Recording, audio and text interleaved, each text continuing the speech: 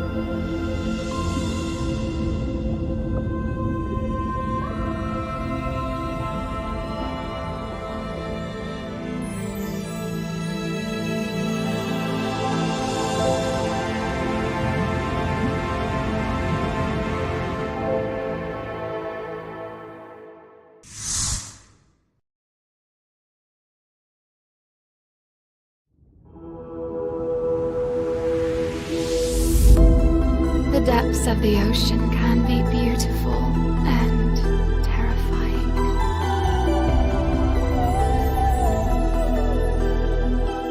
We all have a dark side that's always a part of us, but we can control it.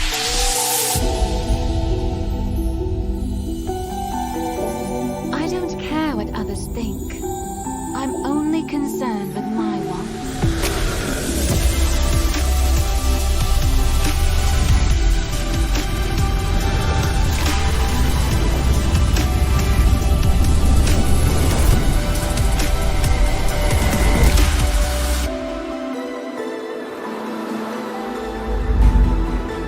The weak are always eliminated.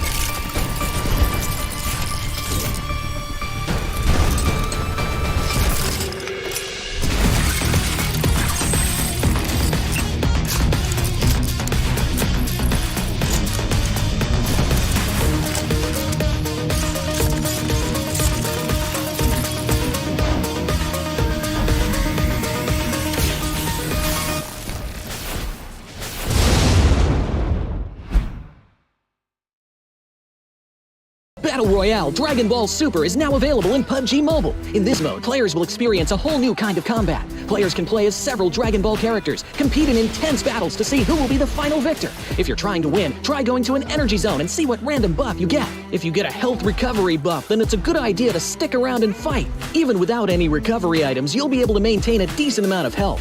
During a match, players can also use attacks while battling with others. These attacks require ki. Players can collect ki from the map. They can also choose to replenish ki by charging it up themselves. Players also need to be on the lookout for upgrade materials. These are used to level up attacks. Attacks have a total of 5 levels. Level 1 to 2 only require basic upgrade materials to level up. Level 3 and above require advanced upgrade materials. The higher an attack's level, the more damage it will deal. There's also various support items that can be found in the map. For example, the Buku Capsule and Smoke Capsule. After using a Buku Capsule, you'll be able to fly a certain distance. It's really useful for initiating battles or running away. But be careful when you run into Piccolo. He has an attack that can snipe you from far away, as well as a dash that can quickly close the distance. Smoke Capsules release ball-shaped smoke which can obscure enemy vision. This smoke screen can help you retreat or relocate. Don't forget about accessories. Accessories can also make your attacks stronger. More advanced accessories provide better buffs. If you play as Vegeta or Ultimate Gohan, who can already attack pretty quickly, you can enhance it with an accessory for an even greater advantage. If you want to increase your chance of survival, look no further than the Armor item. Armor provides extra health, which gives you an edge in combat. It has a total of 4 levels, and the higher the level, the more extra health it provides. Be sure to pick it up when you come across it. So, do you understand the gameplay and items a little better now? Let's play Battle Royale Dragon Ball Super together!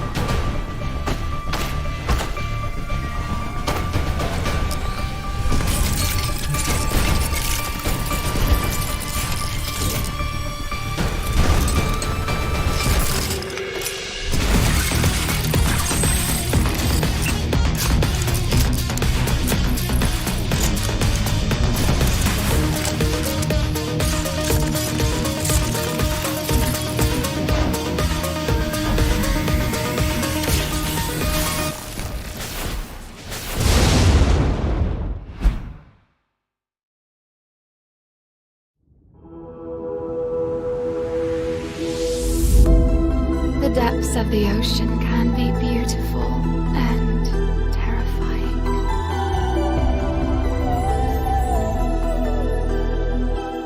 We all have a dark side that's always a part of us, but we can control it.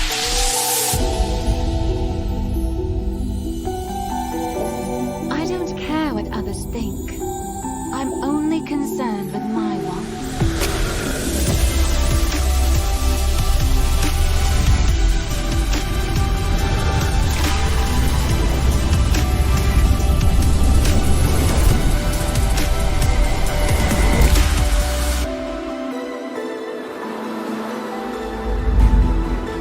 The weak are always eliminated.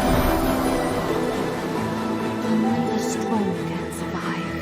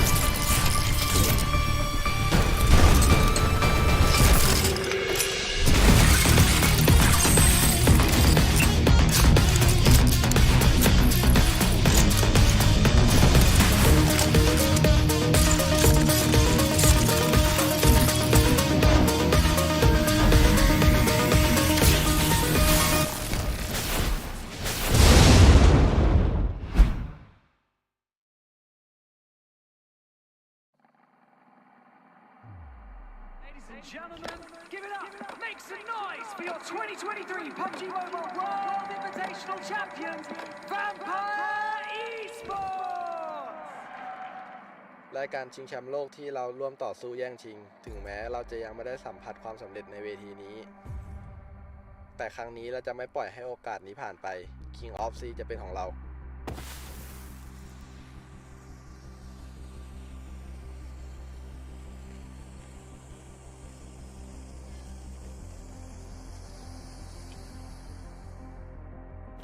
Kami telah meluangkan usaha besar untuk mengamankan gelar ini. Kami tidak akan dengan mudah menyerahkan begitu saja. Raja sih, jangan memikirkannya. Sau chiến thắng của chúng tôi tại giải vô địch SEA mùa xuân 2022, chúng tôi đã gặp rất nhiều khó khăn. Bây giờ chúng tôi đã quay trở lại và lại hơn xưa, sẵn sàng giành lại ngôi vương tại đấu trường danh giá nhất PUBG Mobile Đông Nam Á.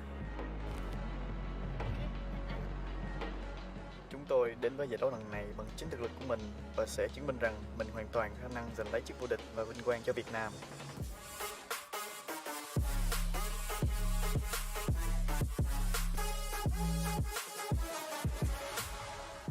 Walaupun pengalaman pertandingan antarabangsa kami mungkin tidak banyak seperti yang lain, tapi kami telah berjaya menunjuk potensi yang luar biasa.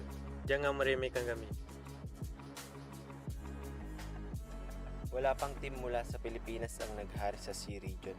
Gusto ko maging kauna-unahan and ready na ako sa journey na ito kahit gaano pa katagal abutin.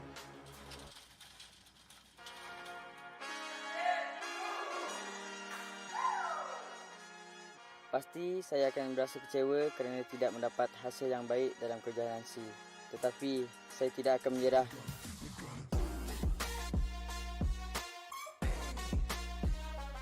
ชื่อของเราอาจไม่เป็นที่รู้จักสำหรับคุณแต่ไม่ควรประเมินทักษะของพวกเราต่ำเกินไปล้างตัวเองเพื่อดูเราครองสนามแข่งขัน အောက်ထရလာလူတွေဖြစ်ပေမဲ့ရာဇဝင်သူရဲကောင်းတိုင်းကအောက်ထရလာဆိုတော့မမေ့ပါနဲ့ เราจะไม่ยอมแพ้เราพร้อมที่จะเล่น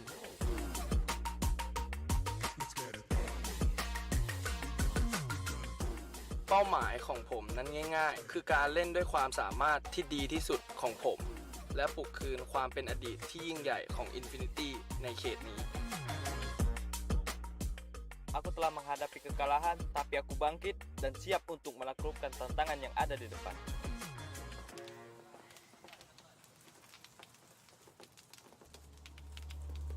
Yang saya inginkan hanyalah ingin menikmati semua permainan yang kita mau mainkan. Kami bertekad untuk membuktikan bahwa kami masih memiliki kemampuan untuk menguasai panggung.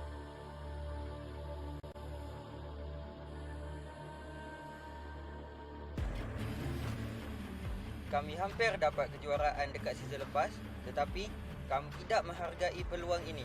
Season ini, kami akan merebut gelar juara dengan tekad yang tidak goyah.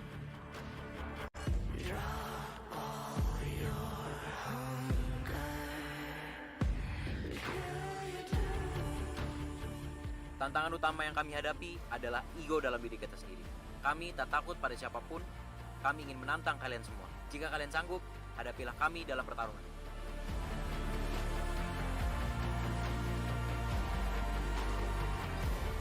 Kali ini aku menolak untuk melewatkan kesempatan lagi. Aku akan memberikan segala upayaku.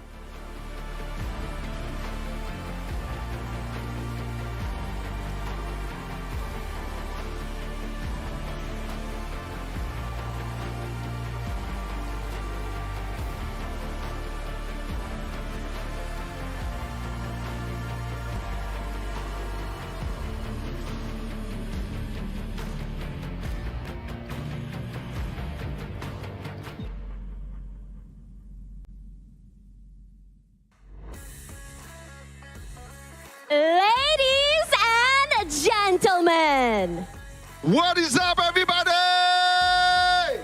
This is a very exciting moment. For the first time since the pandemic, we are gathered here today for the first on-ground event for PMSL SEA Fall 2023 Grand Final!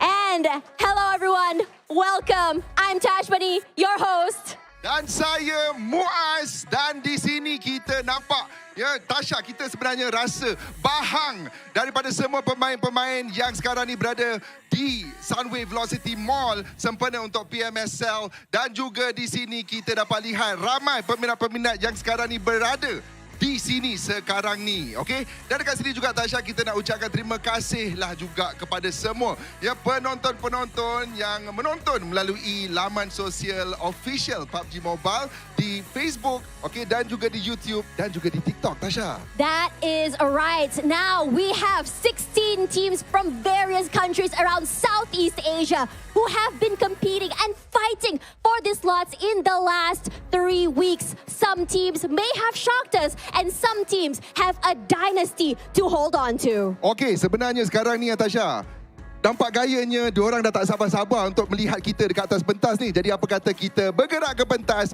Jadi jom, let's go. Apa khabar semua?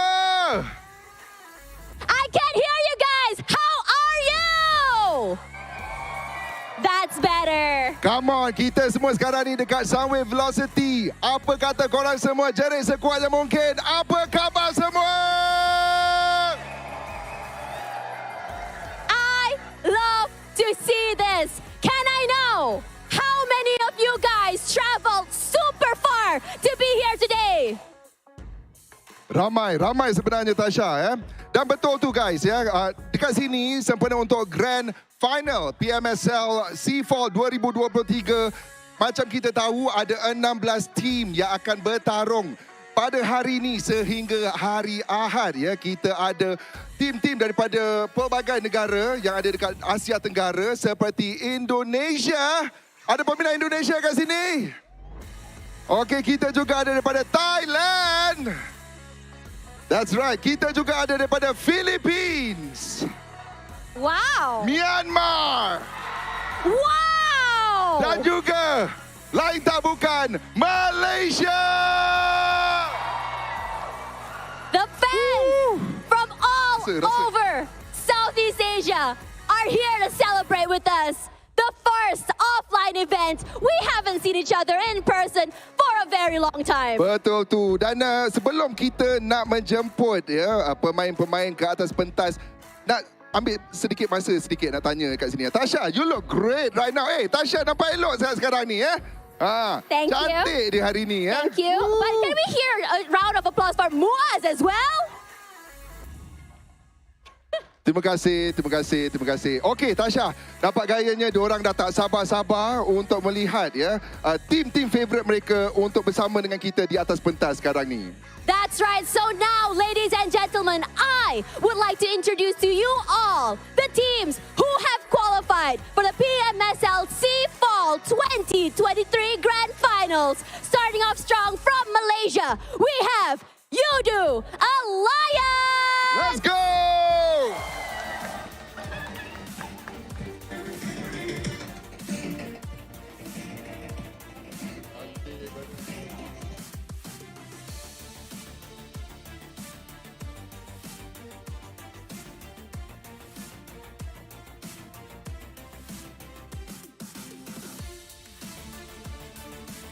Okey, untuk tim kita yang seterusnya dari Vietnam, berikan tepukan untuk BN United.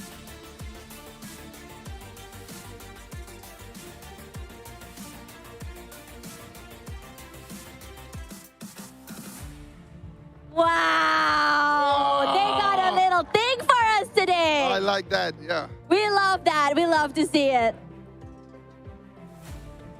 Now, hailing all the way from Thailand, a team that shocked us all, making it into the PMSL SEA Grand Finals.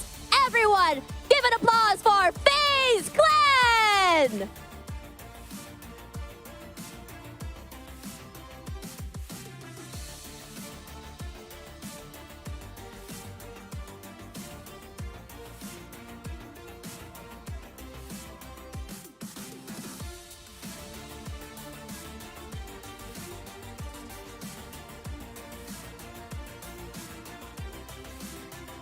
Baiklah, untuk tim kita yang seterusnya dari Indonesia, Berikan tepukan untuk BIGETRON RV.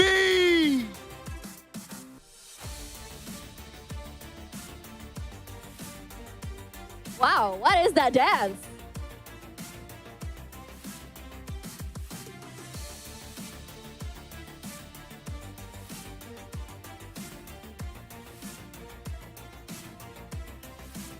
From Malaysia, a team that everyone wants to see rise to the top. Everyone, give a round of applause for STEM9!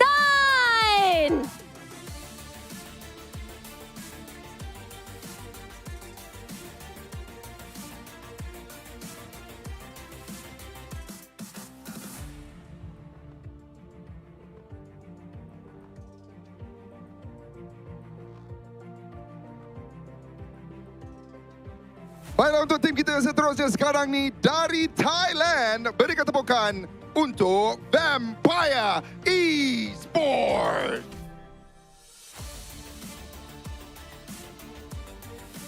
This team has an empire to protect, undefeated for quite some time.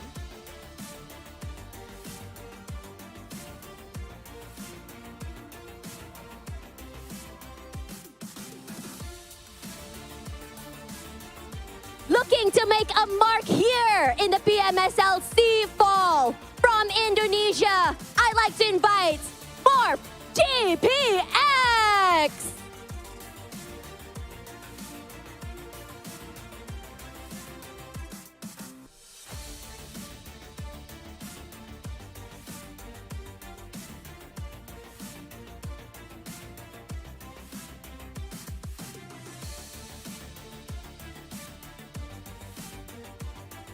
Okey, di mana peminat-peminat GEEK Fam?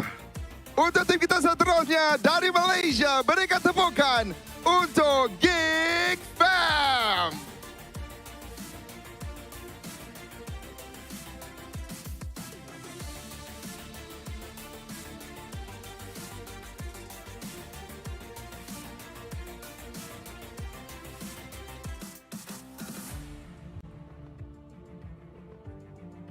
From Vietnam, a team that seemed to hold the lead and want to take it back, the Xavier!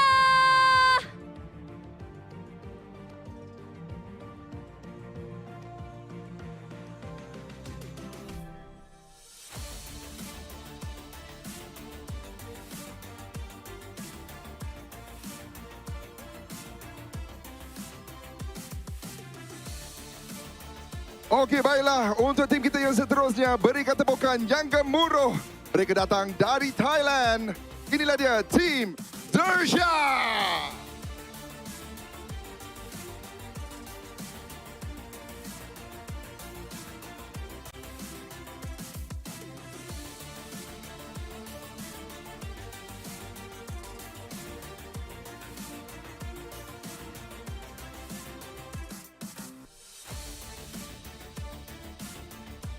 Coming here from Indonesia, the team that shocked us all with firepower and consistency.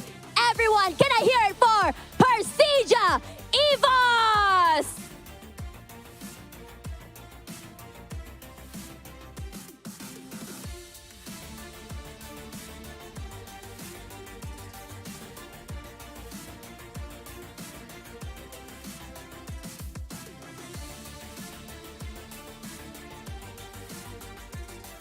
Untuk tim kita yang seterusnya, sama juga Tasha dari Indonesia, berikan tepukan untuk Alter Ego Ari.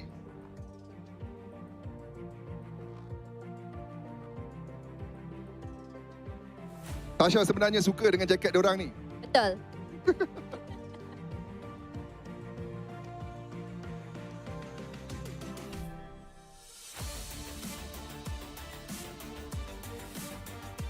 From Thailand, the team that wants to bring back their legacy, the Infinity!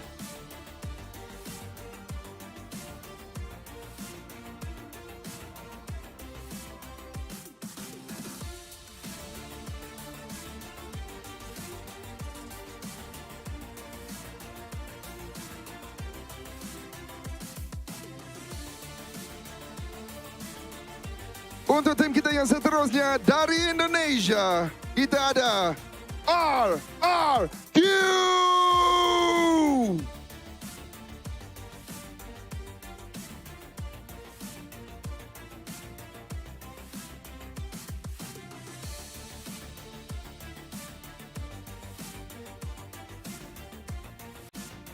Wow, the fans love that. Comel.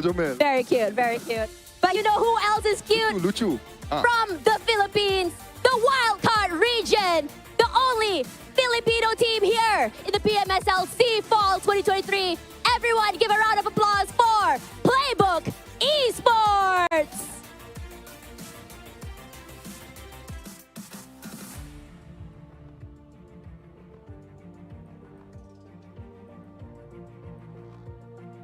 Yeah, love to see it.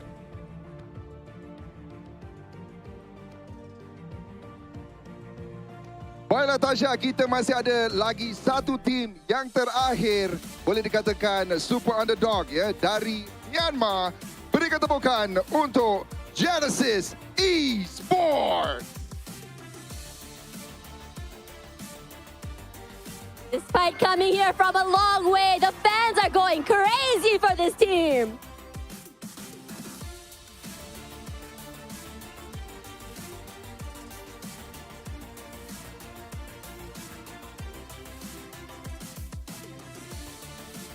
And there we have it, ladies and gentlemen. Yeah. Your 16 teams, the challengers who will be not only competing for the champion title of the PMSL SEA Fall 2023, but also points to lead them to victory at PMGC at the end of this year. Tasha, kita sebenarnya ada ramai penonton-penonton di depan kita sekarang ni. Nak tanya satu soalan je lah. Agak-agaknya siapa yang akan menang pada hari ini? Whoa! Yoodo. That was so bad. Can you do it again? One more time, 3, 2, 1.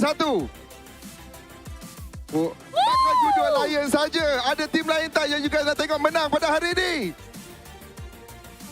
Oh, ramai juga. Can I hear it for BN? Vietnam, can I hear it for Indonesia? Boleh kita dengar peminat Myanmar? Vietnam! Philippines! Ada, tapi online mungkin. Online at home. Write it on the chat, guys. And last but not least, Yeah. Malaysia! Tasha, sebenarnya saya memang dah tak sabar nak melihat ya persembahan mereka semua sebentar saja lagi. 16 tim, okey, 6 negara. Memang satu persembahan yang agak cukup memuaskan pada hari ini ataupun untuk Grand Final. That's right. For you guys who just tuned in, these teams had to qualify. Not only are they partnered teams here for PUBG Mobile, but also teams who have qualified from their country league, the PMPL. And on top of that, making it here into this league, they had to go through 3 weeks of a league stage where they have collected points through their bonus placements. And they, depending on their placements, would have had some extra points that puts them in the lead. And so far, PERSIJA EVOS is at number 1. Okey, dan dekat sini sempena untuk Grand Final ni juga dengar cerita mereka akan start daripada kosong. No. Oh. Some teams, yes. Yes. But there are some teams with the 20 points from the bonus as well. Of course. So the bonus teams, that's right. But for a lot of teams here, after we interviewed them, they said that they don't care about the bonus points. They are willing to just rush forward and take everyone down. Okey, itulah dia semangat-semangat daripada pemain yang kita tak sabar sebenarnya untuk melihat. Okey, bagaimana diorang akan strategikkan ya permainan mereka sepanjang 3 hari ni. Itu sebenarnya Tasha yang kita nak lihat. Kerana teamwork adalah salah satu strategik yang paling penting sebenarnya di dalam PMSL. Yeah, betul too. I think that one thing that's really important today is the love that not only these players have, but also for you guys on ground here for PUBG Mobile. Can I hear it? Do you love PUBG Mobile?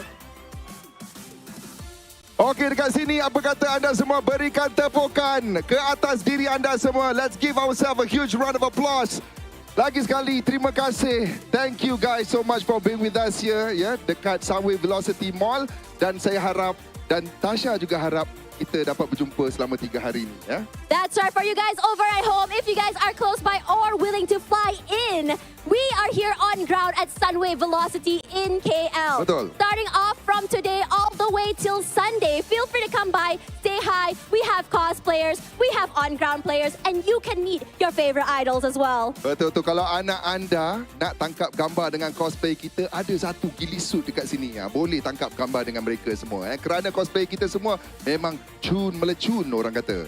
Yes, that's right. Selain itu juga, you guys can celebrate yourselves again, reminding everyone at home that this is the first offline tournament in a very long time. So it's very exciting to see everyone here on ground with us today, despite it being a Friday. Ya, betul tu. And untuk Tasha juga, sebenarnya Tasha tadi dia cakap dengan saya, Muaz, sebenarnya dah lama saya tak buat on ground event ni. Jadi Tasha sekarang ni tengok semua penonton-penonton kita, macam mana perasaan Tasha sekarang ni untuk berada dekat atas pentas PMSL PMSL Fall SEA Fall 2023. Tasha agak terkejut with the turnout because I was not expecting this many PUBG Mobile, PMPL, PMSL enthusiasts all around here. And on top of that, hearing the cheers from the, I would say, fans from teams outside Malaysia is super exciting. But you know what else is exciting? Kita tak sabar dengan tengok permainan daripada mereka semua sekarang ni. So nak tanya sekali, adakah anda semua sudah bersedia? Oh, dia boleh kuat lagi Tasha. Kuat lagi Tasha. Can we hear it one more time? Are you ready? Baiklah, tanpa melengahkan masa, apa kata kita paskan kepada caster kita. Jadi, kepada anda yang tengah menonton sekarang ni, have fun, enjoy, dan kepada players, all the best.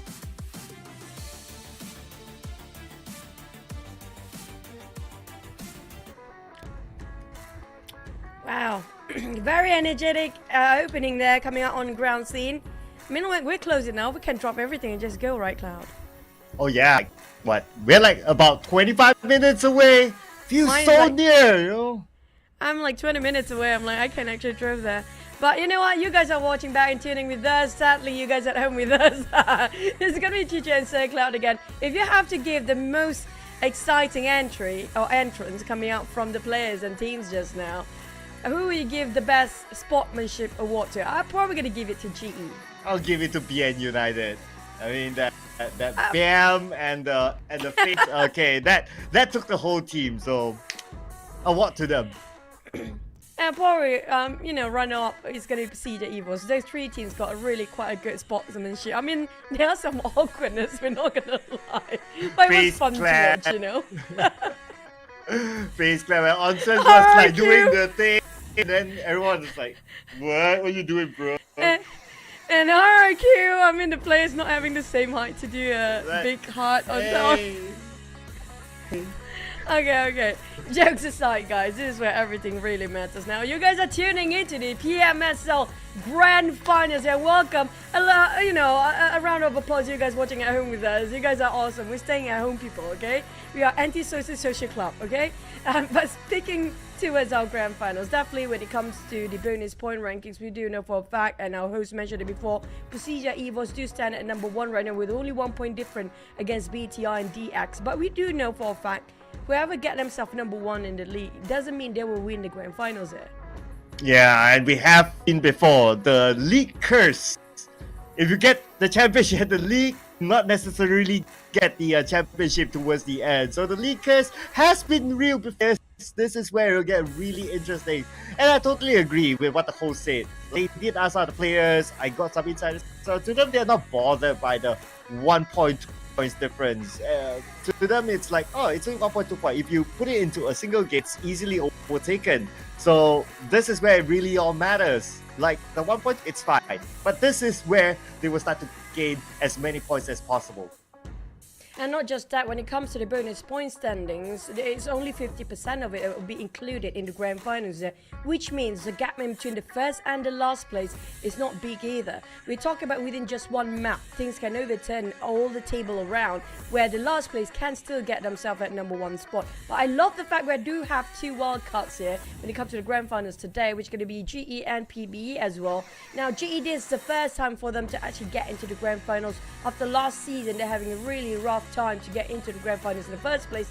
This is a big accomplishment and achievement coming from the side of Genesis Esports. Yeah, and fun fact, so I saw Flame yesterday, the manager for GE, and he watches the English stream, by the way, so in case you guys go to review your bots later on, you know, shout out to you guys. And of course, all the best to all the teams as well. And ladies and gentlemen, this is the grand finals, but we'll remind you the journey of these teams. They a 3-week-long league that brought them here. The best 16 teams from the league stage now on the grand finals. That will be over 3 days for the total prize pool of $250 US. There's going to be $250,000 at stake, and not just that, top 6 will get into the PMGC. Remind yourself there, even though some teams cannot get into PMGC based on the points that they gathered throughout the entire few seasons there, it's down to this last call for them to make it in, to squeeze through for PMGC in the future. For our league ranking points, like we mentioned before, it's going to be based on the 3 weeks long. Before this, we had the 3 weeks long league stage, where the initial bonus point, 50% of 3 weeks league ranking points, will be the team's initial points in the grand finals. Yeah, where the first place got 20 points and the last place got first points. That's why you see when it comes to the table across the board of the overall ranking points right now, you do see some teams are standing at number 1, and not everybody have a 0 on top of that. Nobody has starting off a 0. Yeah, nobody emptied it as a start for this grand finals. And of course, we knew that PERSIJA, they topped the table after 3 weeks. So they have the most points out of the other teams. But speaking about the other teams, here are participating teams. You guys have been introduced before this in the runway. So which team that you guys support the most? Leave it in the comment section, because we really want to know which team has the biggest fan base. Yeah, but also first and foremost, we have to congratulate all these 16 teams as they make it through for the grand finals here today, which is going to be one of the toughest challenges when it comes to this season, because every single team, even though there's another 4 being relegated down there, they are well deserving these kind of spots as well, but they couldn't make it through. Also, when it comes to the 16 teams, all hailing, a lot of them coming from Thailand and Indonesia, definitely, but you know what? It's in Malaysia. Hopefully, it's going to be home country buff for all the teams down there. Now, we talked about the overall rankings just now when it comes to PERSIJA EVOS standing at number 1 spot. PBE with 12 points. It's not impossible for PBE to jump up to first place anytime now. Yeah, it's not. It's not. Like, the points difference is like, what, 14 points different? So, one good round, chicken dinner, lots of eliminations. Very, very possible for them to do that. Anyway, if you look at the top, it's like, what, 1 point different, 20 to 25, and then you drop to like 22, you got 20, so the points are really close still. So anything can happen in the 18 games that will be played over the course of 3 days. Yeah, but when it comes to the top 4 elimination across the entire league here, Vampire is still standing at number 1 with 12 points of difference against the Xaviers, who stand at 2nd and 3rd place, tied with BTR right now, where BTR stands at number 4 compared to RRQ, who's in the overall ranking is number 4, but they are 3rd when it comes to top 4 elimination. It just shows that BTR and RRQ, the difference between them is going to be their placement and their elimination. That's it. Yeah, and with that balance, well, they managed to make it here. So they definitely have a working formula that they might or might not deploy in the finals later on.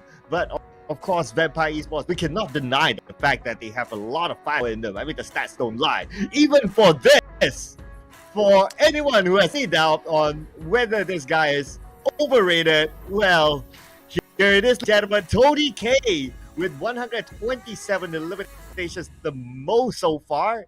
Same goes for the damage, and same goes for the assists. I mean, it's K galore. This is just 30k. Pretty much he's the only player that under the highlight when it comes to best player all around. So it's not a surprise for us for the end of the day or the end of the grand finals to see him getting the best player award down there. But when it comes to our first match of the day, we're heading over to Sanhok, and we should focus on these 4 teams: BTR, XERXIA, Yoodo Alliance, and RRQ.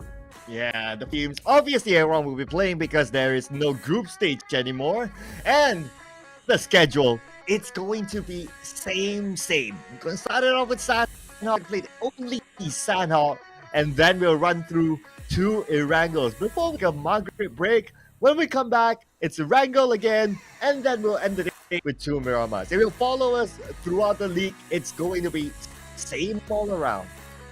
Yep, so it will be something that will be very familiar for the players down there, so you don't have to be nervous for no reason. Now, we do have something new this time with daily first draw, only 10 UC, which means you can get the Dream Chaser set, the exclusive first ever PMSL set, the Dream Chaser. You can get it only 10 UC daily. You can draw it at least once a day, and one of those days I have a feeling you will actually get it. Man, we talked about the 10 UC in the Danny Group. This is 1 UC. 1 UC. It's 1?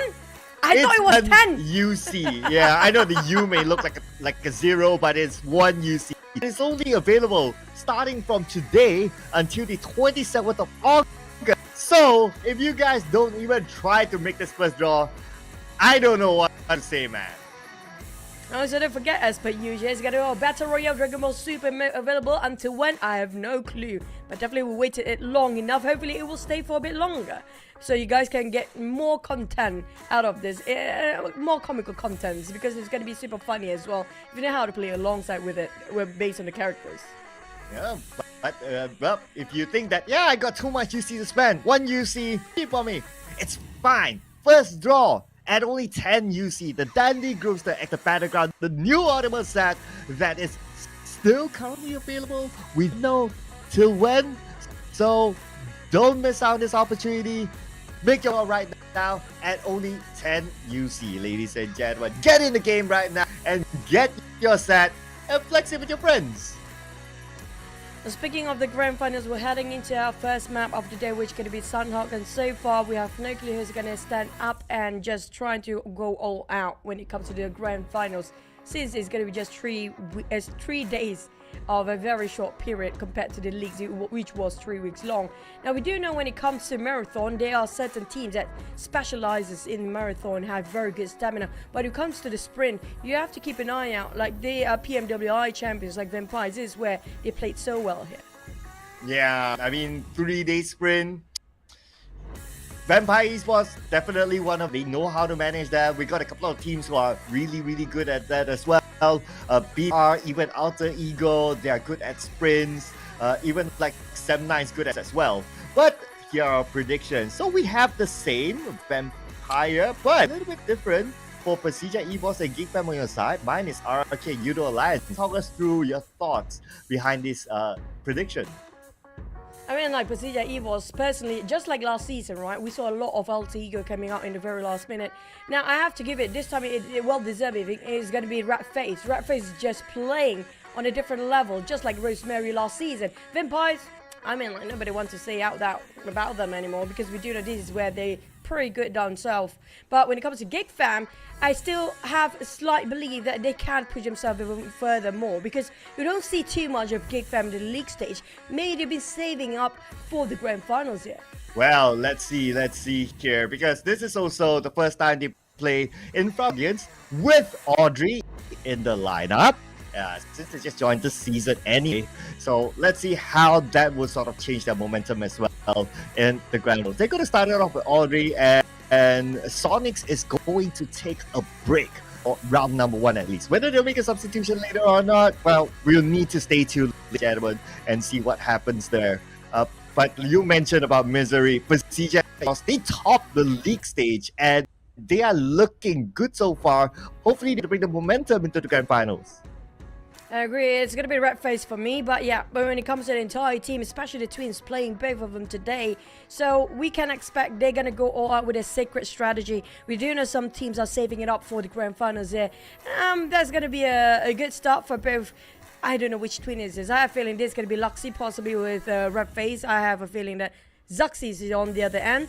But they definitely have very good, cheerful way to start things off. Very good vibe. But when it comes to different teams now, we talked about the teams happen to be having their home country buff. Will be more pressurized for the teams coming up from Malaysia. Will be something more encouraging or giving them a bit more drive since they're playing in their home ground. Yeah, maybe a pro, maybe a con. These teams will need to go through the test because it is the first offline open event in the longest time, just like what our hosts. So whether it will give them the buff, whether it won't, we'll need to wait and see what will happen with the course of these 3 days. For the Xavier, as we get this lineup, they are maintaining the same lineup as before. Not much is on them. Vampire Esports potentially will change their lineup, but they started off, of course, with this one player that you cannot remove, only K. So far in the running to be the FMVP. Now this guy, coming up from Vampires, they cannot swap him out.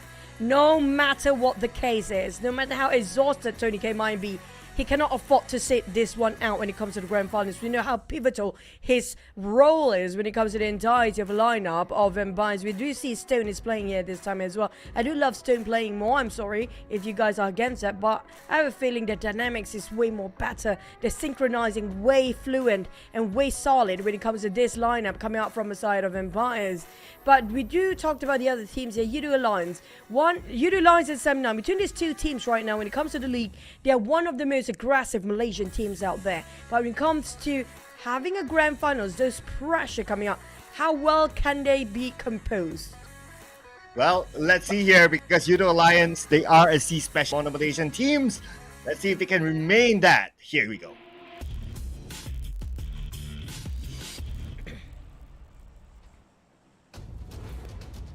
Final back on Sanhok map here, starting off our first ever game in the grand finals first day as well. Speaking of which, we do know how Circle can get crazy sometimes. Now, we don't need that much of two tormenting Circle when it comes to the grand finals. Can we have at least a bit of a gentle start in the grand finals? Well, we're going to see the first game, whether it's going to be hard or it's going to be fast for teams. Let's see here. Looking at the drops, because we're going to fix 16 teams the next 3 days. So I guess drop slot wise, wouldn't be too worried. I might be a little bit worried about Paradise Resort. I still see GE going to Xavier's spot. Well, GE spot, the Xavier spot, pretty much the same, 50-50. Paradise Resort will be the first encounter inside of game number 1. Now, so far we do see Paradise Resort as per usual going to be a bit hectic, but I'm looking at Ovis Army as well. Circle haven't popped yet. We do see two teams crushing over on top. It's going to be first contact made between Master Ichi and D Xavier right on top of him. A bit difficulty for Master Ichi to find himself covered, but at least he got himself some guns to work with. Oh, wow. Okay, still no knockdown yet. We can see Lamborghini with a pistol, though not really well equipped. Parjin with an AK in hand, pretty decent. He has the highest GE, but he doesn't have a good angle. So he don't have formation on where exactly the GE members are at. And right now they are circling around. But look at that. There's another person actually dropping in Paradise Resort. No, they're going up north, luckily. And the Circle Pops happen to be on the northern side as well. I'm not sure how far it will go into Cal, but it's definitely going to be a hot spot on Paradise Resort. Even though D Xaviers and GE are going to be done by this, but there's going to be Infinity taking over this side, maybe possibly later on, or maybe they're just going to be on top of Cal since they don't have to move. But definitely when it comes to getting the other teams from this other side to go to the north, they'll pass by Paradise Resort, and one knock on the side of D Xaviers right now, not doing great as the first start of the game. Oh yeah, with the knockdown now. GE, will they take advantage of this? Okay, they're going across, they're trying to find the target, but can't seem to get, and the revive should kick in. D Xavier should be back on all fours. And now considering that the Circle is in this area, Paradise is somewhere in the middle, so this fight will continue. And we'll continue because they need this. They need to win this. It's going to be their circle to start, and both teams having a bit of an advantage if they can win over the other. And none of them willing to part ways or back away right now. They're fighting for their life. Definitely it's going to be grand finals. So nothing else that we can talk about going away or just pull back. That's not an option anymore. Levi and GE still having a go. While Slim Zai spotted another Twa on the ground. Feel like these Xaviers are losing too much men right now. With these Xaviers, one knock bleeding out, making a bit of a trade. Nothing to be traded here. Only Levi's. 1 to 2. These Xavier definitely is losing, and they are still committed to this. While GE, they can have a wrap around. They can close things off. Oh, Lambo left. Can he get away? This will be the big question. Let's see how far he can go. Looking at the minimap, GE seems to be semi-interested to chase him, but I guess they'll be entered with this win. 3 points in the pocket of GE as a start, and also the to Paradise Resort. Lamborghini is out of here. Oh, Lamborghini have to survive alone this time. Not sure how he can get out, since we do know Infinity waiting the other northern side. And BTR taking FaZe Clan a bit of a run into the money. Yeah, we do have a bit of a trade. FaZe Clan not doing so great, as BTR having a bit of 2-2 trade. It's leaving FaZe to down to 2 players as well. Bochil already got himself the DBS. Just gonna go for the windows, but not spotting any corners due to the structures in between here. Bochil having a hard time to spot them out. He have to push himself in. Here comes BTR rushing in. Can FaZe hold their grounds? Oh, wow. Oh, that mid. But now this is a chance for FaZe Clan to counter onto BTR. Momon on the outside. Judd coming in, but nobody's in the building. Except for his own teammate. Nane in hand. Power on the other side. And Lapa happened to be the last man after all that action. Can he actually pull off a clutch? It's going to be 1v2 at least. We do know FaZe Clan seems to be struggling, and it came back all the way from the very last place in the league, coming into the very final week to get themselves into the grand finals here. But they show what they're made of. They definitely have the commitment to fight over the side of VTR right now, having a bit of reset for both teams. Boychi will be revived but cancelled out in the very last minute by Ondens and Mormon as well. Spotted out one of BTR players, try to clean up the job first to make sure they can secure those elimination points. But BTR, they are reviving. Happen to be knocked right on top as well. Boychill cannot be saved as Lapa living out of a compound, trying to fight for his own life alongside with his teammate. Oh, now it's 4v1. Oh, no teammate. No teammate. I mean, all alone. Oh no, this is not going to look good for Lapa. Okay, Onzens on one side, Ventor on the other. They got him surrounded. It's just a matter of time that Lapa will be eliminated now. Ollie is just buying time for him as FaZe Clan cannot advance. He can heal, but for how long more? I mean, he has a DBS, so if any clutch would happen, it will be DBS. Oh, it's going to be DBS and Spurge now. It's going to be a combination, and you can barely see. And that was a blind shot coming up from the side of FaZe Clan, where finally BTR will be the first one to be out. But we do have the next one contender coming in. RQ, the housekeeping team, is here to take FaZe Clan away. Hello, RQ from the high ground, knocking down Mela. RQ wanting to find advantage. The Molly will toss out by Mort on one side. And if you look at the minimap, RQ actually got FaZe Clan surrounded. It's just a matter of when will RQ ends. Mort hovering around in that UAZ or alongside with the smoke right now, hoping they can actually get away from here. Got quite a valuable sort of information towards the side of RQ. They will try to replan and reassess how to push in down there. They are not definitely bowing out from this fight. We do know how RQ plays, and they just always fight in their head. But on the side of these Xaviers, seems like we do have how one of the players of BTR left with themselves alone. I feel like Lamborghini is just waiting for the inevitable. But in the meantime, he is Lamborghini. We've seen this before. He can actually pull it through to be in the top 5 if survived long enough. Yeah, so it's not the inevitable yet for Lamborghini. He will definitely fight through, but let's see how far will he go.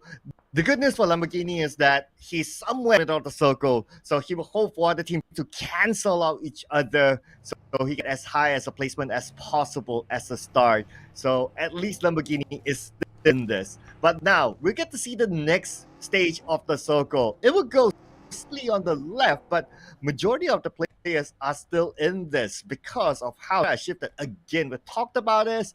Teams like to play in the middle.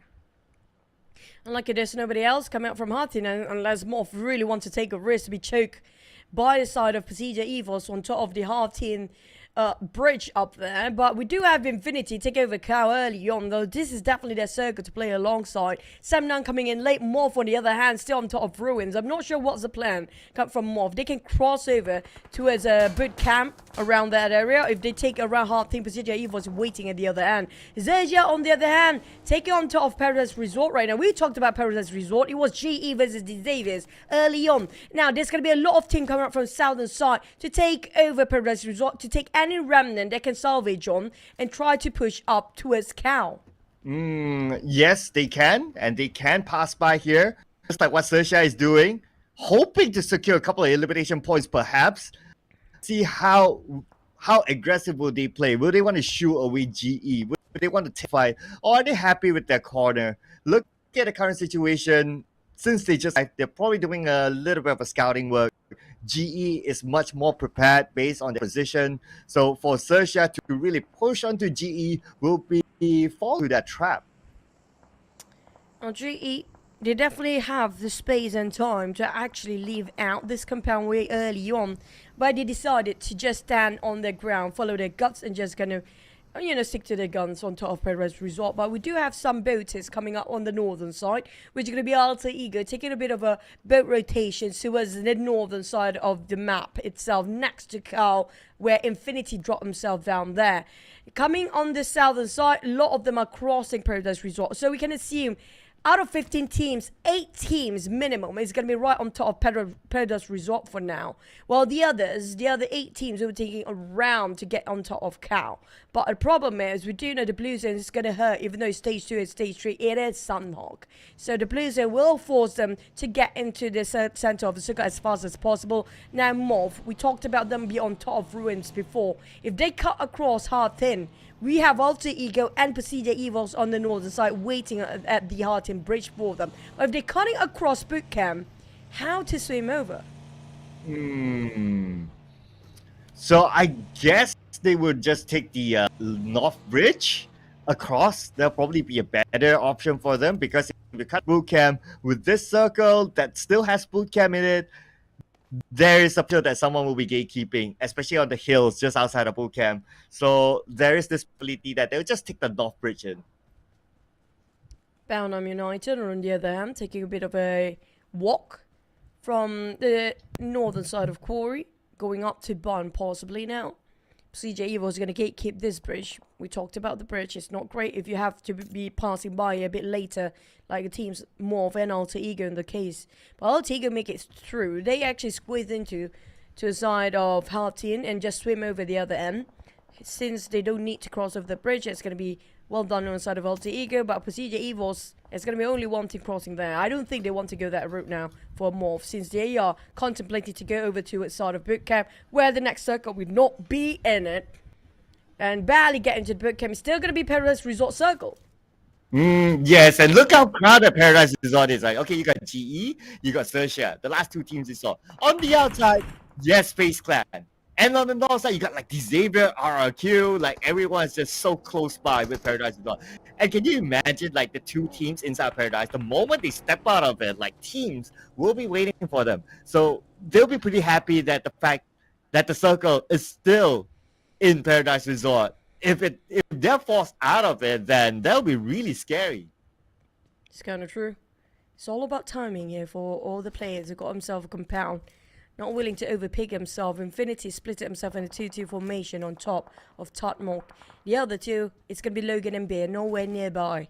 They're coming up from the side of Cal, going down to Tutmok, but that's not a lot of places for the side of Infinity to take themselves covers, unless they got themselves in a junction between Tutmok and around Paradise Resort, just across the other side of a bridge. But Red Face and the rest of PERSIJA EVOS already take the compound in their hands.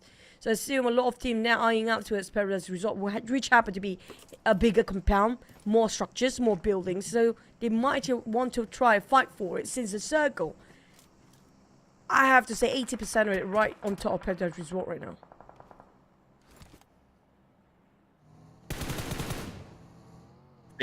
Battle point later on. Let's see how it goes, because everyone is now holding on to their ground. And I can totally understand that. It is the first game of the grand finals. So the first game, you want to avoid doing mistakes or slip-ups because you want to find that momentum from the start. So from the start, let's see here who has the better advantage. Because look at the current elimination feed. The Baco unfortunately knocked down. So speaking about advantages, GE has a better one now. That's kind of true. Is it gonna be worth it enough for them to actually fight for their grounds? For now, definitely high valuable compound, which could be Paradise Resort, but PBE squeezing out of Bootcamp, scouted out by MORPH, who happen to be crossing from the small islands just on the outskirts of Bootcamp, swimming by, trying to avoid PERSIJA EVOS from that bridge. Now they are resorting to just dropping themselves slowly but surely crossing over to that side. But for the side of Bootcamp, PBE is holding the grounds, but they need to get out since they barely got into the center of the circle. But they're not willing to leave out yet since the circle might shift down south all the way. And speaking of PBE, they want to go for the fights. We do know for a fact, yeah, this is the first match of the day. It's the first ever in the grand finals. Everybody are eager to get their guns blazing out there and setting a great tone, giving off the vibe that you're not supposed to be messing with us in the grand finals. It's so important for them to set the tone in game number 1, day number 1 here.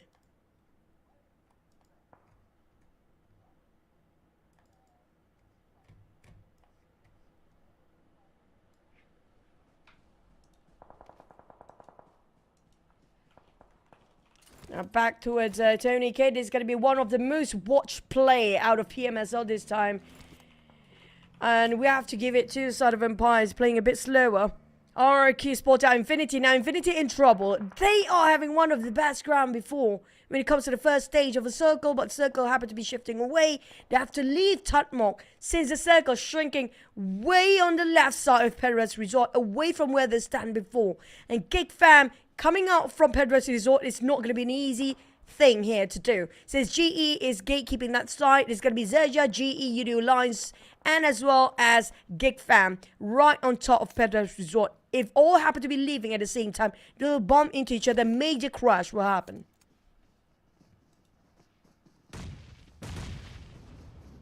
Now back towards some first contact made. It's going to be Yoodo Alliance versus Bellingham United. Breaks on the ground, bleeding out.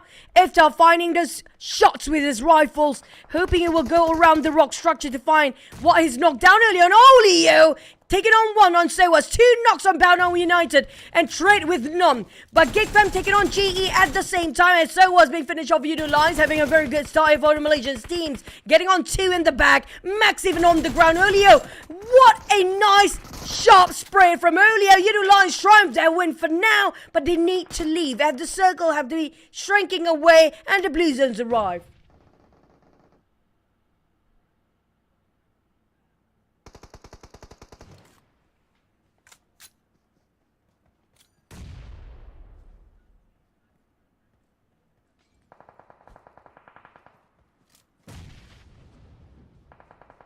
Back to a side of GEEK fam.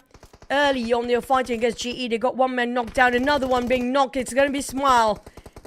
GE in trouble. They got one of the most solid compound before, but it moves away. Did not favor them. And GE, XERXIA, as well as GEEK fam, especially GE, hand down between 2 ways here of GEEK fam and XERXIA at the same time. Both 3 teams, make it triple teams, trying to get out of Paradise Resort. Happen to be crashing. Like I mentioned, a major crash happened to be here. And the circle have to shift at the very moment when they're fighting as well. And the Blue Zone will hurt them. The only team that got themselves the Blue Zone this time is just going to be Vampires for now. Oh, Vampire. Don't forget about FaZe Clan. They have the circle to get a compound. So 2 teams with a solid spot within the circle. But what's going to be interesting, besides the Paradise Resort fight, is going to be up northwest as well. But focusing on GEEK fam running, mowing GE down, taking down. But now they have XERXIA to worry about. Oh, man. GE unfortunately couldn't make it through in the first map, but it's okay, we still have more to go. XERXIA, GEEK fam, Yoodo Alliance will be gatekept by FaZe Clan. Will happen, whoever try to get out of Paradise Resort. You're going up north, there's going to be more teams up there. You're going south, there's only 1 team, but nobody wants to go south, it's a bit further. But Audrey spotted out XERXIA. XERXIA slowly, limb by limb. They plays out. be taken by GEEK Fam or a side of Yoodo Alliance on the other end. PERSIJA EVOS spotted by Infinity, who came out of Tutmok just now, slowly bulldozing RRQ of their feet. Ooh, okay. Look at this. No mercy. Sees them passing by. But he's the last man though. So if he pulls the trigger, he will awaken the Hornet's Nest. Now, unfortunately, PB, who tried to escape from the area of boot camp, got eliminated as well. Number 11 without elimination point. But speaking about points, no mercy. Got through knockdowns, but can't secure just yet. But at the same time, the blue is just behind him. Nothing much that no mercy can do. Our account. PERSIJA EVOS spots out the entirety of MORPH across the line, in a straight line even. This is another great time for PERSIJA EVOS to finish off the entirety of MORPH, since Bibu already swimming and knocked down at the same time. There's nobody can save him for now. MORPH hanging on to the last thread, hanging on to their life on that cliff at the very moment. Gatekept by the hands of PERSIJA EVOS. Infinity having a go against GEEK Fam, but GEEK Fam being pressured by the Blues, and both teams are running and gunning at the same time. Oh yeah, because they need to chase the circle. They need to get away from the blue at the same time. But where we're going to go right now, he's been spotted from the team on the other side. And speaking about the other side, Empire Esports arguably now has one of the best spots within the circle. They just need to hold on to it. But that team that could make an entry onto them is M9 down south. Damn rude.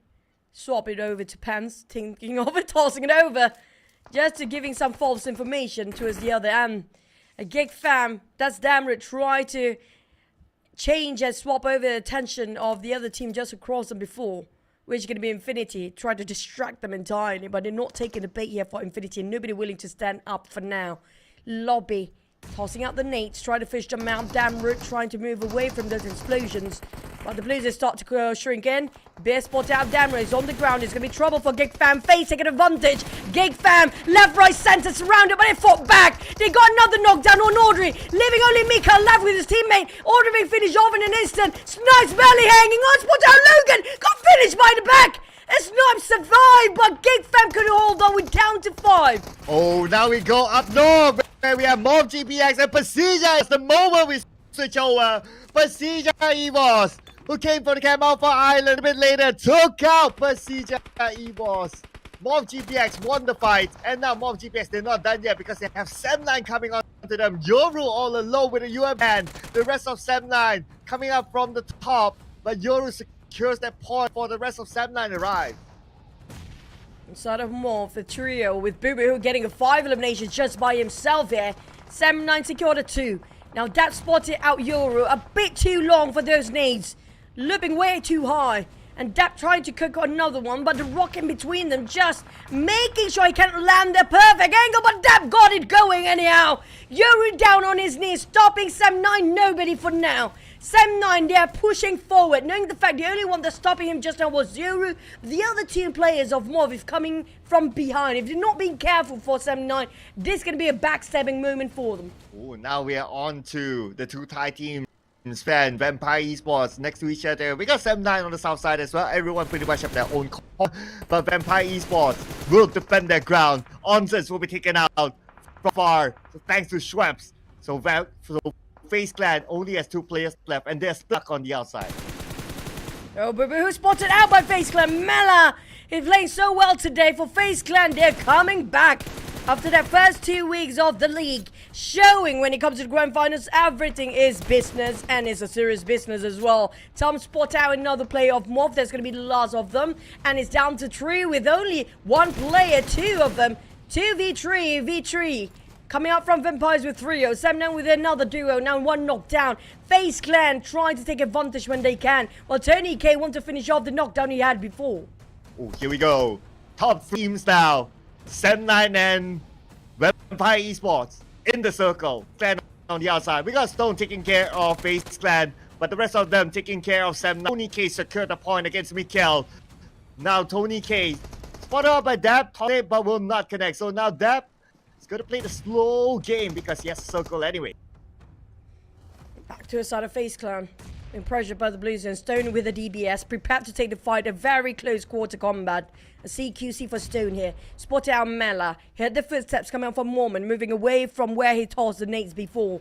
Vampires moving as a trio in a straight line, while Stone tried to spot out Mela. Still impossible with the slope of the hill. The terrain making it more difficult since we are at the peak of the hill. But it's going to be the last stage here. There's no more circle, and it's going to be all blue after this. FaZe Clan, the one that playing at the edge of a circle, at the edge of the Blues, and will be the most risking their life out there. Taking a bit of the chances, proning down, approaching, and closing the gaps in between them. Shrap is just right across Mela. If they got the nades, which they have none right now, it would be incredible to have the nades working. But they have nothing left for their resources. But Vampires are pushing in. They don't have fear. Tony K taking a UMP at work. Knock on one. Only leaving 7-9 Tom down there by himself. And Tony K managed to lose, but at the same time they are managing FaZe Clan, but thanks to Tom doing Vampire Esports a favor. 1 more to go. Tony K, did he manage to get it? Looks like they did. And now it's going to be Tom against the world. He has a DBS in hand. He has an M4 as well. And he only has like what? 5% health. And Vampire Esports, the PLAYBOOK champion, will take home the first chicken dinner in the grand final. It speaks a lot for the side. They are talking loud and clear for Vampires here today. Getting the first chicken of the day with such a very fast and clean rotation. And the ending was flawless. Tony K, he was fearless. He's like Rat Face, where we saw he's not playing with covers. He's just going straight in with the UMP. Going around the tree just now to finish off one of the players. They've been making sure Vampires couldn't push. Because of him, they managed to open up the space between them. They open up their spread amongst them and can secure all those elimination and even secure the chicken dinner. Ooh, my goodness. And everyone thought that Week 3 was their off day. But they already secured the grand finals slot, so they can afford it. So grand finals, this is where they start off hard. Tony K, our MVP for round number 1, first game in the grand finals. 6 eliminations, 850 damage. This guy has been showing up in all sorts of graphics through the day. My god, 6 eliminations, 800 over damage. He's the FMVP right now. He's the top eliminator for the current being, and he's still going for more. There's no stopping Tony K. He doesn't know how to stop. This guy don't know what is the functionalness of break. All he does is just pressing on the gas and keep pushing up faster than before. Shrap, Stone, Tony K, Ravenclaw. I have a feeling this is going to be the most solid lineup of Vampires. You don't need to swap in and out. They definitely cannot afford to swap in and out of the players when it comes to only 3 days grand finals. But when it comes to the numbers, look at what Tony K's done. Oh man, the numbers for Tony K just going up and up, and I mean, no surprise if he can be crowned the FMVP by the end of the grand final. But look at the teams to watch. Okay, even if we look at the stats for Vampire Esports, the Trojans, not that bad. A lot more than FaZe Clan, obviously. And they can still secure chicken dinner. They had to move. They had to defend. They had to do all sorts of things to get chicken dinner in the board. Other than that, FaZe Clan is up there. The M9 getting a second place because they got a lot of eliminations in this round.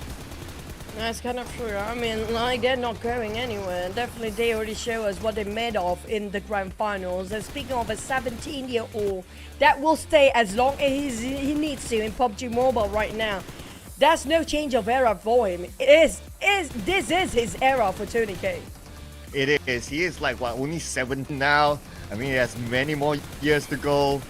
And this guy can continue to improve. He has some of the best teammates around to really support him to get this sort of success. But of course, there's still a lot more games to go. So it's not over till Tony K sings.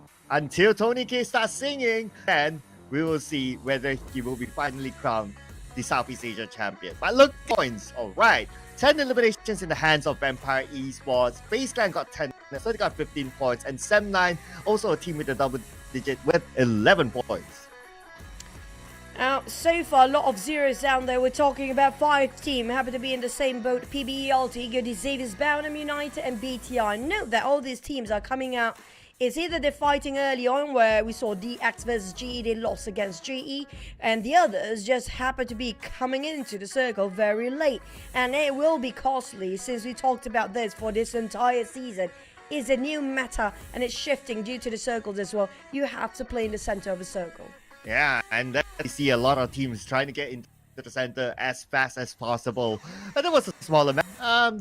Let's see how teams will play inside of Erangel. I would expect the same sort of be deployed by majority of teams.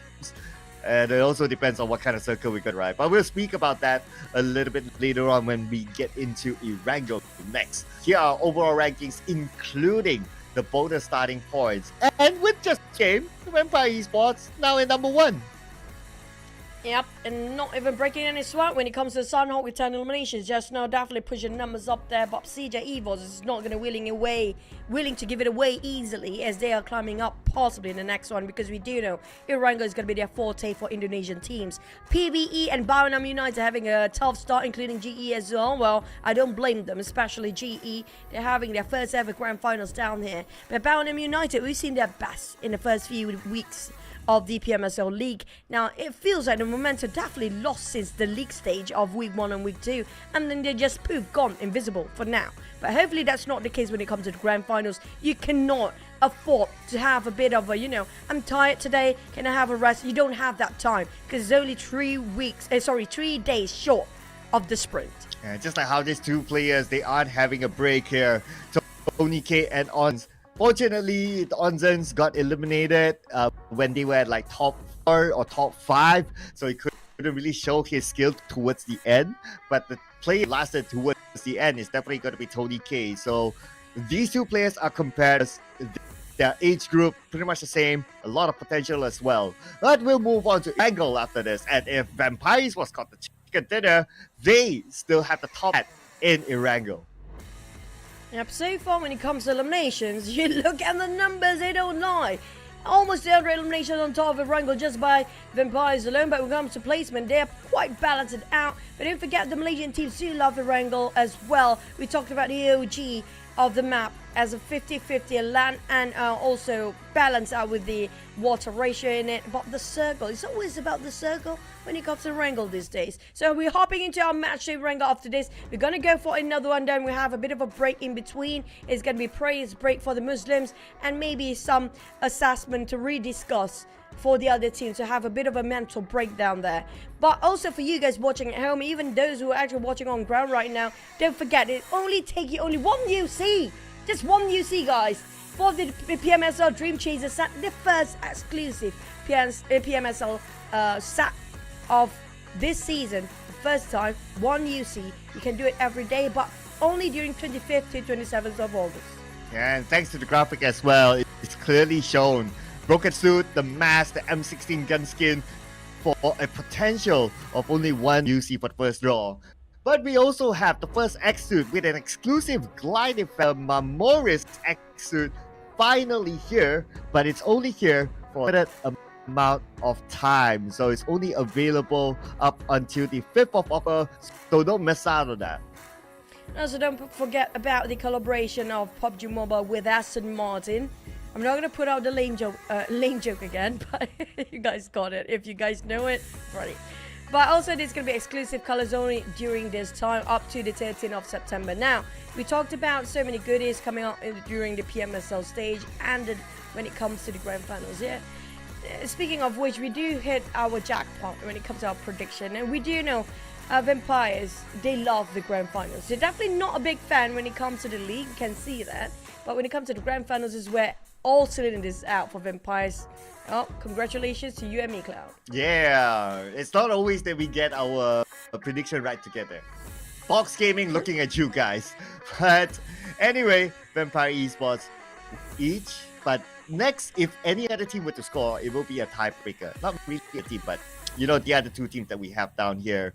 So RRQ and Yoodo Alliance. Myself, I do believe that Yoodo Alliance, they are a specialist in C. They got heartbroken by SLD last season just via the tiebreaker. They were that close. So that's why Yoodo Alliance keeps in my prediction this time.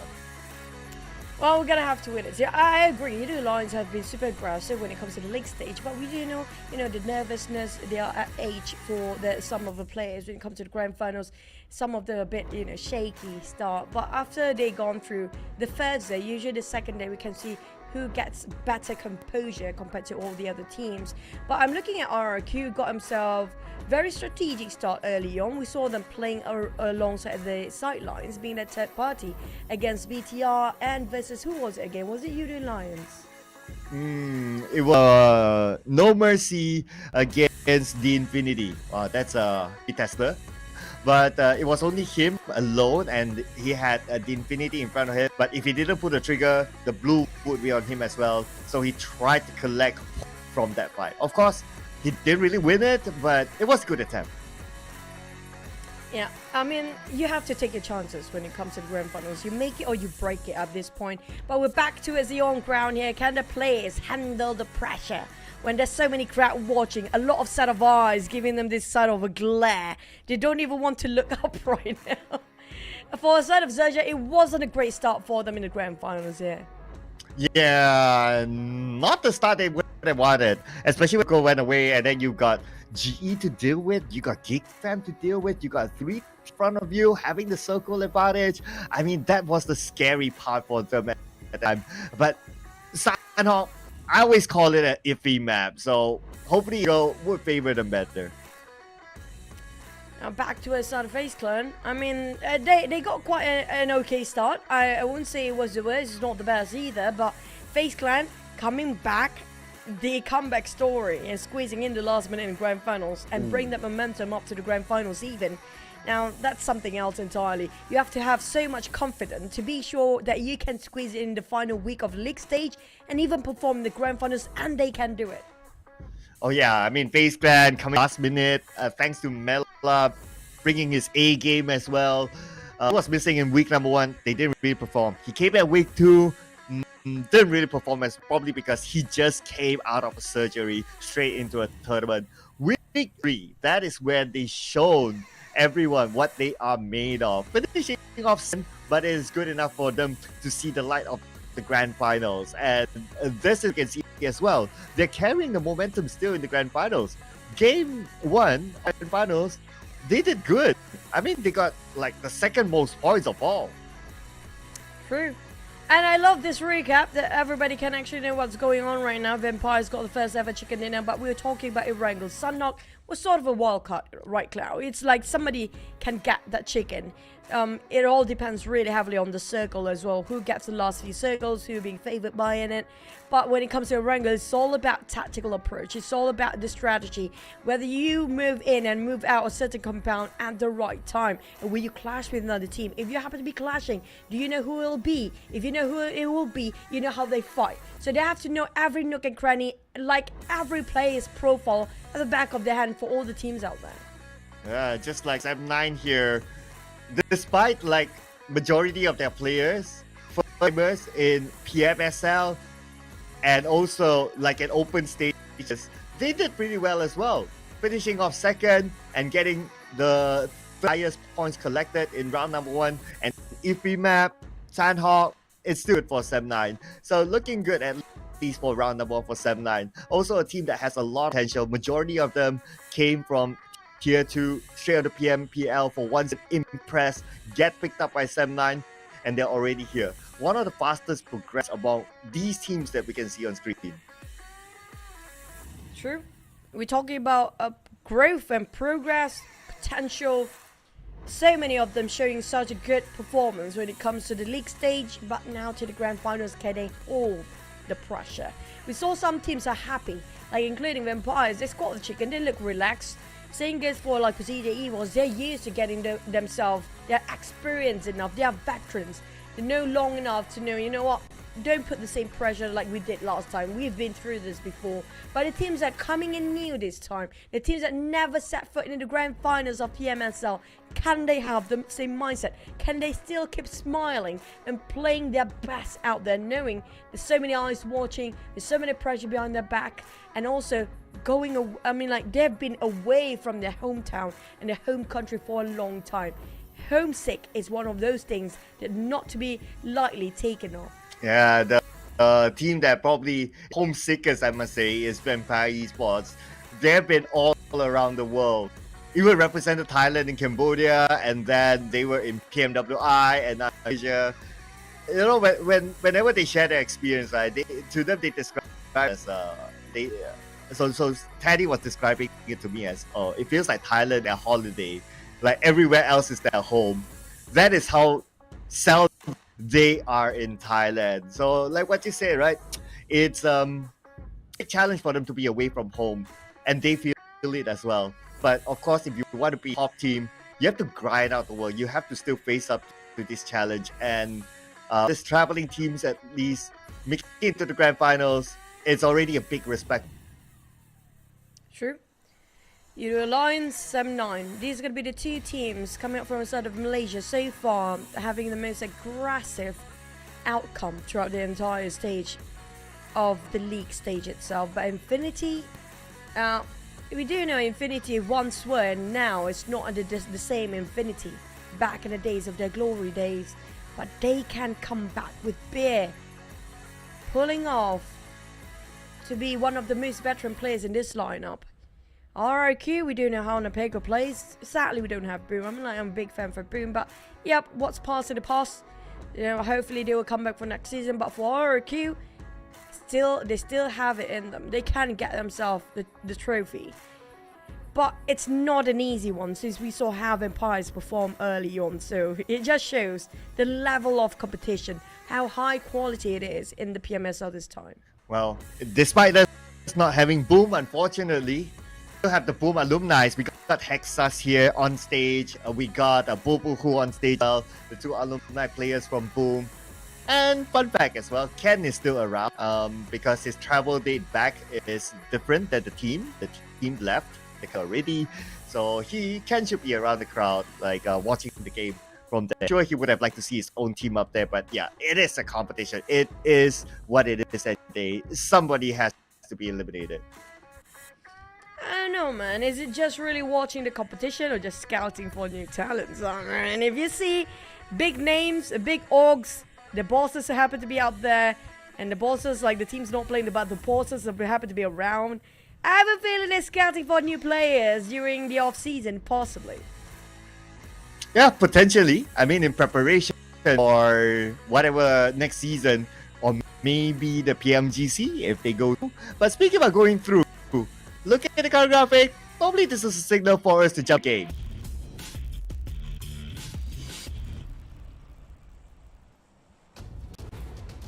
Ladies and gents, we're in the grand finals here of the PMSL Southeast Asia Erangel, day number 1. And we have a very beautiful flight path as the start of Erangel here today, dividing the map into two sides, west and east. So about the circle, don't we? It's either on SMB, possibly on top of the flight path itself, but I don't have a good feeling about the next circle here. We'll need to wait and see. But if we talk about like potential drop spots, so we don't have the Nomad Boom, so they're not playing. And look at the drop spot. Vampire Esports shoot back to Primos now. So that was the information that I got. Previously, why they did not drop it to Primos is because if you're in Primos, you have DVD Inquiry and you have Team Secret in Ferry Pier, so it's a little bit crowded there. Why they decided to drop into North Jogopul instead. So this time, with this flight not too far from Primos and without the two teams dropping there as a start, we would potentially see Vampire Esports going back to their home ground. Now, will there be any challenger? We do know it's going to be only 16 teams this time. There's no rotation of groups. There's no more you have to calculate whether this team playing or not. They're going to have their certain spot of initial drop spot, like we mentioned before. Even though the flight path has been kind, but the circle possibly won't be. We do have a Savannah circle. And so far, starting off of the grand final day 1 here, all the circle in across Sanhok and Erangel happen to be on the northern side. Yeah, I noticed. Thanks to the stat as well, in case you guys noticed, now we get a clearer stat on the health bar of the players. So RRQ, one of the first ones to receive damage. Now Yoodo Alliance as well. I wonder what's happening on that side. Maybe it's just like a slip, not really a big encounter. RRQ, they drop into school, nearby the flight path. It's probably not going to be challenged by other teams. Yoodo Alliance as well, near with the flight path, dropping into, they should be okay. They should have an open space. So I would say that as a start, I'm not see any early encounters, but because of how the current circle is, rotation will be very interesting for a lot of these teams, and that's where we will see it's happening as teams rotate into the circle. Yeah, but I want to say props to production, and I do see this sort of status of the players in a PMPL SA South Asia League before, and I love it. It's being implemented in our grand finals here. It's amazing. Thank you so much, you guys out there as well, and our production crew. This is just a good update for us. In case you guys just join us, don't forget that back then in the days before we have this statuses update, blue usually means knockdown, but this time blue means he being clipped on a couple of bullets early on, means he's not having full HP. Yellow is full HP and alive, and red is going to be knocked down. So it means right now nobody being knocked down, but the blue means, you know, they take some damage. Maybe having a bit of an early skirmish on. Speaking of the circle just now, it's going to be on Savini, right? Savini, Stalber taken by BBE, MORPH taking Savini. This is their circle to start, but it doesn't mean their circle to end. Yeah, considering that even though the circle is on top, normally like you mentioned, BBE, they are late rotators. They like to play by the side. They like to come in a little bit later because fighting and defending is not really a game. Even if they can get into the middle of the circle, like they have to hope for like, okay, their area is not being crashed, and they can hold on as long as possible, try to get long range clips, long range eliminations, and pick up a few points in there, because it's not only about being the champion, it's also about getting a slot in the MGC. Let's not forget about that, and that is also as important to ensure that your season doesn't end in the PMSL. True. Now, I'm not really in focus right now, I'm sorry, because my husband happened to be in an accident. I'm not sure what is going on. So, yeah, hopefully you guys are happy to be in just in direction to a Sunway Velocity. Stay safe. But I need to ask about his update right now. But, yeah, go on, Cloud. Okay, so all right. Yeah, we all, of course, pray for all of your safety where you are in the world, whether you're watching this at home or whether you're on ground as well. On ground, obviously, you will be, you know, hanging out and focusing on whatever that's happening on ground on the live stream. But if you do check out the live stream while you're on ground, much appreciation to you guys. We totally love you guys out there. And thank you so much for those of you who have stayed tuned to the broadcast since the start. I see a lot of familiar names. Since we have some time now, just shout out at people. I can't possibly mention all of you, so apologies if I don't mention it. People like Moise, people like Elon Musk, people like Alwin. I mean, there are plenty of you out there that I see. Thank you so much for support. You guys have been amazing. Well, we got a couple of taps here back onto the game. No knocks yet, as we would expect. The starting is going to be okay, but the rotation. So that will also probably mean stage 2 onwards will be interesting. Sorry for that. Yeah, back to our grand finals here. Speaking of stage 2, interesting indeed. We do know how it fares when it comes to you happen to be in center of a circle. It means that a lot of targets on your back here if you got a center of a circle for some teams. And REGUM have been trying to get those shots early on. Same goes for PERSIJA EVOS. We see a different side of the Indonesian teams here right now when it comes to Erangel. They're more aggressive. They're more confident about spreading out and trying to find the victims from afar. And instead of GE, they've been taking a bit of damage, but nothing too heavy or nothing too much coming up from their end. They can actually squeeze into a circle safely for now. But we do know when it comes to this sort of circle, there's a lot of flat playing, Cloud. There's not many hiding spots for these guys. There's a lot of curve and also a lot of hills, but not so much when it comes to compound. Yeah, so navigating the terrain will definitely be something. But I'll still keep my eye on how stage 2 is going to be, because the circle, well, seeing how wonky the circle is, it could still on the right side where they need to deal with terrains, or even like shooting range you need to deal with as well, or potentially you need to deal with an urban fight, whether it goes to subvert or whether it pulls down to raws, or even worse for the teams, but better for us, entertainment value. 50-50, meaning that 50% on North, 50% on Main Peninsula, and how the teams will need to manage thing across at some point when the circle is confirmed to be on one side. That is going to be the big challenge. Speaking about challenges, slight challenge from GE. They decide to take the high ground instead, hoping for the circle to come their side. GE split himself into two-part here. In case you guys need an update, everything is fine. Don't worry, just some scratches and it's fine. But GE, on the other hand, split into two formation like I mentioned before. Do got some compound, but not much of loot. They're trying to find for more throwables, and it's not working right for the side of West. Kerry barely got himself some best down there. Spotted by Alter Ego Alva on top of the mountains. And we do see the gondola fight before this, the league stage. And it was comical even when they have the gondola keep on moving around the corner. Everybody keep on stepping up and down, try to open fire from that gondola. That was entertaining. But on the side of VTR, we saw a lot of Indonesian teams open fire towards all the rest of the teams up there. Rostock will be their choice this time. We do know Rostock still sort of in circle, so they don't have to move. But will the circle ended up on top of Rostock? We have no clue. Yeah, well, we'll see where the next stage of the circle goes. And since we do have some time, it seems, I would like to share a fun fact about the PMG point update. But speaking about updates, so it looks like it's going to be the background of shooting range. That will be a very interesting point. FaZe Clan, one of the key areas, already around the area. RRQ, not too far away. So I would say that those two teams will need to be the most prepared team. Now, we have some time to talk PMGC point. So there's a slight update around PMGC point, especially the fact that FaZe Clan, they managed to somehow get into the grand final. So because of that, if you were to follow the social medias, me, whether it is because I explained it, or whether it's like Hail Esports especially, you would notice that Hail Esports is preparing their team.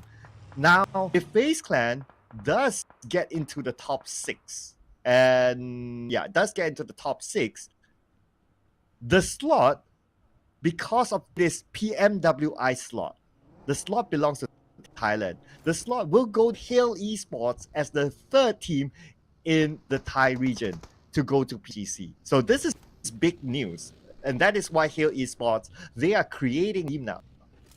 True to that. Now speaking of Hail, we do know XERXIA used to be Hail players as well. It just shows how much of a contention coming up from that region, only how tough it is for them to actually squeeze in here, being one of the best team in PMSL. And a lot of teams in the ties, even though they are tier 2, still more than enough to get themselves in the PMSL. They're just how good they are. But these teams that are getting themselves in the top 16 in the South Asia PMSL this season, this is one of the best, arguably, in the world as well. BTR, PERSIJA, EVOS, everybody coming up from the Indonesian teams, meanwhile, is on the run and on the hunt. GE still being tailing by PERSIJA, EVOS from afar. Sumzai and Master EJ happen to be crossing right down their noses, but not being spotted out, playing alongside with the terrain. But they're going up to this side, which can be FaZe Clan on the other end. Range, shooting range. It's going to be a bit crowded and a bit rowdy for now. Rostock, PERSIJA, EVOS, DX, BTR happen to be all coming out of Rostock.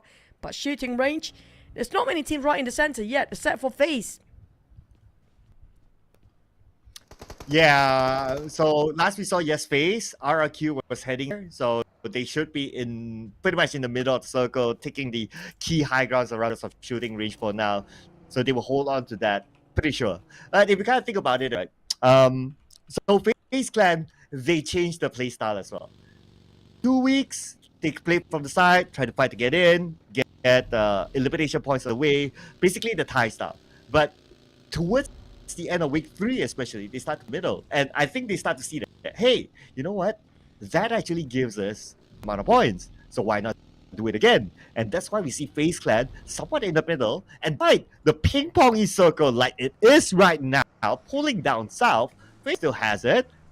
And they have the high ground to play with.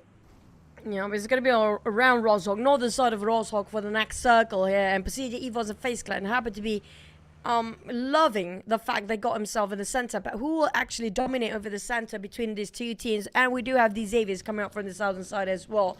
Yoodo Alliance just crossed by around Rostock, so they're squeezing in, no problem.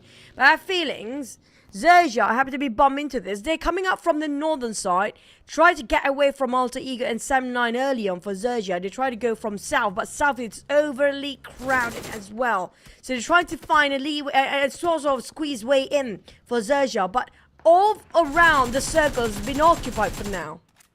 Yeah. Anyway, it's good out there at this point. Just look at this. We're at stage 3, and stage 3 is moving. We still have 64 players, ladies and gentlemen. 64 players. This is crazy. And it's even crazier because it's not a main peninsula circle. It's like the north side-ish circle. And finally, we get the first field. Cool knockdown. Mega Mind knockdown as well by Rosemary himself, securing the first in the process. GEEK fam pushing all the way down south. 7-9 taking on PBE. And they're gonna leave and build a ship high and dry for Mix down there. Nobody can save him. Cannon finish off with the Scar L. Alva. Alter Ego spotted out Shopper. XERXIA in trouble. We haven't seen the best of XERXIA since week 3 and week 2 here. And also when it comes to the grand finals, they barely get into the circle, squeezing into us the right side. There's Alter Ego. Down south is going to be Yoodo Alliance waiting at the other end. I mean, gatekeep hard by both teams at the same time. Shopper do have sort of information, can relay back to us the rest of the team. He heard the audio cue, there's going to be vehicles crossing by, but the terrain itself was uneven. So it's quite difficult to see how many players coming from that angle or that direction. But GEEK fam taking it slow and easy. They're just gonna swim over the southwest side of Rosok for now. Oh, okay. 3 teams in mirror now. Okay. And we got Vampire Esports. They're a team that likes to take fights to get into the circle. This is the opportunity. They got 2 teams. MORPH GPX, one of them. GE, the other. MORPH GPX going to pull the trigger first, knocking down the key man, EK. Yoru, clip half. MORPH trying to wrap around the corner, but it's going to be just more than one team. It's impossible to flank out and spread out if there's going to be more than one team. They have to figure this one out. But MORPH, they spot out Ravenclaw. Vampires managed to just leave the straight line of sight to be sprayed by MORPH just now. They just waited a golden opportunity for MORPH side. Vampires fired back. Tony K's on the ground bleeding out. Stone taking on a bit of a blues, and there's a lot of blues in time for sort of Vampires here today. But MORPH taking those elevations to work. GE on the other end, and MORPH have to be in the center. They might actually be sandwiched by Vampires and also GE at the same time. Boo Boo Hoo finally knocked down. Well, they don't have any safe zone for Boo Boo Hoo. That's going to be him finished off by the hands of GE and Tony K at the same time. Wow, second knockdown onto Tony K. All right. We can see that there's another team on yet though. But at the same time, GE is going to butt in. They would want to knock down Tony K. Zai will toss another nade, putting a lot of pressure onto Vampire Esports. But speaking about pressure, 15 more seconds till the zone closes. And this is where it's going to be huge for these teams. And it's for GE. They have one player on the inner side of the circle. He will be the marker for his other teammate Zai to come into him. But now Zai being spotted out by Ravenclaw, almost down. But Zai, thanks to the smoke, he's still alright. Vampires barely hanging on, but they managed to squeeze in the very last minute. Simultaneously for GE, they got himself one player at the back line here. I'm not sure why they're driving out into the play zone again. Maybe try to fash his teammate and try to bring him back into the safe zone. But Snipes spotted out BTL Sata, tapping out amongst the smoke. Didn't see Sata just left that smoke entirely just now. It's taking a bit of a very good hiding spot beneath those bridges for GEEK fam. But for the Vampires, they are hunting people down despite they lost Tony K early on. PBE once more scoring a 0. That's not going to be good news for PBE. 2 maps in a row now. This is not the league anymore. We're talking about the grand finals. You cannot afford to lose any map after you lost a 0 before.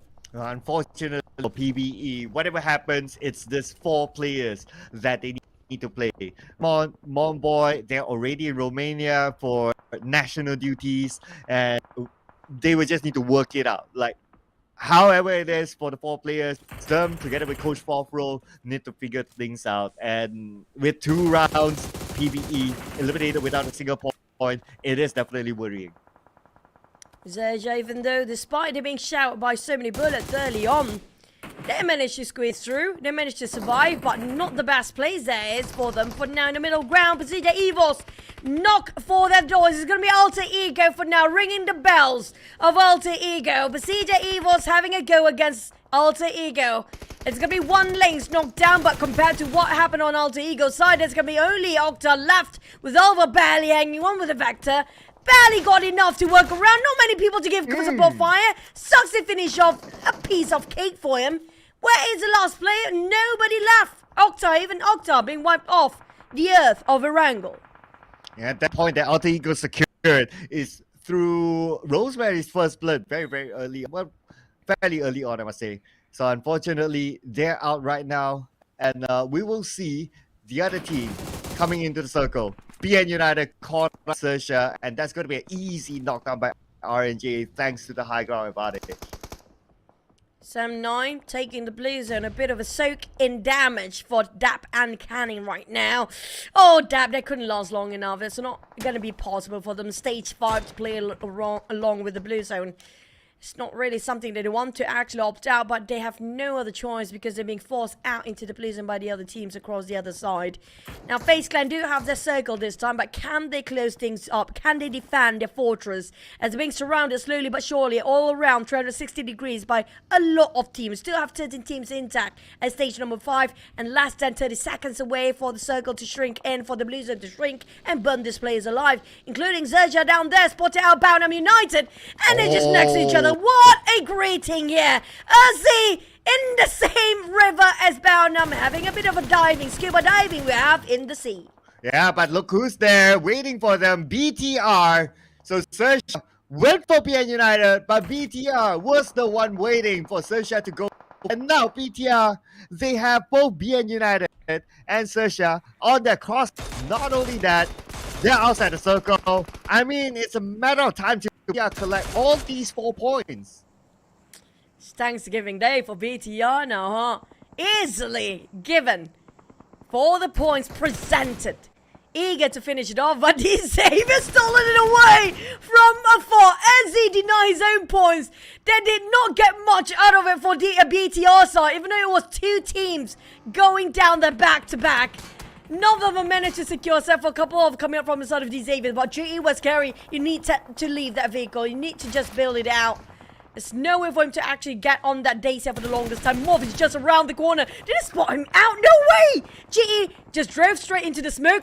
Not even have an eye to the side of MORPH player. Yuri is still hiding behind that buggy.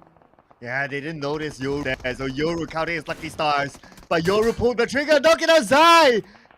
Ichi, oh no! They would have wished they would have seen Yoru, but Yoru, he was the ninja in this situation with the 2 knocks. Now Yoru owes himself as well, but it's going to be only West for GE.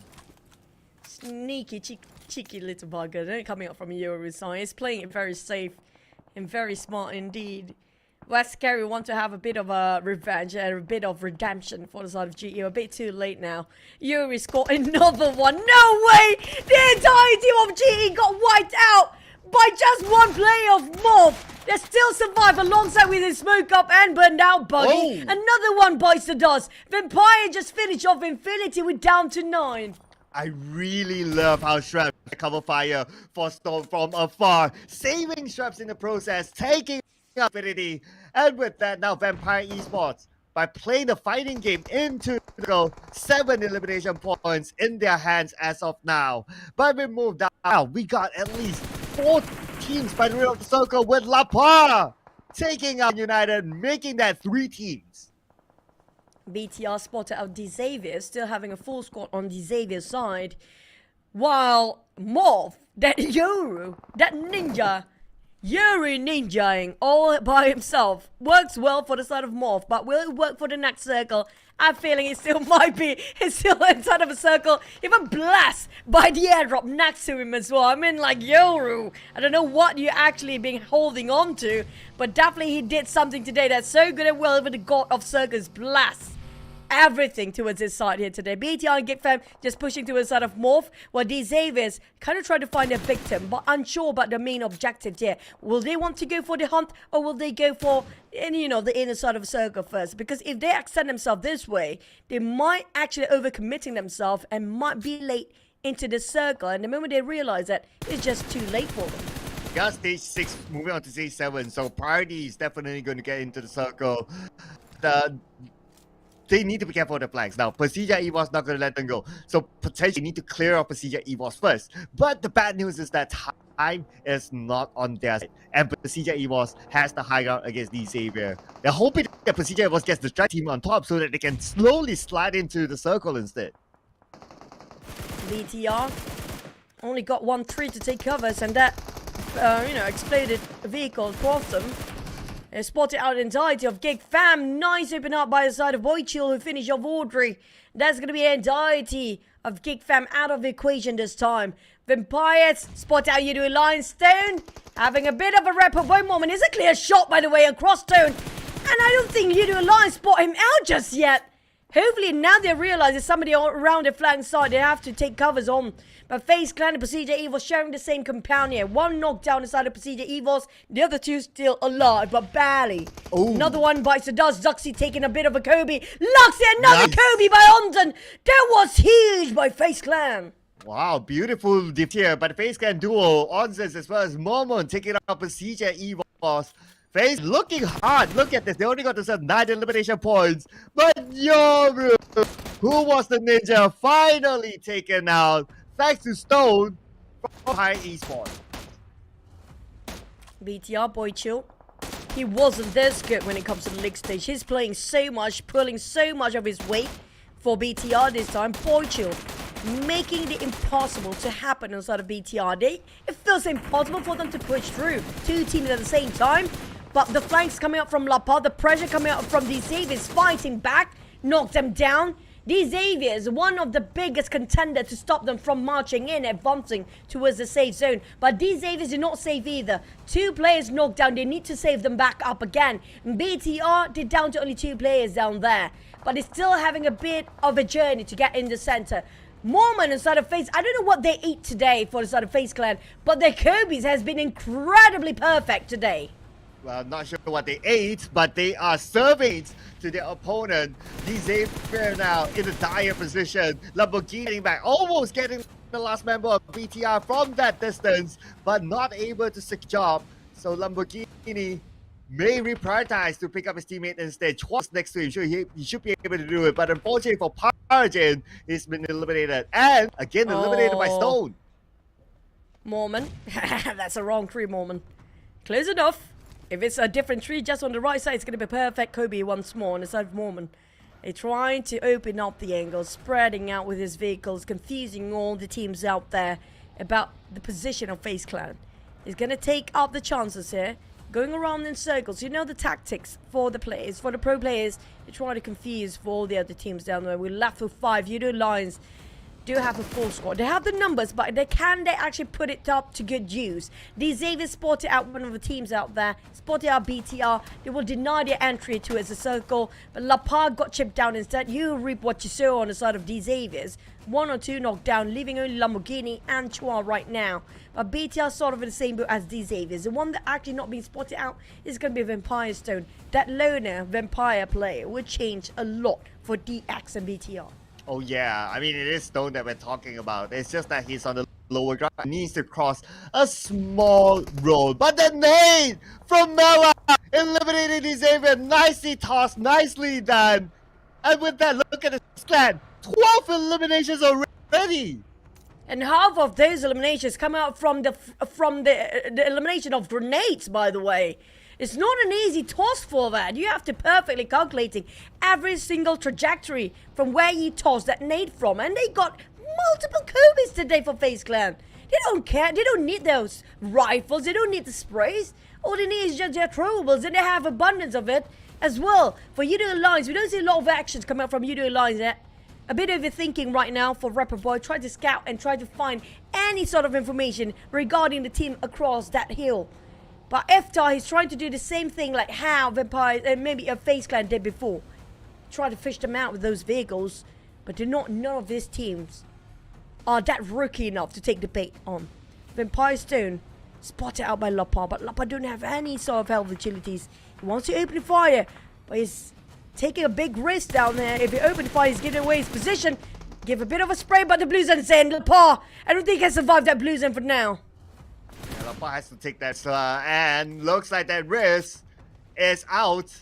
Taken by Mela again. Mela now helping his team. 14 eliminations for plan. They are insane still. But we got Yoodo Alliance with a full squad. That's that moment to come in. They spot out that Mela will again secure another elimination. 15 now for Finland. And now it's either FaZe Clan or Yoodo Alliance for the second chicken dinner in the grand finals.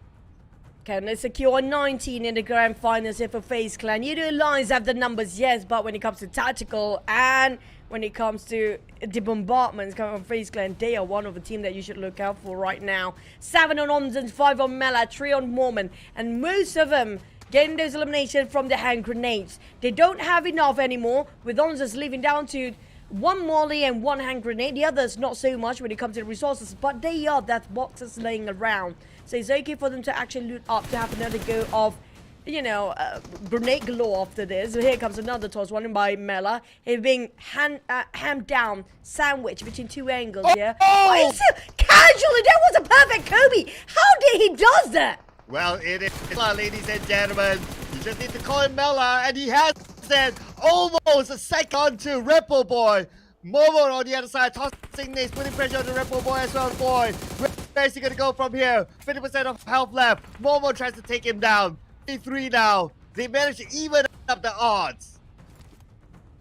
FaZe Clan giving a lot of haste to a side of Yoodo Alliance for now. They pop up the smokes, knowing the fact that Kobe is coming up from FaZe is no joke. It's not funny for them anymore. And Mela kept the pressure on. He knocked down before. That's going to be Iftar on the ground, bleeding out.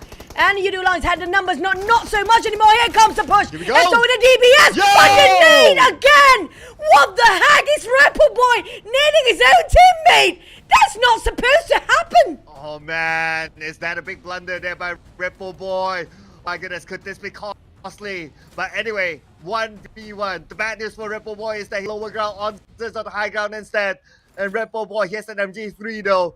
That's really, really useful in this kind of situation. But Onzen's is going to go in point hand. And at the same time, if we can manage to pick up Mela, it's 2v1.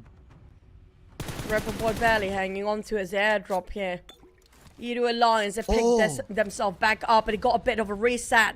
It's going to be 2v3 if they manage to pick Flax on back his feet. But Onzen keep the pressure on. He tossed every trouble he can get. The mollies, the hand grenade, everything there is. Oh, but here comes Ripple Boy. The spray is real. He barely got enough space for Ripple Boy. Barely hanging on to the airdrop. Both of them having very small space and very small barricade. Couple of structures. There's going to be just one by the end burner. Barbecue for Ripple Boy. And Ripple Boy is burning out. Mela give the pressure. That's going to be FaZe Clan with the chicken dinner. What a great ending. What a superb performance by FaZe Clan here today. Wow. Second most points collected in Sanhok. And now round number 2. Chicken dinner for FaZe Clan. What is this? This is potentially the most insane come of any team ever. I know we're only 2 rounds in, but FaZe Clan can deny the level of consistency that they have now. My god. I mean, the grenades coming up from FaZe Clan, it was incredible. I mean, you guys want to say, I stop calling it Kobe. It is a Kobe. It dropped straight on the spot at the right target. Not even 50% HP. It's 100% hit for their grenades here today. I don't know what's been going on. What's the training for FaZe Clan? But that definitely shows they've been training for toss of their nades down there. When it comes to the mollies, when it comes to those hand grenades, you saw how casually Mela just tossed of his nade and he dropped one player down and he easily just swings over to the other side. It was incredible. They are so calm and composed and don't even overthink too much when it comes to using their utilities down there for FaZe Clan. I mean, they got tons of them because in their teams, they loot their box, they reset their utilities, they back with more nades, and they just use and use and use and use and use. And with that, man, how many eliminations is this? 18 eliminations in this game of the grand finals for FaZe Clan. It's Onsens, obviously the MVP, the lowest damage taken, the highest of everything else.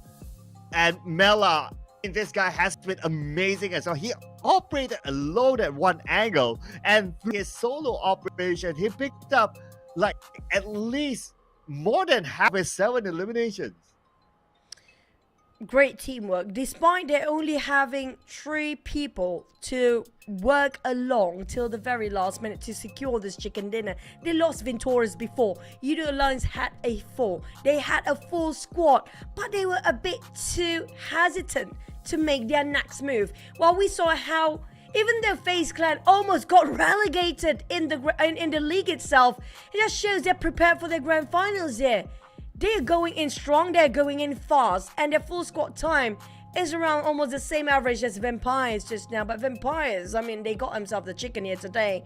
But this time FaZe Clan, I mean, there was something else. If you compare with FaZe Clan in the league, this is a different version of it.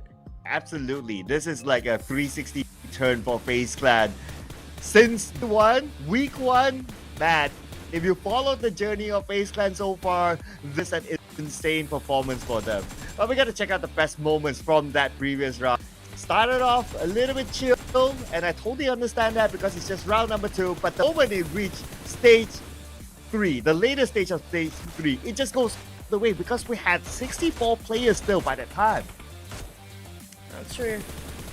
But I have to say the last few circles was really tough to play around for the players down there. First, you don't have enough structure to take covers. Second, the slope of the hill, it was uneven terrain. It was slippery slope, and not just that, it's hard to visualize where the players whereabouts in that case. And it is a perfect execution if you have enough utilities, throwables especially in this case, and not many of them actually have that in the very last minute since they already dried out the resources early on. 18 eliminations, FaZe Clan. I don't know what happened to the first 2 weeks of FaZe Clan, but this is a robust version of it, and they are looking scary. I'm sure we clearly know in the first 2 weeks. Number 1, no Mela. Number 2, Mela just come back. Number 3, Mela on form, and FaZe Clan, everyone on form. Man, this goes all the way, and the momentum is carried on up until now. But let's not forget, as Vampire Esports, still the second highest point collected team in this round with 14 points. After that, it's BTR, and then we have Yoodo Alliance, who stood quiet for majority of this round, only taking home 3 elimination points in this stage, so it's 9 points for them. But on the other end, PvE, 2 rounds in a row without a single point. I would worry if I'm PvE right now. Feels like their score's quite stagnant down there. We're talking about the initial bonus point not being added up by any other points other than the just initial bonus point from the league itself. Now that's going to be something that should be concerning on the side of PvE for now. XERXIA, on the other hand, we haven't seen week 1 of XERXIA after week 1 until now. So I kind of miss that version of XERXIA for now. But FaZe Clan and Vampires do sit themselves at a tie. But the only difference is not even the placement. It's going to be down to the elimination between these 2 teams. Yeah, it's like tie 1, nah. Tiebreaker 2, nah.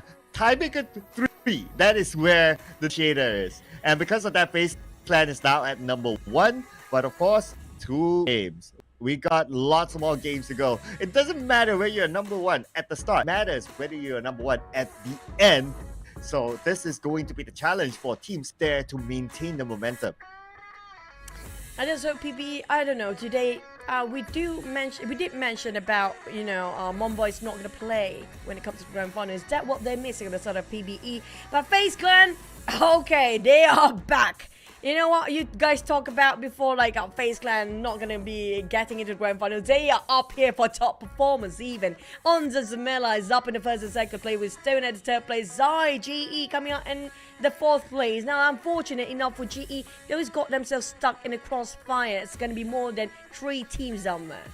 Yeah, the Yoru moment, then a spot GE's party. I mean, they got into circle, somehow in the kind of okay. 3 players until Yoru showed up and took down 2 from behind. They didn't expect that, and that just spoiled GE's party, unfortunately.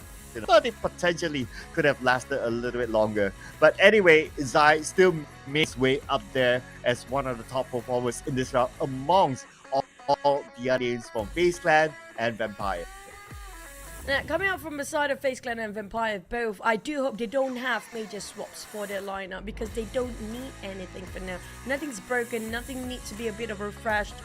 It's perfect dynamic and synchronization for the teamwork for both FaZe Clan and also from Vampires. Now, I do know some of you guys are kind of missing music, but I feel like Vampires, it is the strongest right now, so it's better to stay with this roster. Same goes for FaZe Clan, but we do have an interview coming up, and you know, we're not there, but it's gonna be the on ground. I want to be there on ground interview. It's gonna be the host. Take it away, Muaz, and also Tash.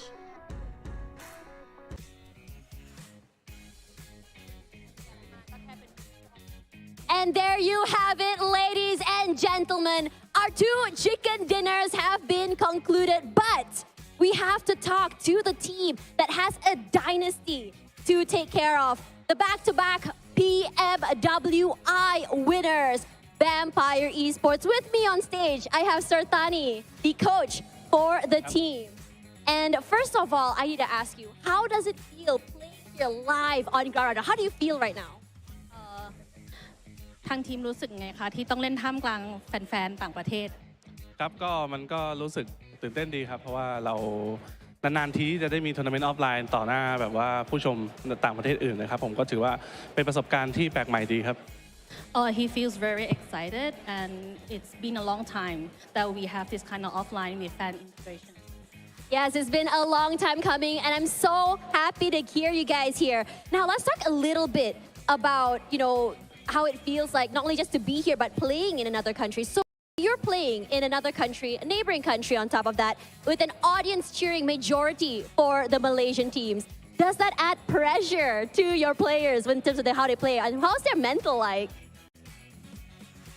น้องๆในทีมได้บอกไหมคะว่ารู้สึกไงเวลาที่ได้ยินเสียงเชียร์กับทีมเจ้าบ้านนะคะครับก็จริงๆแล้วมันก็มีผลครับในเรื่องของเสียงเชียร์จากเจ้าบ้านอะไรพวกนี้นะครับเพราะว่าบางทีมันจะสร้างแบบว่าทำให้เราสมาธิเนี่ยเสียไปได้แต่ว่าด้วยความที่ว่าอย่างน้องๆก็เคยชินมาแล้วครับผ่านเวทีใหญ่มาแล้วก็ถือว่าพอรับมือได้อยู่ครับ He said there might be a slight effect but with the experience and traveling abroad in other tournaments they can recover very fast.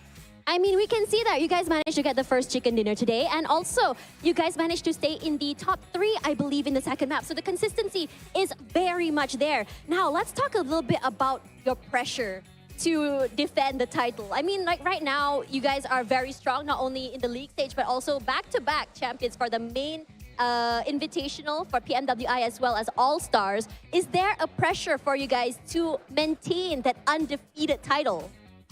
รู้สึกกดดันไหมคะที่จะต้องปกป้องที่เราเป็น back to back champion ที่ PMWI และเมื่อมาที่นี่มีความกดดันอย่างไรบ้างครับก็จริงๆแล้วมันเรียกว่าความคาดหวังมากกว่าครับที่หลายๆคนคาดหวังว่าเพิ่งได้แชมป์ PMWI มาแล้วก็ต้องแบบทำผลงานได้ดีต่อเนื่องครับผมก็จริงๆก็อยากจะบอกนะครับว่าทุกอย่างเนี่ยมันขึ้นอยู่กับว่าในวันนั้นเนี่ยใครทำข้อผิดพลาดได้น้อยมากกว่านะครับผมถึงสามารถที่จะแบบว่ามีความสม่ำเสมอในเรื่องของฟอร์มการเล่นได้ครับผม so it's actually kind of pressure, but the team will try to recover very fast and they will try to maintain their performance day to day. That's right. We still have another 4 maps to go today as well, another 2 days after that. Now, I'm sure that you have fans here and also in Thailand because I did talk to you just now. You said the Thai fans who are watching is amazing. It's huge. What do you want to say to the Thai fans at home? มีอะไรอยากฝากถึงแฟนๆที่ดูอยู่ทั้งบ้านแล้วก็ที่แวะมาเชียร์ที่นี่บ้างไหมคะก็ฝากบอกทุกท่านที่รับชมกันอยู่นะครับฝากเชียร์ทีมไทยทุกทีมด้วยนะครับผมยังไงก็ให้กำลังใจนะครับผมแล้วก็ฝากช่องแชทนะครับผมเบาๆกันหน่อยครับผมช่วยเชียร์ดีกว่าครับผมนะ So he wants to praise and ask for sharing to all Thai teams, not only just them, and want to say the good things on the chat.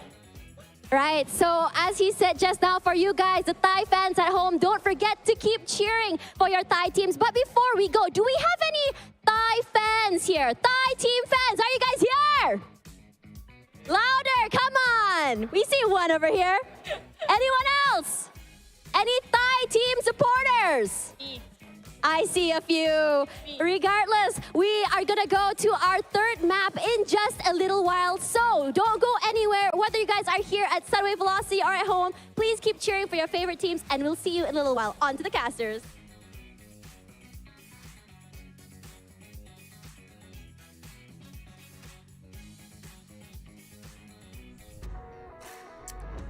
I have to say, thank you so much for Touch just now for the interview against with Sir Tani. But that was amazing interview as always. But it was a bit of a blunder for Yoodo Alliance. I just hope they're doing okay for now. Just pick themselves back up, have a bit of a reset, just having another go for the next map of Erangel. Yeah, go next they say, right? So yeah, let's see if they'll be able to come back after this. Because Yoodo Alliance, they have a track record of coming back a little bit later and surprise all of us. So who knows? Yoodo will be one of those teams that pulled that off again. Of course, with a slightly different lineup this time. Iftar in the lineup instead. Volky, we have not seen him play in the grand finals yet, based on the 2 games. So maybe they might want to make a change, or maybe they want to make it till the second half of today before that change happens. True, and it's a lot at stake here when it comes to the PMSL Grand Final. It's not just about lifting that trophy up for your team and your country. It's also about getting the PMGC slot for these guys. Only top 6 will advance towards the Grand Finals later. We do know when it comes to the PMGC point as well, some of them, there will be some changes in the very last minute as well. I have a feeling there will be some teams that's trying to eye out for PMGC points still. Oh yeah, of course. PNGC points, especially the tightest one right now is Indonesia.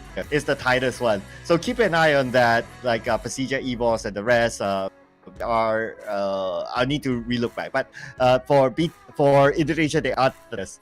But it is tight as well between these 2 teams. FaZe Clan and BTR. BTR not the hottest yet, despite them having a good week 3 run. So looking to still make up in the grand finals, but it is still the ties here in the grand finals. Vampire Esports and FaZe Clan netting the chicken dinner. If you just join us, they got the first 2.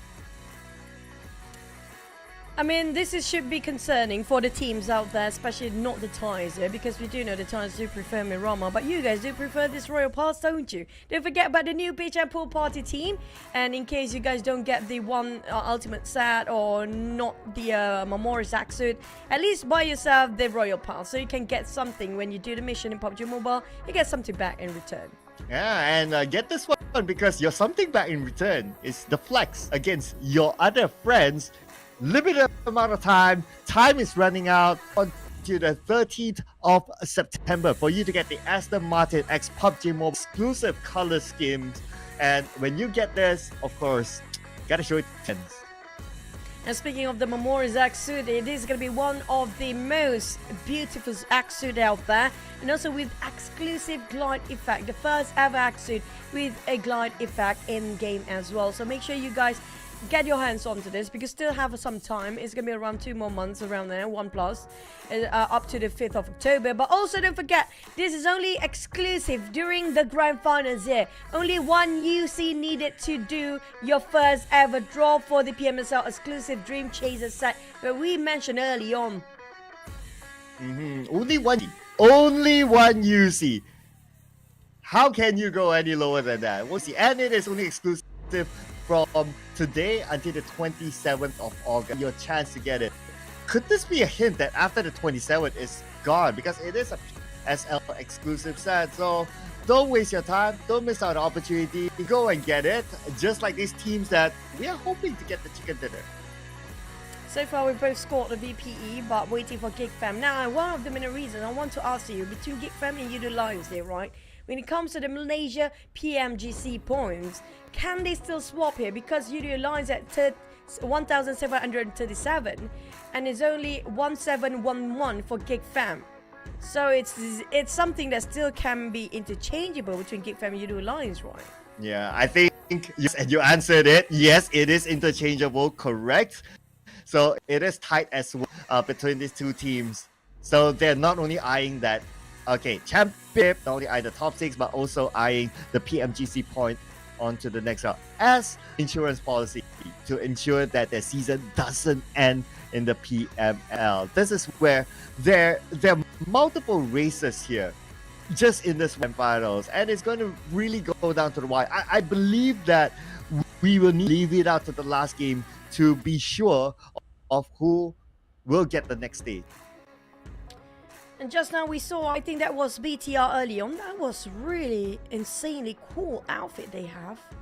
Some of the team have different outfits every single day of the league as well. I mean, my god, we need to buy their merch. Or maybe if better, we can get it for free, right? If only we can get it for free, that would be nice. But back to inside of Yoodo Alliance and GEEK fam, the rivalry have to keep on going on. We talk about the PMGC slot. We talk about the PMGC points. And saying goes for the start of SEM 9. When it comes to SEM 9, it's a bit too far, over 100 for them to take the PMGC points for Malaysia to get that number 1. Only one team can get from the PMGC points, and a bit too far. So they need to pull all out and just cylinders out when it comes to the 6th slot that will be available by the top 6 of PMSL to get into the PMGC. Yeah, it is. There are multiple channels, right? So if all in all, actually, for Southeast Asia, there are a lot of slots. Pretty much if you are in the first page, roughly your chances of going on to PMGC is really, really high, putting aside like the PMGC points and all. Because the based on the country points, if some of the teams they that and then they are in the top 6, the slot will go down. Now, except for the one PMWI slot, Thailand. So that will go down to Esports if FaZe Clan makes it. So, to a certain extent, Esports, they are cheering for FaZe Clan to perform, and true enough, FaZe Clan, they're not looking really good, and if they can maintain that level of consistency, even Esports will be celebrating their next stage. Speaking of next stage, we're heading into our next Erangel. Before the break, let's go.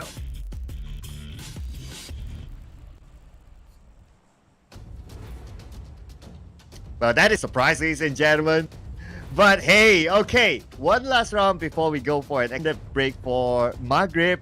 So we're going to start off the flight path from Novo up to the left side of Quarry/Gatka. And that means MORPH GPX, new travel. Kameshki, okay, PBE, they have this trend. If they can't go to Kameshki, then next drop spot will be on the left side of Quarry, the open space. They're out there. So it's likely they will change their play style or their drop spot for this round based flight path. I do want to see if some teams want to disrupt the usual flow of some teams' initial drop spot down there. If that's the case, that's going to be super fun and entertaining even to watch. Now, nobody's willing to take that risk yet, because that might happen the final day of Grand Finals when some teams know the fact they have nothing else to lose anymore. But a lot at stake. It's still day number 1, so we assume everybody going to drop to their usual comfortable places, where Baonam United taking Novo. Surprisingly, for Infinity, they're not dropping SMB, even though it's within their reach. So they're taking left side of the hospital here, like how the flight paths usually on the northern side. That's how they drop themselves this time early. Now, that's something puzzling for me. I'm not sure what's the major change that caused them want to go to his left side, even though the flight path can be down to SMB. Well, the explanation that that I can give is probably because they don't want to deal with the bridge choke point, because multiple times, like GEEK has been onto them, Team Secret during the league has been onto them as well at the bridge. So I guess if they're able to avoid that, they will. And yes, true. Actually, I was just reminded of this insider information before the tournament started that the Infinity will change their drop slot because of that reason. So very likely we will see that the Infinity will to their hospital drop spot instead, since it is safer and for them to rotate around, putting aside the choke points. I mean, like, that's a wise decision making coming up from the side of Infinity, knowing the fact, unless if the circle happen to be in their side SMB, that's going to be great, but they decided to make the right decision making. But XERXIA finished off Alter Ego Octa. He got finished off in an instant. What happened aside of Alter Ego? I think they're dropping in the same compound, which is going to be Military Power. XERXIA and both Alter Ego have to be there.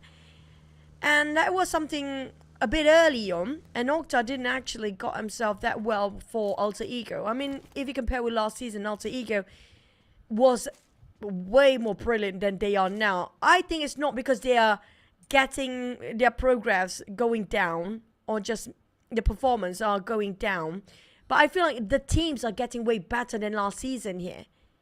It's just they're so strong now. You cannot assume they're just like last season. Yeah, that's one as well. I mean, when you look at like PERSIJA, EVOS, they're better than last season. BTR as well, so far doing better than last season. So you're right. It's a domino effect at the end of the day. If one team rise up to the occasion, other teams would be affected naturally, because we are talking about PUBG who has 16 teams that we need to observe. It's not like a 1v1, not as straightforward as that. So there's a lot of these combinations included. And unfortunately for Alter Ego, they had to face that sort of rise from the other team that as of now, they aren't really performing. Not even 20 points for Alter Ego. And even in round 3, not a good start because they lost one player to XERXIA, who is also a team that made their mark in the PMSL and rise. I mentioned before, XERXIA used to be some of the players of Hail Esports, and we talked about Hail Esports early on when it comes to PMGC. So we're gonna have to wait and see if something's gonna change in the future due to the ending of PMSL at the end of the day. But we talked about a lot of very young players, including Tony K. This is his era. This is his to take, man. There's nobody can shake him off the throne right now. It was a Zuxi and Luxy, the twins era back in the days, 5 years ago, possibly. But these days, it's going to be Tony K. The Thais have been taking back the throne down there. Now we get to see a bit of a glimpse of what really happened. Now Octa just landed. My God, that was brutal. And he landed in Milta Power. And with the flight path in way, Milta Power is just like next to the flight path. You kind of expect that XERXIA will be there. So I think he kind of landed close to where XERXIA would normally drop, which is Milta Power. So it happened to be unfortunate that he got spotted out and they rushed onto him and he got taken out. Even if we look at, like, based on that replay, his other teammates weren't nearby, weren't around. So I guess it was a misanticipation of the presence of that area. Now, some of us still have a question. Who actually do get the PMGC slot for now, right? Just to confirm for you guys, like example, there's Liquipedia out there for a reason, guys. You guys can check it out, but I'm going to update you anyhow. So it's not going to be something certain, 100% for the team. They're still fighting for PMGC slots for their points here. That's going to be the closest one you mentioned before. Boom, not playing. So PERSIJA EVOS definitely going to go for Indonesia side, I assume. Cesaro, Q, I mean, there's 100 points, still going to be a bit of a gap in between. Now, the closest one for contention is going to be Yoodo Alliance versus GEEK from Malaysia side. And also the Xaviers, I think they pretty much safe for the side of Vietnam. Genesis, definitely a bit of a gap between them and PBE. And speaking of GEEK versus Yoodo Alliance have a lot at stake here. They can afford to just let GEEK chase the points out. It feels like GEEK has been eyeing them out quite early on. And also not just based on the PMGC slots for them to get in the PMGC, based on the regional points. Also when it comes to the top 6 in PMSL. It's so important, this PMSL, for them to get into the next stage. Yeah, and I will also add on to that, of PMWI slot, for now the holder is FaZe Clan. And if FaZe Clan gets into the top 6, because the PMWI slot is Thailand's slot, that slot will go to Thailand. And that is how Hail Esports potentially, and they already set the lineup, so they're putting a bit of a gamble here. But we're back into the game. Speaking about gamble, PN United gambling to cut across, but BTR is there this time to stop them. BTR will try to save and try to revive Boychill, but barely got any covers. Belgium United giving them a bit of a run of their money. Porsche will try to spray to the side of La Paz from north angle entirely. Going on flank, further flank, but they have outflank Belgium United on the other end for BTR as well. Gen Force and Satar, it's pivotal for them to give support fire to the other teammates who happen to be the front line for BTR right now, trying to revive each other. Out! But Sowas taking the part of the equation. That was a clean execution even from Sowas. The support fire from Gen Force and La Paz is not going to be enough here. So slowly, both players are dying. A lot of course. Daily course on the side of BTR right now. Heavy casualty. They need to leave. Yeah, BTR, they were the ones who gatekeep United. But unfortunately, they were the ones to lose 2 players. So for BA United, okay, we got 2. We know we have the advantage. Let's go for it. And they set the circle, so they can use their time to take down BTR. And now they're rushing on to GenForce. GenForce is alone. This other team is on the other side of the road. So BA United can focus fully on the GenForce, knocking him down, leaving Satar alone. And Circle happens to be shifting at the very moment as well. We're talking about, will BTR saved by the grace of Circle? No, for now. It's going to be the Medusa intersection for the next Circle. It's going to be crucial for the teams to get in early, because we do know how hard it is to play alongside the Medusa intersection. They got barely enough compounds down there. And in spite of that, a lot of flat planes even. MORPH spotted out PERSIJA EVOS when they rotate in. GE taking the center. Or PERSIJA EVOS divided into 2 formation, splitted their ways. Rocky alongside with MORPH, they're trying to just leave, but they commit to this fight. They will go for the push now. Yeah, after getting the knock on the Zaki, that's the signal to go in and push. For the rest of PERSIJA EVOS, they're going to leave. So unfortunately, Zaxi definitely will be taken out. Use that as a bait for... use that as a bait, hoping for the rest of PERSIJA EVOS to come back, but definitely not going to be the case. So Rocky is going to secure that point. First point for MORPH GX. Mix, PBE, they need to get at least a couple of points down there. Still haven't scored themselves any points for the entire day for PBE. I mean, they're playing alongside with MiGs and H2R. They've been prepped through the league. They should be prepared by now for the grand finals. On the side of BTR, it's going to be only Satar taking his own shack down there. Spotted out by Yoodo Alliance. Rapper Boys happen to be next to him. On top of farm here. I'm not sure about Rapper Boy objective, whether to go into his last play of BTR or just play it safe and quiet. If he's not dealing with BTR here right now for Yoodo Alliance, they will have to face the wrath of another team passing by, and that's going to be BTR stabbing from the back later. So if you saw a player that happened to be squeezing in, sneaking from the back door, they need to deal it ASAP. We'll probably get to see the map on where the position of teams at, and any team is taking that late rotation from the north. But I believe the last I noticed that probably not. I think a lot of teams playing in the main peninsula now, even like GPX who comes from Severny, they're also in the main peninsula. So teams just play pretty straightforward, just like how the previous round was. So I would expect that the trend to be in this round. So the next fight might take out stage 3, maybe 4 even onwards. Possibly true. I mean, like stage 3 definitely going to be a bit rowdy based on how much 16 teams still intact. And it's a bit crowded. If we happen to be in stage 3 and nobody's taken down yet, there's not going to be enough space for all the teams to take covers on. They will have major clashes. It's going to be a big massacre on even stage 3, not even stage 4 even, where the Great Migration happens. So might spot out Sergio players across him. He knows for a fact there's going to be somebody on top of that building, but he cannot move out just yet. He's not sure about where are the other teams right now. They might actually just be next to him.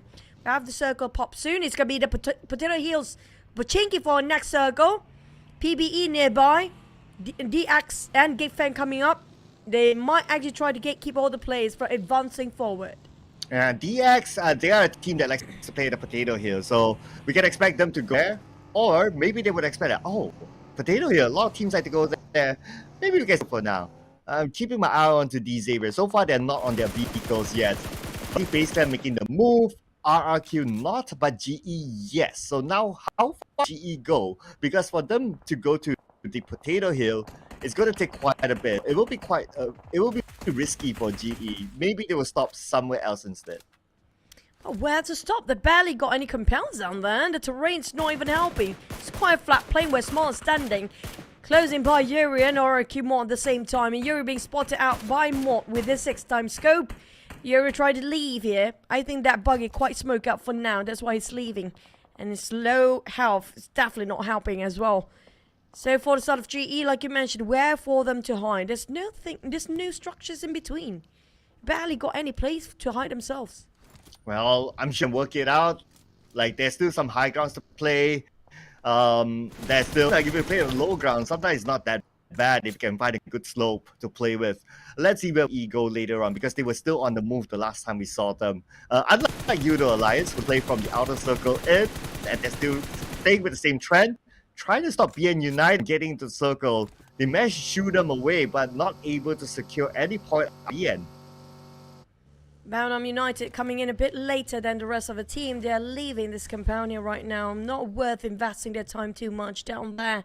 And know for a fact if they're late, it's going to be a bit of a problem for them. But the problem is, inner circle being heavily guarded by so many teams, including XERXIA, Sam9 taking on the right side of the circle, RRQ even. We do know PERSIJA EVOS taking around the Medusa into section 2.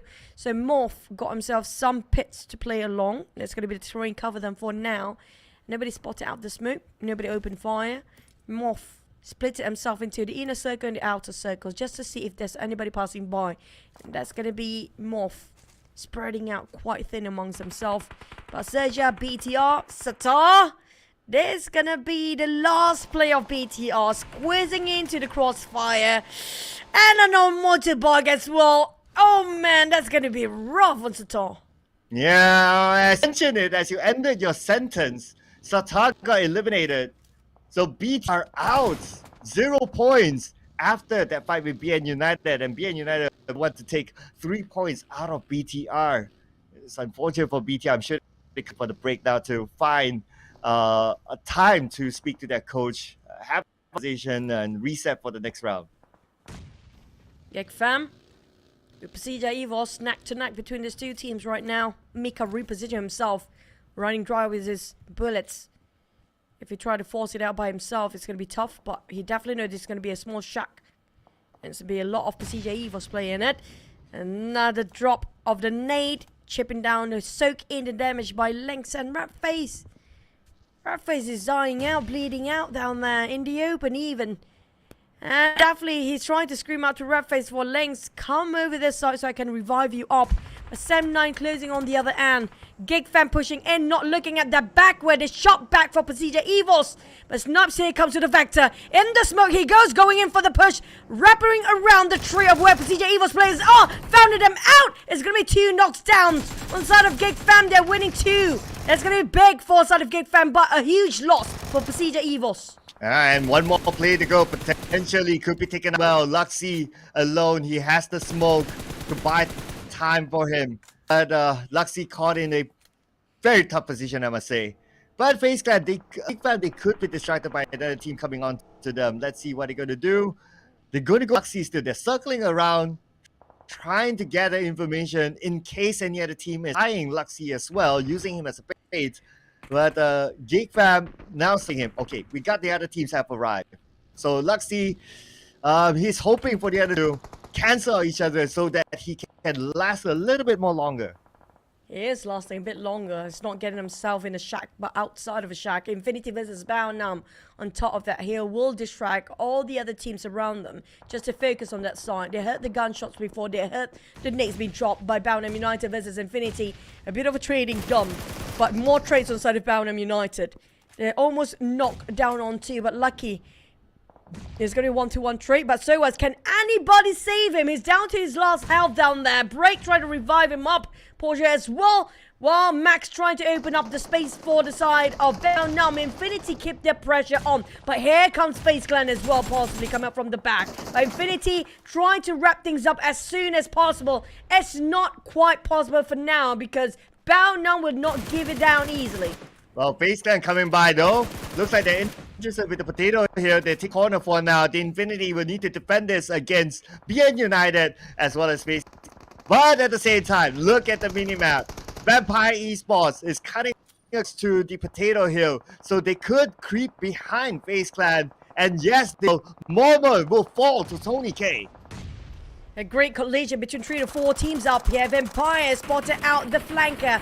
The one at the back line giving the support fire for the side of FaZe Clan just now. Infinity all the times happen to be in the same corner right now. As XERXIA tried to toss the nade over FaZe, but he got knocked down instead. It's going to be Stone and Mela. A bit of exchange done between this three-way war of FaZe Clan, Infinity, and also Vampires on the side. But they are closed up by the Blues, and they need to leave. They need to advance, but the fires and bullets are flying over their direction right now. Shrubs just cut across in the smoke against another player. Gonna spot him out. Infinity taking on FaZe. Mela on the ground. Straps on the ground next.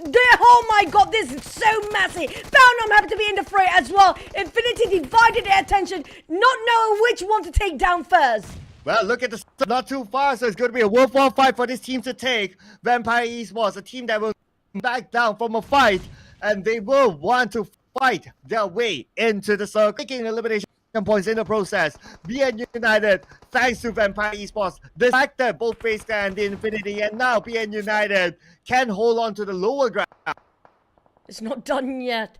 Infinity still want to go for the fight. Tony K will fight back. Look at how he prepped up the nade, but Onzen come up from the back line. Infinity not knowing FaZe Clan behind, breathing their backs down there. It's going to be scary right now. All across, Tony K being surrounded, and his teammates barely can give the support fight from that angle. Boundnum tried to take out Ravenclaw and Stone at the same time, but Infinity above Tony K and FaZe Clan behind him. That's going to be troublesome for Vampire to cut across. There's only one team will survive out of this war right now. Boundnum United taking their challenge against Stone. Stone couldn't secure this elimination, but Break fought back. Stone is down on the ground. Vampire is in jeopardy. Oh, here we go. Break with the DBS. Okay, 1v1. DBS Break into the smoke. Land the target. Break now kind of low, but because of the DBS and somehow the Infinity as well, they managed to eliminate Vampire Esports. And now have Beer 11 kind of low. Logan's together with him. So Logan will buy for him as BN United comes up to the high ground, trying to hunt down the members of the Infinity. Logan will not go down without a fight. Knocking down Break, knocking down another member of BN United, leaving them with only one player left. Oh man, this is not great. The Fatal 4-way now down to the triangle battle and down to only two teams here, Infinity and also FaZe Clan. Omzen's the last player remaining on FaZe Clan. Barely hanging on. He was the MVP before. First Sanhok of a map here.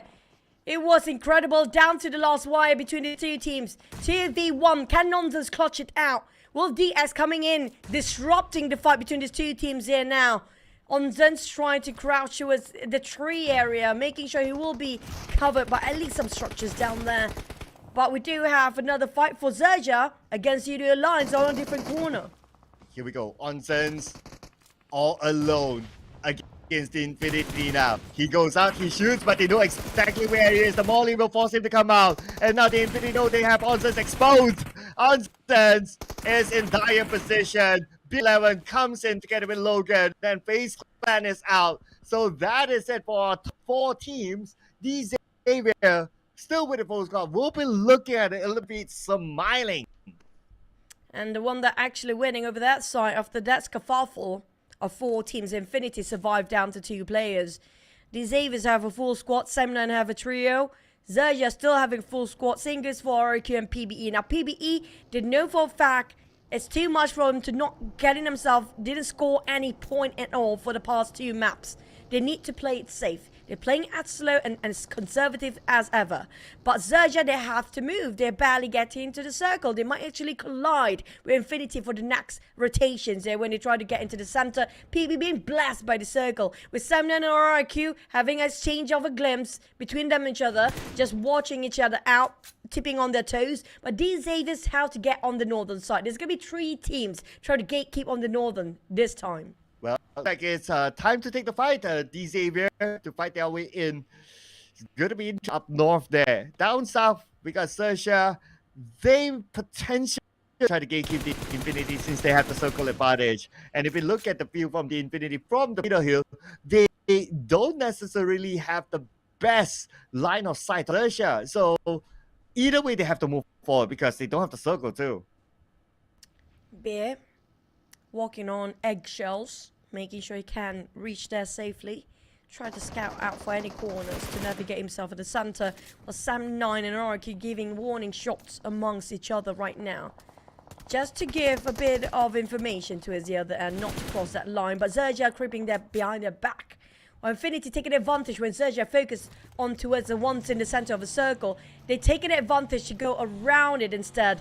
But Logan, this data is a bit too risky to take on, but no options left on the side of Infinity. On foot and one on the smoke up Dacia. But XERXIA focus on to a side of 79 and RRQ right now. Because of the smokes pop up and exploiting their own position here for 79. RRQ, if they decide to push in and XERXIA at the same time, that's going to be the position where 79 don't want to be in. They will be hammed down both ways. Yeah, look at the current situation. Likely XERXIA want to hold. We know that the Infinity is behind them. Pull down to 7. They will be the one caught in the... Especially the Infinity, who will take over the high ground spot. But RRQ and 79 is definitely going to happen now. In anticipation that the circle away from them. And RRQ, a team that has a lot of firepower, they will be picking up points. The pick go down. RRQ taking a shot. The fast shots that's going to be coming up from Migs. They do have the elevations on the side of PB. And nobody coming up from the backside as well, except for Infinity possibly. But they're down to only one player. Bear. XERXIA going in for the push. But Bear had barely enough space for himself. That one tree to stop the other teams from pushing his direction. Okay, here we go. 5 elimination points already for the hands of the Infinity and XERXIA. The team with the most eliminations as of now that are still alive. Okay, so it's going to be interesting. It's still on top. Oh, but they're not. So this could be a surprise from the top. It's going to be interesting what Beer is going to do. Oh, down. That's definitely each chair. I don't know how, but they made it through. That's a long shot coming from PBE. Cross all the way downtown. Shooting to a side of Beer, who happened to be sharing the compound with XERXIA. Same vicinity. But PBE got him a solid compound around. They got those... they are the only one that got the walls to take covers on. 9. Taking a bit of a blind shots on an off angle to his canny. Spotted out a straight line. That's going to be the entire 79 obliterated, but I have RRQ. Well, RRQ won the fight earlier on, but XERXIA, can they win the fight from their side? Because they have the clearest among all now. The rest of them, they're close to each other. This area have yet to pick up a big fight yet. They are still playing this passively, because of their the starting that they don't really want so far in the grand finals. That's why they played a little bit more competitive. But this time for these big fights. For XERXIA, conservative dictionary. Look at that 6 eliminations on the back. It's back from SC. And I see him shopping. I can see, but Mega Mind, this guy, when it comes to secret strategy, he knows what he's doing. PBE still having a full squad with XERXIA. I think this for Xavier. The one in Japanese with RRQ. Down to only 2 players, costing them quite a limb here to get the chicken. He's start to open up the angle slowly. PBE start to get out of the compound, getting outdoors, trying to push to the side of XERXIA, who's been open firing them for quite some time now, giving a bit of a long warning shots just to prove them wrongly. The one that's sitting is quiet. It's going to be these areas. We haven't seen them taking actions to a PBE and XERXIA to show you how far they are right now. But next to PBE, by the way. So it's all about timing. Yeah, PBE, they still have this compound, so they might want to hold on as long as possible. It's just unfortunate that they don't have the circle still. That's why they are popping up the smoke, and they're using Cool to try to make out shots so they can get information on what they're going to do next. So up north, it's going to be really, really messy. You got XERXIA there, a lot of firepower. These areas as well, a lot of firepower. And you got PBE in between them. So that also that it's good advantage for RRQ as long as, well, they don't get eliminated, of course. It's all about waiting for the blue zone to squeeze the life out of players right now. Nobody willing to leave their post just yet. We're talking about ERXIA trying to fish them out slowly with those hand grenades, trying to fish them out, flushing even. ERXIA and XERXIA, they need to leave. Ooh. The blue zone's going to shrink even further. Less than a minute now. It's down to the final stage. PBE playing around the blue edge as well. With only RRQ being favored by the circle, it's going to be ended up in no man's land in the center of all the teams down there. And XERXIA have to take the fight anyhow to cut across PBE. And PBE range is holding by himself toward the entirety of XERXIA. Hence, down to only one tick of health remaining. Well, the rest of PBE kind of distracted towards the march of these Xaviers. The whole cavalry is there to push in. PBE being hand down, sandwiched, left, right, and center. But they're fighting back against XERXIA. Oh, range knockdown. Beautifully done by RNJ, but that's also an for the Xavier to come in. They will come in at any time now. XERXIA, they need to run out fast. They need to reset quickly because the Xavier is there with the full squad, knocking down Mega Mind. This is the moment for the Xavier to see action. But at the same time, RRQ is going to move forward, trying to steal away elimination points. RRQ stands circle at this moment. The Xavier, they are coming in close onto XERXIA. XERXIA still has Chopper alive. Feels like everything is unhinged for now. RRQ spotted out XERXIA, want to finish off, spotted out these Xaviers, want to take all the kills and eliminations away. And these Xaviers, they do have a full squad. They're spreading out. Chua playing the most important part of them all. He's making sure that he will not be breaching by RRQ, but more keep the tabs on Sharper. There's no way for Sharper to survive that while he's been surrounded, smothered by the presence of these Xaviers and also RRQ at the same time. Yeah, it's just a matter for Chopper to just try to hold on as long as possible, hoping for now the nades to land onto him, because we can see nades focus on the Chopper and he knows they need to clear off Chopper before they take the fight onto RRQ. And Chopper, with being said, he is out at number 3, but XERXIA has 10 elimination points now, 4 against 2. XERXIA, they had a full squad. All the full squad's gone. RRQ lasted long enough with a duo for the longest time, playing alongside with the terrain, making sure they're not being discovered by the teams up there. But these Xaviers, can they split into 2-2? Will they double at the same time? Or will they willingly give their ball RRQ to shoot them one by one? There's no way for them to watch this one for these Xaviers. They have a full squad. But RRQ is no mercy and more. If they clutch this one out, it will be devastating for these Xaviers. It will be one of the greatest clutches so far in the Grand Nose. But let's see if they can pull that off, because right now RRQ, they are on the lower ground, so a little bit of a slight advantage, but they're going to start it off with knocking down Chua. Okay, so they got 1. 3 more to go RRQ to pull off the big win. You know, they are definitely patience players here for the start of RRQ, not willing to lift their post yet. But it will determine by the blue side. Whoever got chipped down by the blue side first, they need to leave. They need to push forward anyhow. One of them is going to be Lamborghini. Have to leave those rocks. Same goes for RRQ, slowly marching up in a zigzag manner. Mort spotted out by Lamborghini. But he fires back. He got himself some rock, but he's been surrounded left, right, center. Lamborghini down to just finding that one player of RRQ. No mercy in the smoke. Will they push in together for these Xaviers? Oh, 1 more to go. Now, no mercy.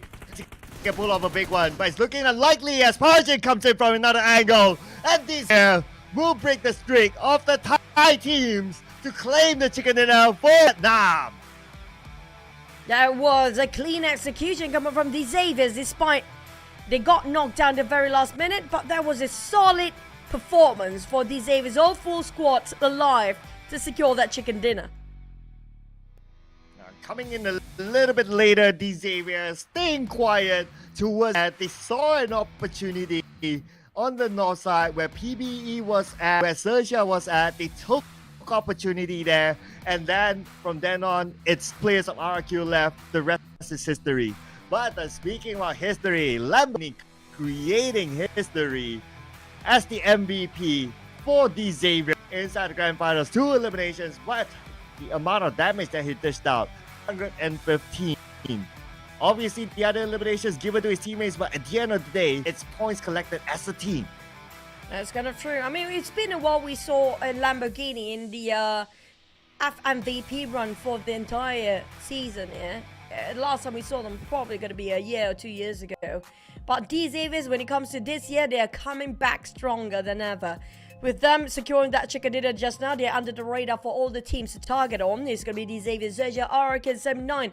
Despite of RRQ having only 2 men left just now, whilst the other having a full squad, you have to give credit for RRQ. Their survivability is something that we should focus on.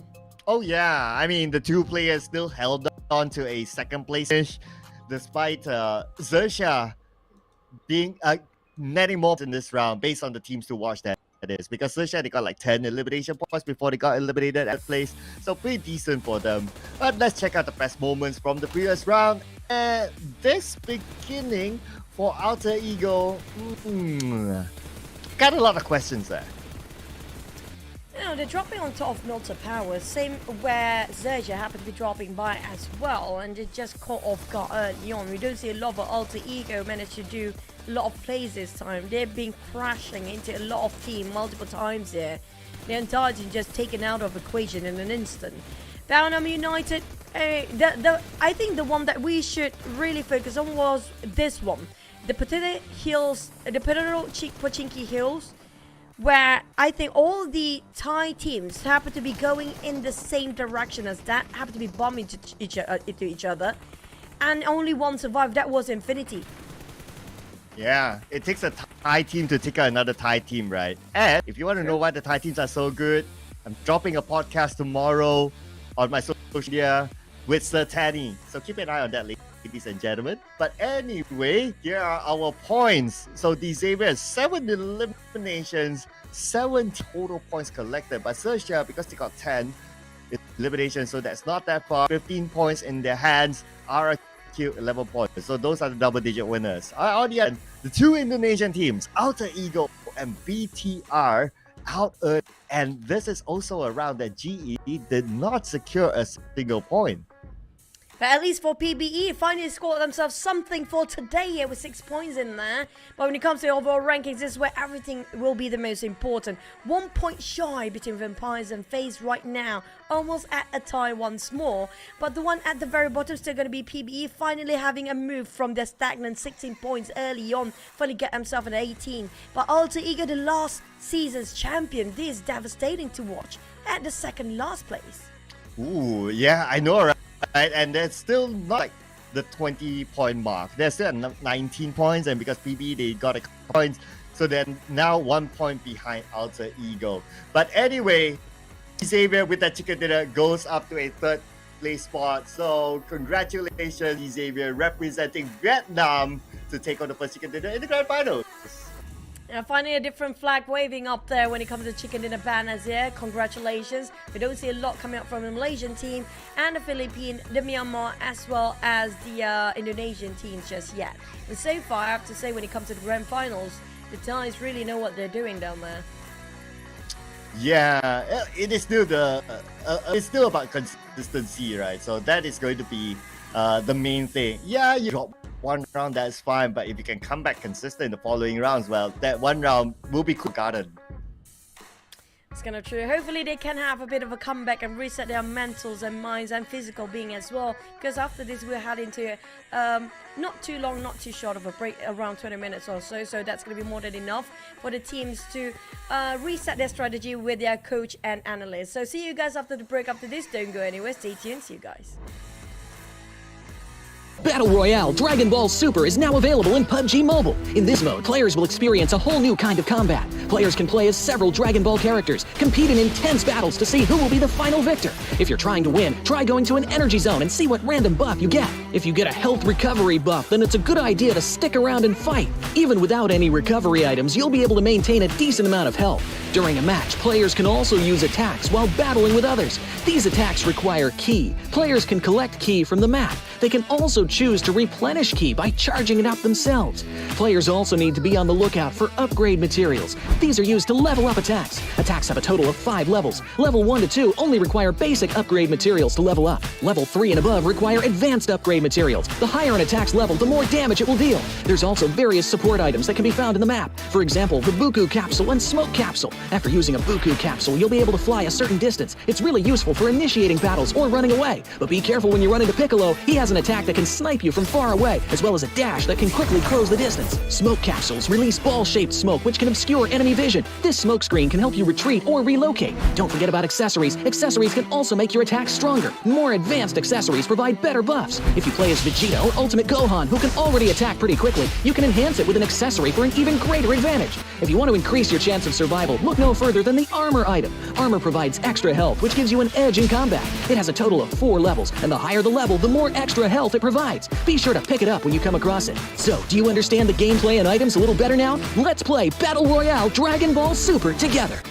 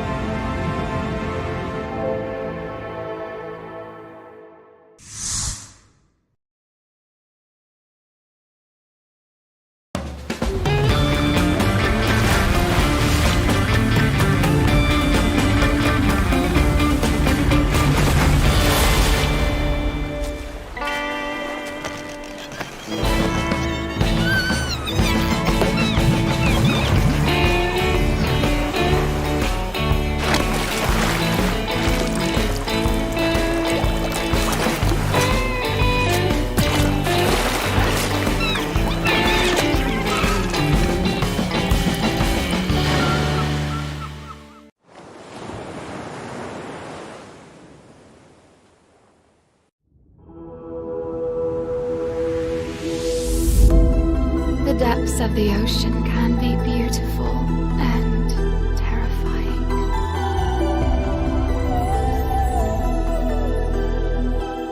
We all have a dark side that's always a part of us, but we can control it.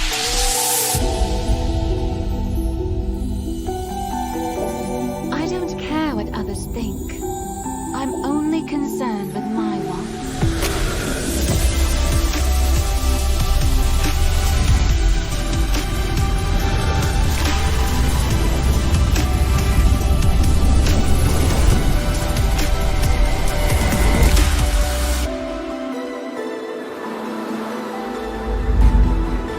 The weak are always eliminated.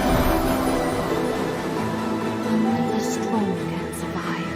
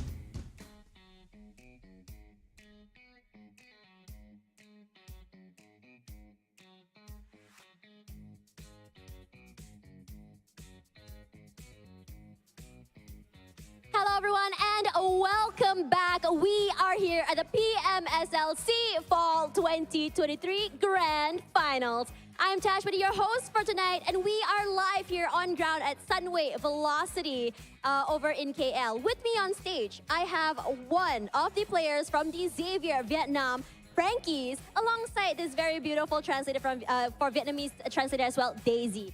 Now, just now, you guys managed to get your first chicken dinner for today. Congratulations, Frankies. And I have a few questions for you. Now that you're playing on ground with so many of these fans yelling for the Malaysian teams, was it hard for you to get that chicken dinner?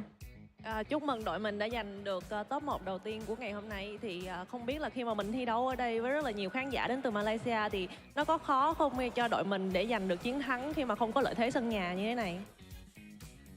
Đấy thì điều đó là bình thường thôi. Bọn em đã thi đấu rất nhiều. I think that is pretty normal because we have the experience like competing in a foreign country before. So I think it's still okay for us. Right, so that's confidence, right? I mean, may I know how many times have they played in a different country live? Mình đã thi đấu ở nước khác nhiều lần chưa? Cái là kiểu trực tiếp như thế này bao giờ chưa? Rất là nhiều rồi. Và em đã từng vô địch ở Malaysia một lần. Actually, we have participated in a lot of competitions overseas, and also we had one in Malaysia before. They have won in Malaysian before. What a statement to make. So now let's talk a little bit about your performance during the league. So DX was the running, I would say, first place holders for like the last 2 weeks until the last day where they were overtaken by PERSIJA EVOS. Now that we're here, a reset is happening. How confident are you feeling about winning the grand finals? Kiểu là đội mình là một trong những ứng cử viên sáng giá cho chức vô địch thì mình đã liên tục đứng top đầu trong suốt 2 tuần cho đến ngày cuối cùng thì mình đã bị một đội khác dẫn đầu. Nhưng mà bây giờ thì ở cái vòng đấu này thì em cảm thấy là bao nhiêu % tự tin là đội mình sẽ giành chiến thắng. Đội em chỉ cần bỏ ra 5% thôi sẽ vô địch trong này rồi. I think with only 5% of our confidence, we would definitely win this tournament. Wow, that's super confident. Not only are they already challenging the Malaysian teams, but also showing that they're going to be able to take it away. Now, let's talk a little bit about your experience here. I mean, you've gone here in the finals before, here in Malaysia. Now, did you notice that in the grand finals, these teams, you've played against them for the last 3 weeks, have any of them changed the way they played? Or maybe perhaps have you changed the way you played? Là mình đã thi đấu ở đây rồi và thi đấu cũng đã 3 tuần rồi thì em nghĩ là cho tới cái vòng chung kết cuối cùng này thì có đội nào người ta thay đổi cái lối chơi của họ hay là đội mình có thay đổi lối chơi của mình không để mà kiểu phù hợp với những cái đội khác? Đội em chỉ em thấy đội em chỉ là bắn từ từ và thăm dò đối thủ trong xung quanh thôi và tìm ra lợi thế để lấy top 1. I think our play style hasn't changed a lot. Like we're still keep that calm playing style, and also we try to look at other team, look at what they are doing, and seek the advantages to win the chicken dinner. Right, it took them a little bit, but they did manage to get that chicken dinner. And now, final question for you. Is there anything you want to say to your Vietnamese fans back home or the ones watching this mall as well? Em có lời gì muốn gửi đến các bạn fan ở Việt Nam không?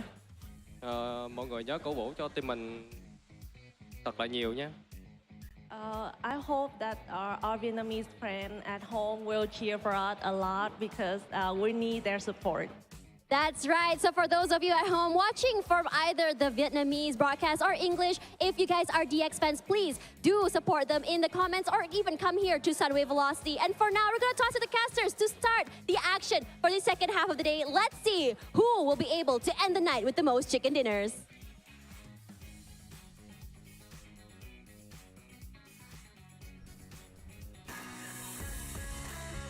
Honestly, I almost forgot that Frankie's still in the lineup.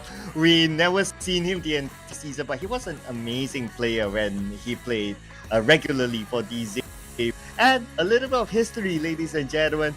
Last year, when DZ was champion, they were number 1 from first game to the last. That was an amazing run for DZ at that time.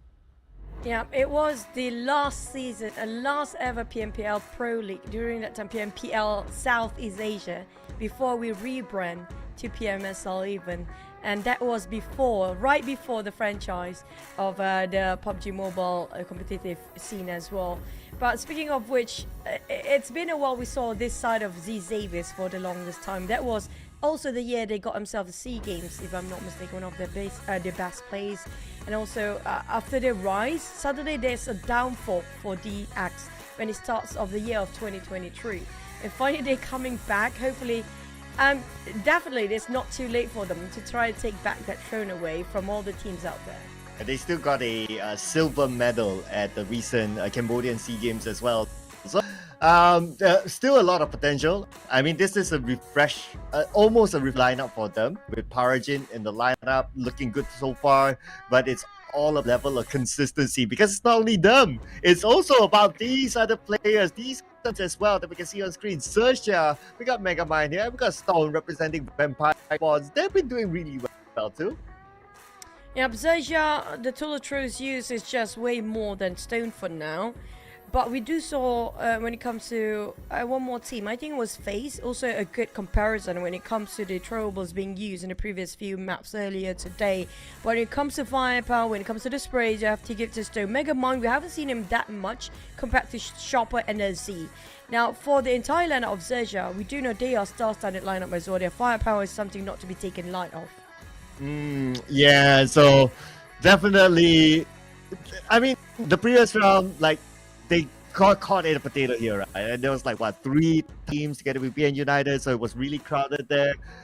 Naturally, someone would be eliminated from there, but it's that one round, right? It's all about all the rounds overall, how they would perform.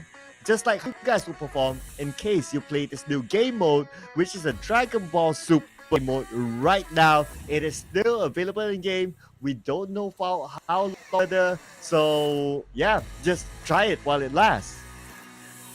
True. And we waited for over a year for this, so it should stay over a year as well. Hopefully that's the case here. If you guys don't know, each character have their own different characteristic skills as well. But not just that, we talk about so much throughout the entire league of the PMSL, where you can get exclusive cosmetic out of these seasons as well. And it's going to be a very limited amount of time for you to get your hands on this, and it's only 1 UC. We're cutting the cost so much for you guys because it is the grand final.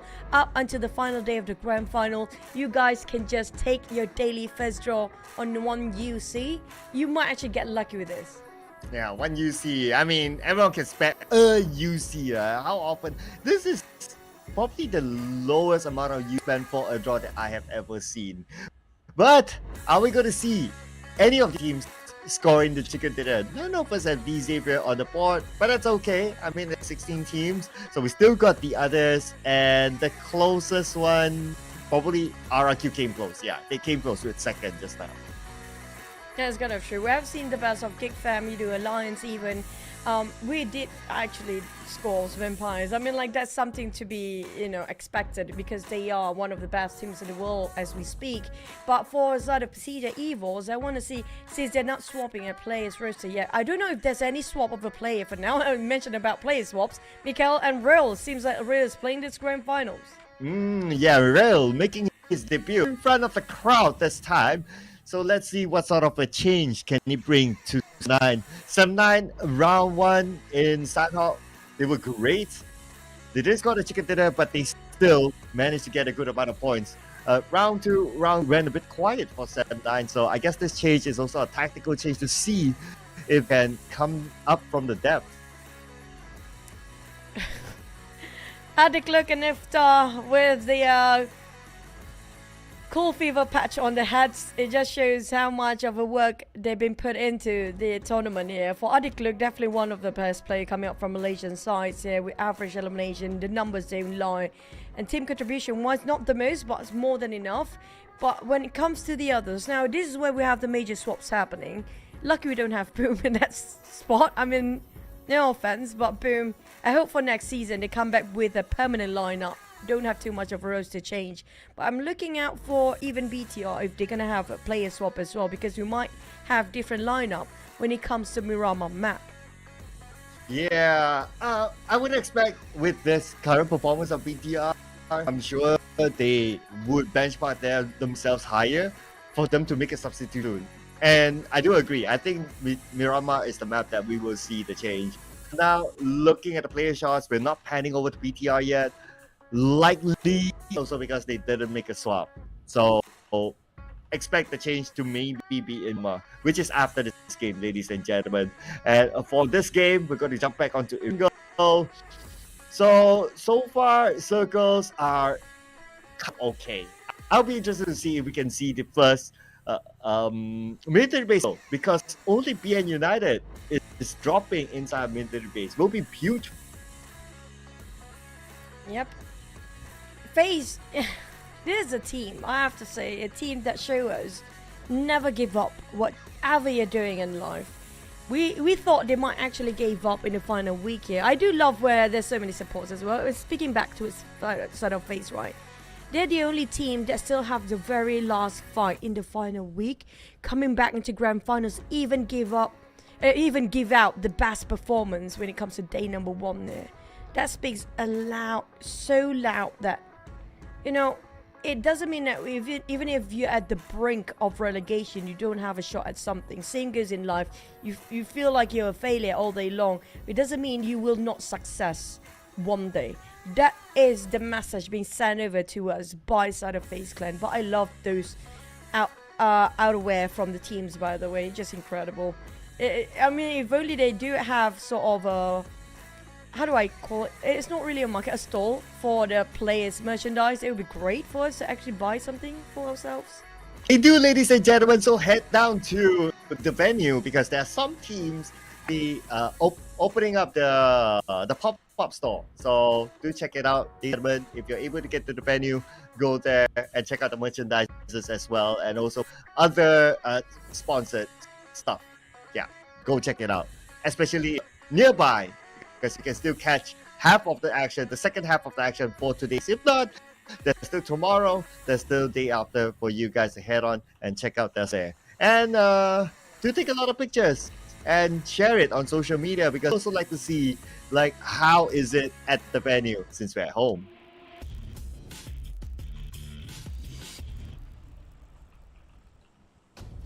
We're back into Erangel. We do have a flight path this time way on the western side, and it's going to be a straight line flight as well. This is beautiful. North and south divided equally, so everybody can drop wherever they fancy. Not just that, they won't have problems to clash into another team because it's within reach up to Stauber, even in SMB. But it's always about the circle. If you have a very good flight path as this, you should be worried about the circle that will pop later. Yeah, despite Kameshki, well, you can sort of reach Kameshki, maybe just drop a little bit below it and get a vegan go up. But PB still decides to drop early and fast on the left side. So this is going to be the time around for Erangel. They drop there. They only drop on Kameshki for the Erangel because of the flight path. So naturally, it's because of a tactical change. Infinity no longer military base. If you just join us, they have not dropped into military base, and that's with the reason that they don't want to deal with the bridge choke point. So they are back around the area huddle where they seem to be more comfortable with in terms of rotating. They don't need to worry about the bridge camp. But for BN United, they should still drop back onto Novo. They seem pretty confident there, pretty okay. They even want to fight against BTR, who hold onto the bridge as BN United where they cross. Yeah, but speaking of which, XERXIA alter ego early just now, but this time there's no excuse for alter ego not to drop himself on top of Milta Power. We still wait for the circle, even gorgeous one. This is a great end for our day 1 in Erangel here for the grand finals. Just beautiful. And when we talk about this sort of a circle, we can assume when it comes to stage number 4, there will be some trade happening, because everybody will have to move into stage 4 if it's just circling around Rosok, or might even Pochinki. Never trust this kind of circle, especially after the PMWI. I mean, it potentially could still go up north to Severny, and that's going to be interesting. Since we got a good flight path, naturally all the teams will drop. Many of the teams will drop on the main peninsula, so rotating up at about potentially the same thing. That's where we might see the bridge choke points if the circle does go up. That is. And speaking of choke points now, that's something that we will definitely want to see. But now, I don't know if that's purposely or intentionally just leave their partners down there swimming and drowning while the others are cruising on top of the boat. But RRQ always been in school. They love the school. They love to study. They love the academic side. So it's just that to take. There's a high chance it might ended up on top of school as well, because RRQ, it should be. We've seen it before when other teams, during the league stage, where other teams try to take school away from RRQ's hand, but they defended it well. So well that nobody can penetrate the fortress. They're standing on top of school right now. So the others, on the other hand, like Vampires, PBE dropping on the left side of the map this time. I want to see where they will actually go later on, since Infinity right on top of them, and FaZe Clan is around Jokopol as usual.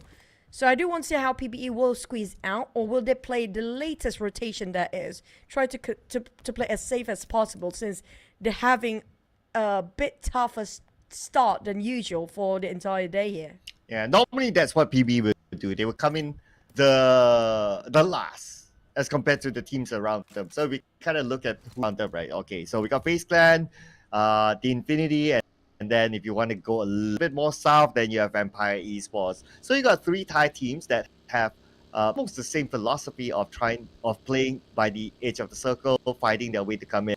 So with that sort of understanding, they would move a little bit faster.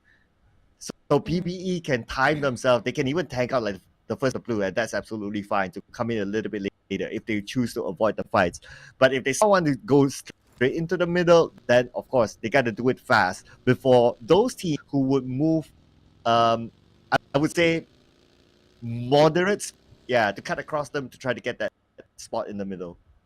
And there's one of those teams that we're talking about that love to play in the center. Yeah, PERSIJA, EVOS. Most of the Indonesian teams prefer to play in the center of the circle. We always have a sort of a banter between the inner circle, outer circle, right? When it comes to PBE, I think they can just stick to their guts where they're going to play the outer circle. It feels like they play best around there somewhere. So they're just coming into stage 5 when there's only like around number of teams left, around 9 or 10 teams down there. That's the best time for them to pick out, and that's pretty much what they do best for now. And XERXIA, they have been playing how PBE was way back then in week 1. But we haven't seen that side of XERXIA ever since the start of week number 2. Belgium United, we haven't seen their week 1 performance as well, where they go aggressive. So aggressive that nobody can shut them down. Feels like they toned down and being tamed down when it comes to across the entirety of the league for Belgium United. I don't know what happened to them. Definitely a bit of a change of strategy just in case if somebody else can start to read out their navigation, their rotation. They need to switch things up and have a variety of tactical strategy for all the teams out there. But on side of PERSIJA, EVOS, even BTR, they don't change as much, but still maintain themselves up there. Well, to explain the BN United change of strategy, right? So week 1 was still the week that many teams play in the middle. Like everyone still played at the side because they want to get elimination points, just like the previous circle pattern, the previous PMSL or the latest PMPL circle pattern. But let's hang that thought for a second. Okay, so PBE unfortunately caught up by MORPH GPX, so the rest of the round with 3 players. But just to complete what I was trying to explain, when starting week 2, when teams started to play like in the middle a lot, that CPN United start to not being able to adapt. Now we can all say that, but Vampires was still play by the side, and a few other teams do, then they still do okay. Well, you can still play however that you're comfortable with, but you still need to tweak a little bit here and there, micro details. And unfortunately for BN United, for week 2 or 3, they kind of failed to do that. So that's why they got caught off by a lot of who even gatekeep them by the edge of the circle. Now back to as a story of PBE. Just now we saw one of the players being taken down in the hands of MORPH right across our screen just now. That's what concerning for PBE, because they change their drop spot, right? They always drop themselves a bit isolated than all the others, and they happen to be irritating. I feel like they want to switch their gears up to play a bit early to get into the circle, but the problem is they dropping themselves all the crazy hungry power drive teams around them, including MORPH, Vampires beneath them, Infinity and FaZe. right on their northern side. They cannot get in too early. And that's what happened. They want to switch things up for PBE, but a bit too much at risk. We're talking about the grand finals. Couldn't afford to make any sort of room of error at all, because everything will come at a cost, especially when it comes to grand finals. The trophies up there, the PMGC slot is up there at stake. Side of Yoodo Alliance spotted a BTR taking Pochinki Hills, but they're not willing to commit to it just yet. Quite segregated amongst themselves for Yoodo Alliance. Now, Sam9 and Yoodo Alliance, honestly, between these two teams, who do you think which is more aggressive than the other? Well, aggression-wise, Sam9. But I would give consistency-wise to Yoodo Alliance. A lot more experience. They play the tactical that they're confident consistently. So I would say that, yeah, I would give it to Yoodo Alliance. But to answer your question, aggressiveness, Sam9, I would say, has more firepower. I agree. Yoodo Alliance sometimes a bit more tactical, but they kind of balance out both in that sense for Yoodo Alliance. Firepower-wise, Sam9, we haven't seen them being all out their beast mode just yet. And do put in your mind, the record holder is still going to be Vampire side, with a team with the most eliminations out there. 20 eliminations by this team in week 1. Week 1 was crazy. Insane even. It was like literally a shocker to us about how aggressive teams can get. But after they've done 3 weeks long of their league, everybody kind of familiar against each other, playing a bit more cautious, a bit more safe. Especially Baunam United, everybody can read the tricks behind their sleeves, and they like to choke everybody out when it comes to the bridge. We do have one knockdown early on. It's going to be FaZe Clan. A bit of a long-range fight against MORPH Boo Boo Hoo. I don't think he can finish off in Taurus, but I'm not sure if the rest of FaZe Clan will let him high and dry, just go and save him right now. We don't see the rest of FaZe Clan yet. Okay, now we do. They're not going to let their IGL go, and I think they still have to do that. Yeah, Mela just needs to pop a smoke, block the vision of Boo Boo Hoo. You had Rock to cover, and he should be able to go for it.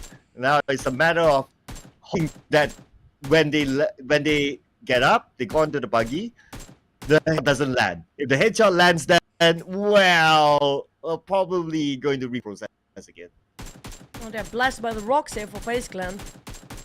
Such pressure on the side of Boo Boo Hoo with the AKM. The recoil and the barrel control is insane from that distance with 4 times scope even. But on side of MORPH, they're just gonna scout out their perimeters, making sure they will not be breached by the other teams. Baunam United start to move towards the side of a northern side. Here comes the next circle. We don't have a lot of actions with this sort of circle, but it's gentle enough for the players to start to warm up towards Miramar next. But the circle happened to be shrinking. We might actually ended up on top, even Pochinki at this state. There's still some space though, of a decent amount of space, especially on the shooting range side, so I'm worried as well. But anyway, we can see a lot of the teams choose the main peninsula. I don't think anyone is at the northern side anymore, so yeah, the circle does favor all these teams. If not, can you imagine circle does somehow scam and go up? Everyone, and I mean everyone, will need to go up probably at about the same time. And that's kind of true. I think the fastest to get into the circle, if it happen to be on the southern side of shooting range, is going to be PERSIJA EVOS. They're the nearest to their side. Definitely will gatekeep all the other teams up there. FaZe Clan divided into 2 formation here, 2-2 formation, where Unsons and, if I'm not mistaken, Mela would take on the northern side for now. But these Avives, they're split here. I'm not sure if they can secure the compound for themselves, since they're only having 2 players down here, Uchua, alongside with his partner, to face the wrath of BTR, try to demolish them out. But we do have another contender coming out on the other end. I think that's around, possibly, who is the other green? I think it's going to be Alter Ego, possibly on the other end, maybe, or even GEEK Fam. There you go. You got your answer, but looks like they're not going to interfere with school now. Maybe they find it like, okay, it's not going to be worth it yet because we're still at stage. Even if you spend so much effort to fight, you potentially lose someone. what if it goes away? So it's like, okay, after calculating whether it's worthwhile or not, probably how GEEK just decides to like, okay, it's not going to be worthwhile yet. Unless it's like stage 4 or 5, when the circle is like really small, then yeah, potentially they might go for it. This case looks like nah. Well, it's all about the circle. It's all about the circle. If it shifted north, I don't know what else to say, man. It's going to be hectic, rack havoc, loose of the hell everywhere. It's going to be a massacre right in the center as well on top of Roshok if that happens. Our BTR greeted by the shots coming from D Xaviers across the street of nearby school. You don't see any RRQ players around here yet. And they are still on top of school for now. Boychi will be knocked down. We can see a bit of a glimpse on RRQ the other side. But these Xaviers, are they willing to go in for the push? Just let it go. I feel like they want to part ways. That's going to be just warning shots for Boychill to be knocked down. DX not willing to take up the risk just yet. But we do have Vampires taking those elevations too. So it's down to stage 3 and 4 later on to see anything, any team to finally be out later. Yep, it's coming to about time. We are still at stage 2. But this is where I'll be interested to see like if the circle really scales. If it goes to Main Peninsula, then okay, cool. But like what we learned from like the previous stage, I believe it was the previous Erangel, we had so many players at stage 3/4 that fights just happen everywhere. So it's going to be haywire. I would expect to see the same looking at the current situation. At 63, we only lost 1 player from PBE. So expect that maybe 3 or maybe even 4 that we'll see everything loose. I have a feeling when it comes stage 4, we only have around 9 to 8 teams down there, maybe even lesser than that. Everybody holding their posts, not willing to, you know, get out since they're not necessarily needed to get out in the first place because of the circle. Now for Vampires, more and more teams coming in around them. PBE will be one of it. There's another team on the northern side as well. Talk about Vampires, they coming up from the southern part of the circle just now. I don't know how many teams on top of Roshok. I do feel like it's going to be more than one. It's definitely more than one. GE one of them. PERSIJA EVOS definitely up there. But how about the others? FaZe Clan especially. Where are they? Because they just cutting across ruins last time we saw them. Now we do have Roshok this time. Alter Ego there. PERSIJA EVOS is here. GE, I think, is just next to them as well. The moment they open fires, it just literally can be heard by 7-9, who's just happen to be navigating themselves, right where we're looking at right now. Well, it looks like you got your answer. And Waterhouse is their pit stop. I remember the last time on the last day of number 3, they played in here and they had the D Xavier coming into their compound. And D Xavier eliminated them. So this is their comfort spot, yes. So we do know that, but D Xavier definitely not going to be in because of how the circle is. And looking at the circle, looks like we're not going to go to shooting range at all. We're going to go to Pachinki instead, the house of D Xavier. But my bigger interest is actually the hill on the left side of Pachinki, where GEEK is there. I think that is one of the good places to be at this point. Not needing to force yourself into Pachinki, but there is good. And it's going to be a right side of Pachinki that one, but back to the side of GE. Shot out FaZe Clan, take it by surprise. 2 knocks, 1 being finished off. Onzans go back to the Motown area. And he's being knocked as well by the side of GE. GE going in for the push. They got the green light, knowing the fact there's already 1 finished off, another one knocked, another one down. It's definitely down to only 1 player on the side of FaZe Clan there is to finish things off here. And GE, when it comes to this season, I'm loving this. They're definitely one of the most improved team out there. Yeah, no doubt. I mean, this is a revolutionary team for GE. First, the only team representing Myanmar now in the grand finals, and it is an amazing feat for them. And not only that, look at this. They took away the Waterhouse from FaZe Clan, even hunting down Momo, not letting go of that 1 point, and they're definitely going to get it. Momo now is in a critical situation. And it's going to be easy cleanup for GE and FaZe Clan. 0 points for the first time today. Every point is a dime for them. And FaZe Clan definitely give away the position on second spot to DX and PERSIJA EVOS now. And that's going to be a gap between Vampires and DX. Now, Vampires, they can stretch the gap even further since FaZe Clan's not chasing the points anymore. As Sam9 going and moving to the side of Baonam United, Porsche, they're walking in a trap here for Sam9. But Sowa's being spotted out. They cannot set the trap in time. Porsche, on the other hand, coming up from the flank side, shoot down on one. Reels on the ground, bleeding out. It's going to be 1-to-1 trade between Baonam United and Sam9 for now. But Baonam, how did we respond to this? But they take it by surprise. Here comes a DBS fight between the two. And Tom secures another. It's finished off. Sam9 trying in this win, but Max trying to leave. Here comes Tom. He's not chasing out. But there's going to be a bit separation between Baonam United players. Ooh, BN United. Looks like they've been hunted down by Sam9. Okay.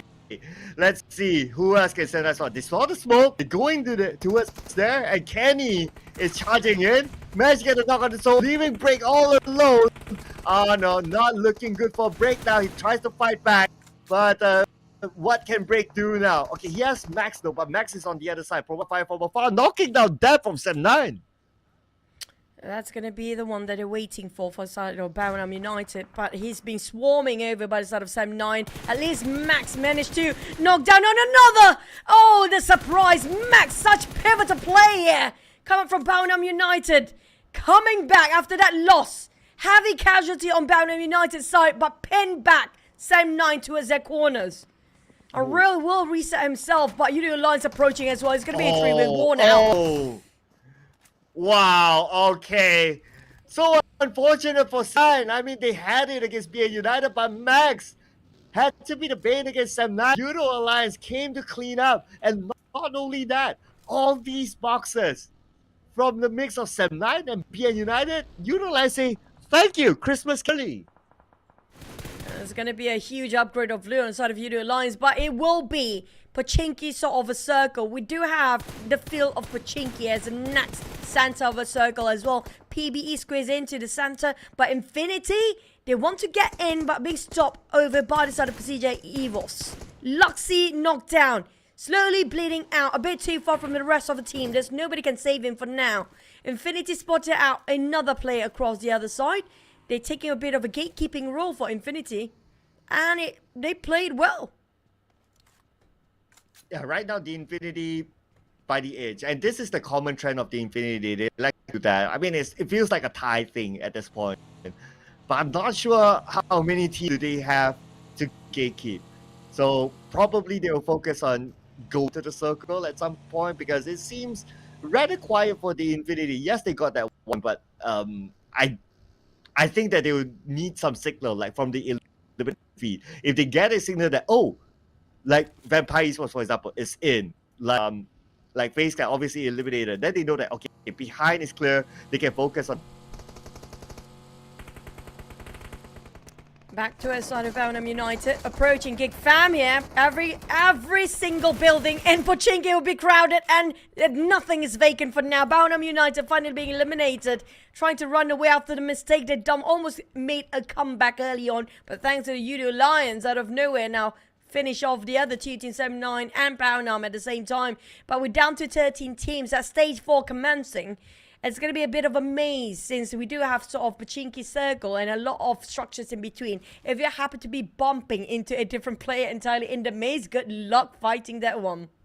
Oh yeah, it'll be hard, especially if you're forced to go up because of the circle. But the one position that we like with this circle is PBE. They're at the church on the high ground. It's unfortunate they don't have a full squad, so they need to be able to defend, especially if these teams inside of Pochinki were to move to that direction. Well, PBE is going to party to handle. Look at the party. Speaking of that, we do have around 8 teams right on top of this mini-map we can see on the right-hand corner, the right upper corner right now. Oh boy, it's a bit too crowded. It's a bit too much for a very small space, but DX will spot out Hexas, who's running right in the open area to get into the buildings. And RRQ, they thought they tried to surround DX, but DX had it going at first. GE coming up from the northern side. Pachinki is just overly crowded right now as DX finish off RRQ slowly but surely, taking them limb out by limb. Yoodo Alliance taking up PERSIJA EVOS, and the circle moves away into no man's land. It's going to be a morph land down there. As the chat likes to call it, this is the L circle, ladies and gentlemen. Everyone inside of Pachinki need to come out. Oh my goodness, even PBE needs to move, even though they got a nice spot. But speaking about nice spot, PERSIJA EVOS has a nice spot against Yoodo Alliance. But on the northern side now, we got D Xavier soaking in the blue. Ogini is the only one alive, and he has RRQ to deal with on the high ground. And no mercy. DX, you rip what you sow and you taste back your own bitter medicine. RRQ being shot down early on by DX. Lamborghini slowly being shut off. And RRQ surrounding him all around. DX, unfortunately, will give away their third position to PERSIJA EVOS if they can cut across those points. But next we do have Vampires versus PBE, who got himself a warehouse. The moment they step out of that warehouse, it's going to be an open area. But GE out of nowhere from the back line, shutting down Stone. Vampires being sandwiched two ways. Oh, here we go. GE, they need to get across though. So they need to get an advantage. Our three players facing onto Vampire Esports, raining the nades down. Finishing Stone. Vampire Esports, where are they going to go? Tony Kid knocked down on my side. One more to go. Please Trump says they're still alive. GE, now they're coming in, but they got PBE to deal with left as well. When will GE move? GE, yes, they will move now. They're getting closer and closer. Vampire Esports shooting from behind the smile. Will be the one to finish off the last member of Vampire Esports. Two tie teams without a point this time. My god, they shut down the Titans and they already secured themselves 8 eliminations for the side of GE. Speaking of the most growth across PMSL, this is the team that are rising up as the underdog down there. GE shutting down slowly the teams in the center, including BTR. And next one, we do have Yoodo Alliance out of the equation. They want to go for the points more. They want the double digit for GE. They are definitely craving for Alter Ego next, possibly. Oh, okay, now we move out onto Pachinki. This fight that we talked about. BTR now against GEEK Fam. Both of them don't really have to circle. They need to fight their way. GEEK Fam, oh, just snipes just next to the blue. This is insane. But Q went out as well. Number 10, 3 elimination points. And we have XERXIA defending down by the edge of the circle against PERSIJA EVOS. It took 4 players of XERXIA to shut down on RedFaZe. And RedFaZe still alive within those smokes. The moment the smoke dissipates, it's going to be a clear view for Lynx versus Chopper. But BTR, they don't have time to just extend their stays anymore. They need to leave. Alter Ego, Alpha being spotted out. The entirety of Alter Ego is out. Well, BTR are barely alive. Are they still alive? They're not there anymore. Yeah, they aren't. Okay, number 8, it just went hard and fast because of how the circle is. The L zone. My goodness. But we still have XERXIA full squad, okay. By the edge of the circle, they defend against PERSIJA EVOS, and they did! And with that, another point in the back for XERXIA. 2 in the back for now for XERXIA. Can they secure and just translate the knockdown to an elimination points? Knock 2, what a crisp spray from Erzi. It was gorgeous. And now trying to keep the pressure on side of GEEK Fam. They are clustered in one corner. Another one bites the dust, which is going to be MORPH versus PBE next. Having a bit of a rush on that side. But on the side of MORPH, happened to be a bit of a blunder. They naded their own teammate by an accident, of course. But Rocky tried to flush out the remainers of PBE, who was trying to revive their teammate in there. Playing alongside, trying to clear the corners out. Rocky couldn't find an entry in because GE happened to be in the same compound as well. Oh, we got Cool. Last thing of help though. They don't know he has the DBS. This could be a big moment for Cool. Oh, but they kind of know because of Molly's toss at the side. GE in the compound. GE has 2 teams technically to deal with, but Diddy behind. And look at the circle. The circle did such an L circle this round. It went out in the open. This is insane. The circle is just bizarre. It was nice before, not so nice now. Infinity fighting against XERXIA. GE taking advantage of it, meddling into this business. While Lobby pushing in, but RNJ spotted him out with a UMP spray, but he's running dry with his bullets as well. RNJ, he needs to secure this elimination before another team try to pin him down. But he needs to pick up Infinity Lobby. And RNJ, I see a Megabyte screaming, but here comes the splat. Here comes RNG fighting the entirety of Infinity by himself. He's still clutching out. He's down to only 2% of HP left, but Pierre shuts down on XERXIA. RNG almost, but we're now back onto the compound where PBE has been eliminated. We have MORPH PX together with GE. GE has a full squad still, and now we got Smile smiling with the DBS, getting the knockdown. MORPH GPX has Yoodo Alliance. Smile surprises him with the DBS, and Smile with his last take out still survives. He will reset himself. The last player of the side of MORPH is running over this corner, but he's quite in the open now.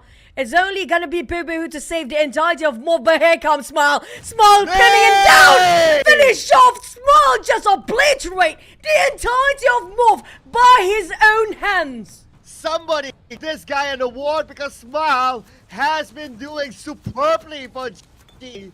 Even in the last day of the league, he clutched against GEEK fam, and now he's back. But the final challenge is going to be up against the Infinity now for the winner. 2v3. They do have the compound, but they need to jump out. Barely got any barricades for the side of GE. Master Smile, can he push more? 16s in the back for GE. This is the World Cup GE we're talking about. They're coming in so strong and just bulldoze their way into the last circle here. Infinity spreading out into 2-1 formation. Lobby acts to care about the off angle. Wapir and Logan will distract to be in the front line, but Sai, he got this Dacia to move into where Infinity is if he wants to go for the rush, but they don't have enough manpower. GE now needs to wrap things up, but the Infinity has the manpower. Yeah, the eliminations by the way, and they're not stopping yet. Okay, Zai, nade onto him, 50% of health. Another nade evaded. GE still holding on to it. At least they open up an angle, but the Infinity, with their numbers, they can open up even more. But we're talking about stage 9 coming really soon. So we will enter this round, ladies and gentlemen. This might be huge for GE. Blue Zone closing on the side of Smile first. They don't have room to play. Smile is on the ground. Slim side. Infinity. It's going to be done. Infinity secured that chicken. But what a game by GE. Master Smile. Insane amount of elimination. More than that. Even almost double of chicken dinner. Yeah, I wouldn't be surprised if GE actually got more than the Infinity with the amount of eliminations that they got. They won fight after fight after fight. And Smile was just amazing. He clutched it out against MORPH GPX to secure that chicken dinner, to that win in that compound. That was insane. But unfortunately, they did numbers against the Infinity, and the Infinity won with the numbers against GE. But no, GE, I believe they got more points than the Infinity. Speaking of the rise of the underdogs, but you have to give it to Logan. It's going to be only one elimination, but Infinity, that was a close. That they definitely outnumber the side of GE. And not just that, the circle, that was no circle anymore when it comes to the last stage. The Blues don't happen to be closing on the side of GE first. They have to leave the compound. The moment they jump out, it's a clear view for Infinity to shoot him down. But will it be enough? I still think that Infinity will stand at number 1 with that 16 elimination last time we saw. I'm not sure how much was the ending, the numbers that they finally secured for the elimination, but that was insane. Okay, but here's a preview here with GE on top of the teams who watch. That means they would have gotten more eliminations. They're the one who got 16 last I saw, but we get a confirmation later on. Anyway, we got the Infinity, MORPH GPX as well, who finished 3rd up there. And then we got XERXIA. For now, 3 different Thai teams have scored the chicken dinner today. If XERXIA can do it, basically what? We got every Thai team getting a chicken dinner for their own. Yep, I feel like a lot of pressure on the side of XERXIA since they are the only Thai team to score any chicken for first day in the grand finals here. definitely a lot of expectation for XERXIA now since Infinity closed up the game with a big chicken dinner. But GE, that was a big one. I mean, the underdog has spoken here. Yes, we do see a lot of highlights of Infinity, but it was stolen away for the game by GE. Smile was incredible. He shut down MORPH, the entire team of MORPH by himself. Look at the highlights, so many, they just bulldozed their way into it. This is the GE that we love from the World Cup region. There's no fear, there's no overthinking, they just do it. Man, my oh my. I know they got the chicken dinner and they're celebrating, but I think man, this round they are just insane. I mean, if the MVP award and it can be given to anyone, definitely would have gotten it. So fun fact, yesterday Flame, the manager, asked me, who do you think is the best player in GE? Well, I gave a disclaimer, GE did well as a team, but Smile has been coming insane plays. And he is still pulling it off today. Man, Smile, the star man for GE now. I personally feel like it's always been West scary in the PMPL during that time for World Cup to get a high volume kills on that side. But GE 16 elimination, 22 points, with Infinity with 7 only for elimination points there. It also kind of a tie elimination with MORPH, but MORPH, due to the placement, they have to place 3rd this time. But this is definitely what GE needed. They need the push. They're not really in the comfortable zone in the top 6 or even on top 10. Last time we saw them, they're on 2nd page. Now, can they push up with these numbers to be in the top 5? Oh, we'll get to know it in a little bit more. But the surprise, I think, if you just join us, the two teams that got the first 2 chicken dinners today, Vampire Esports and FaZe Clan, no points at all. The only teams without any point. This is a big flip. But I don't know, is this one blip or is this going to continue on? Because it's good. It will be scary for these two if this goes on, because the points are close enough for the teams to catch up. Think about points.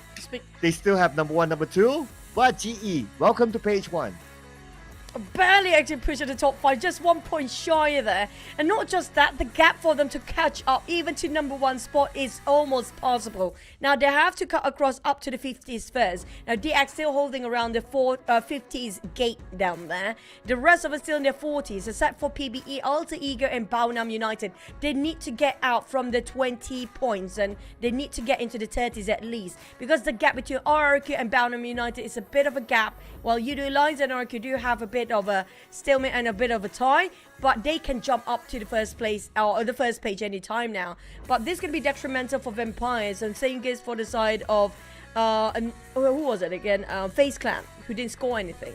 That definitely gave a lot of opportunity for other teams to catch up. Yeah, because without a single point, then the point gap, definitely they cannot extend it. But we can extend EE.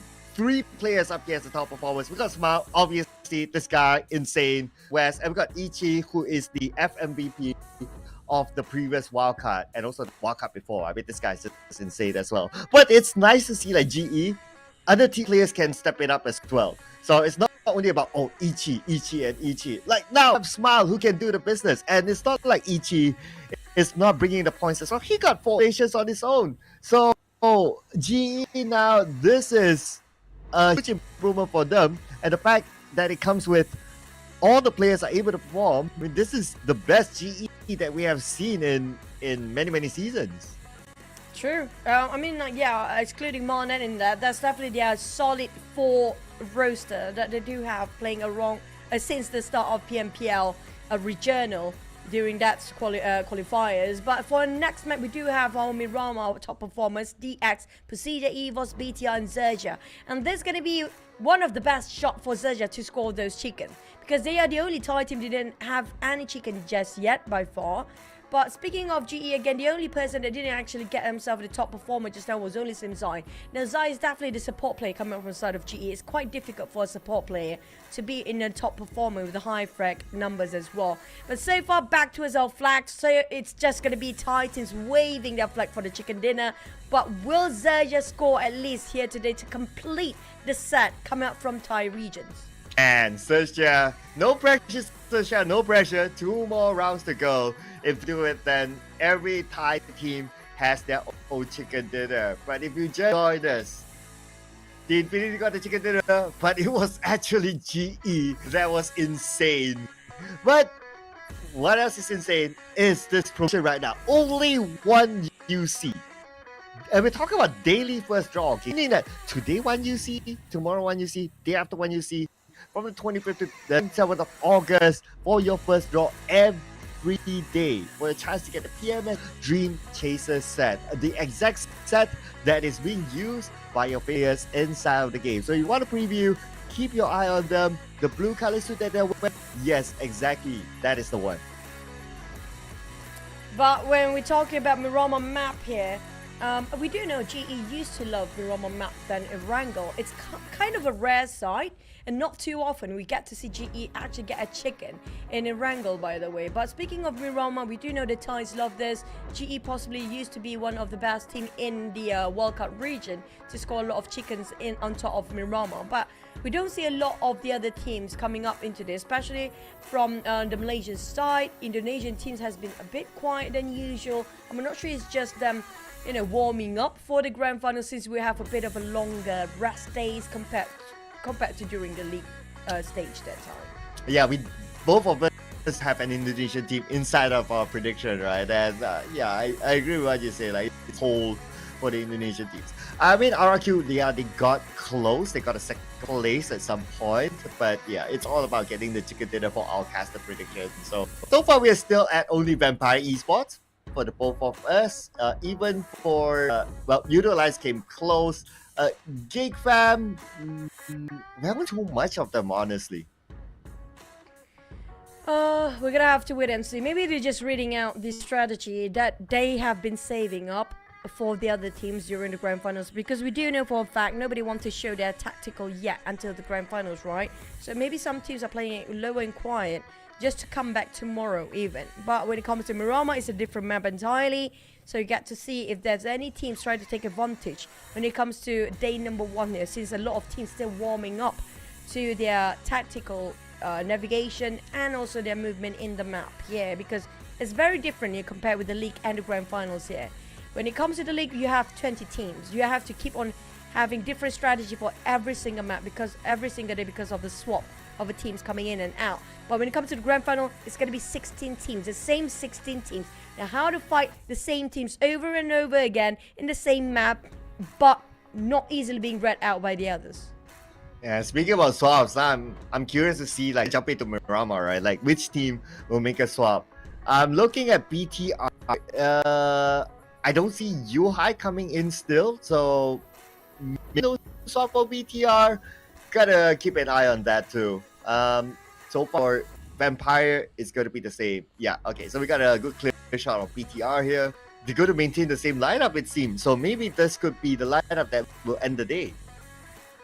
True. Don't fix something that's not broken. BTR not doing too shabby as well.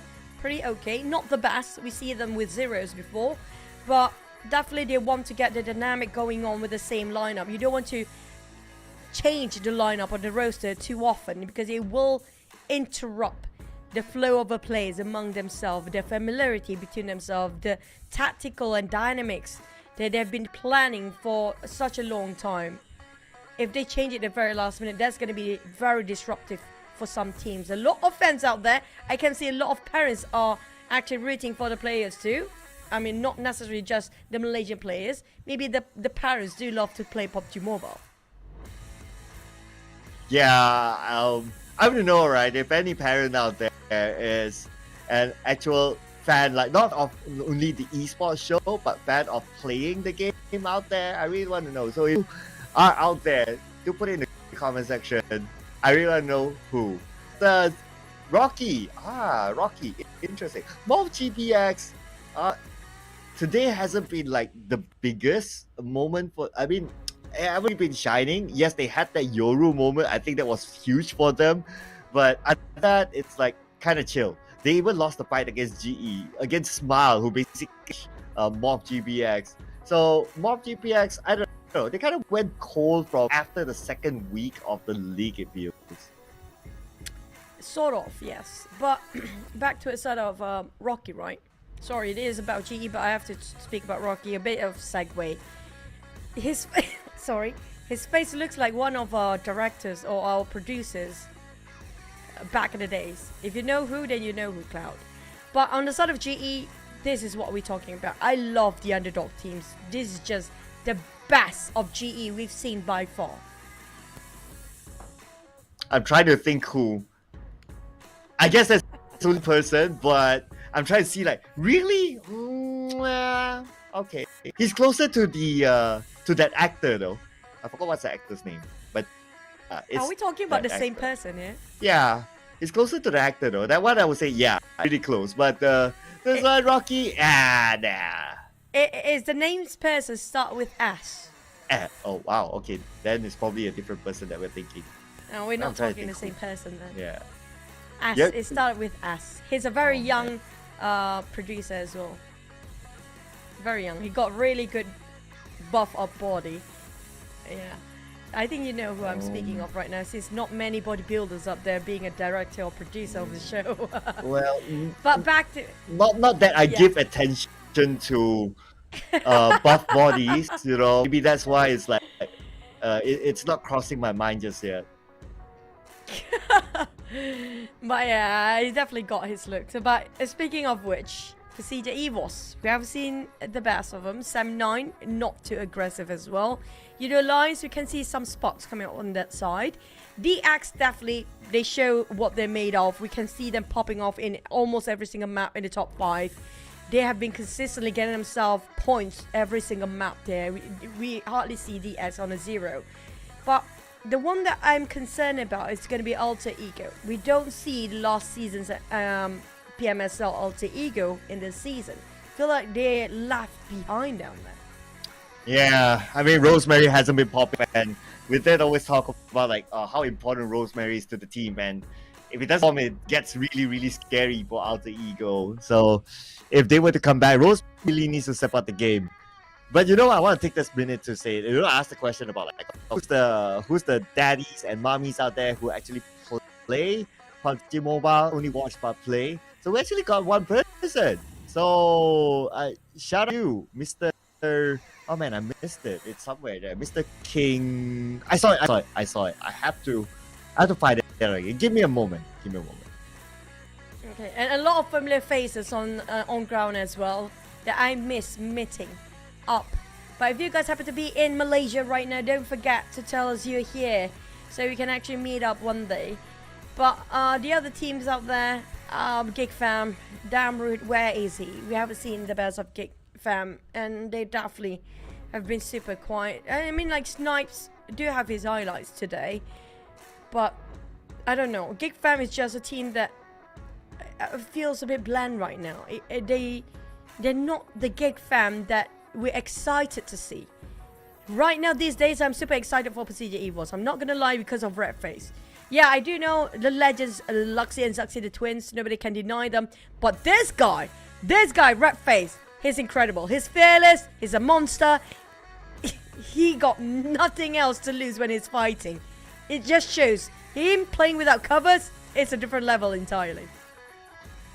He's always the one to like kind of, you can see like based on his position, he's always the one to like get in front, get it, whether it's to get the information or try to get advantage, try to get the first knock, and then they all move in as a team, something like that. So he has been contributing to the team, besides like the stats and besides like just putting in like the elimination points, but he also that work that people don't really talk about as well. So yeah, I mean, Race has been and he's also one of the OG players, even from the back day of Reborn, the one player from EVOS that is still remaining in him, and we can definitely see why. I mean, he contributes more than just the elimination point. Now, gears up, ready. I think we're heading into Miramar for our first Miramar of the day. Second last map of the Grand Finals, day 1. Let's head into it.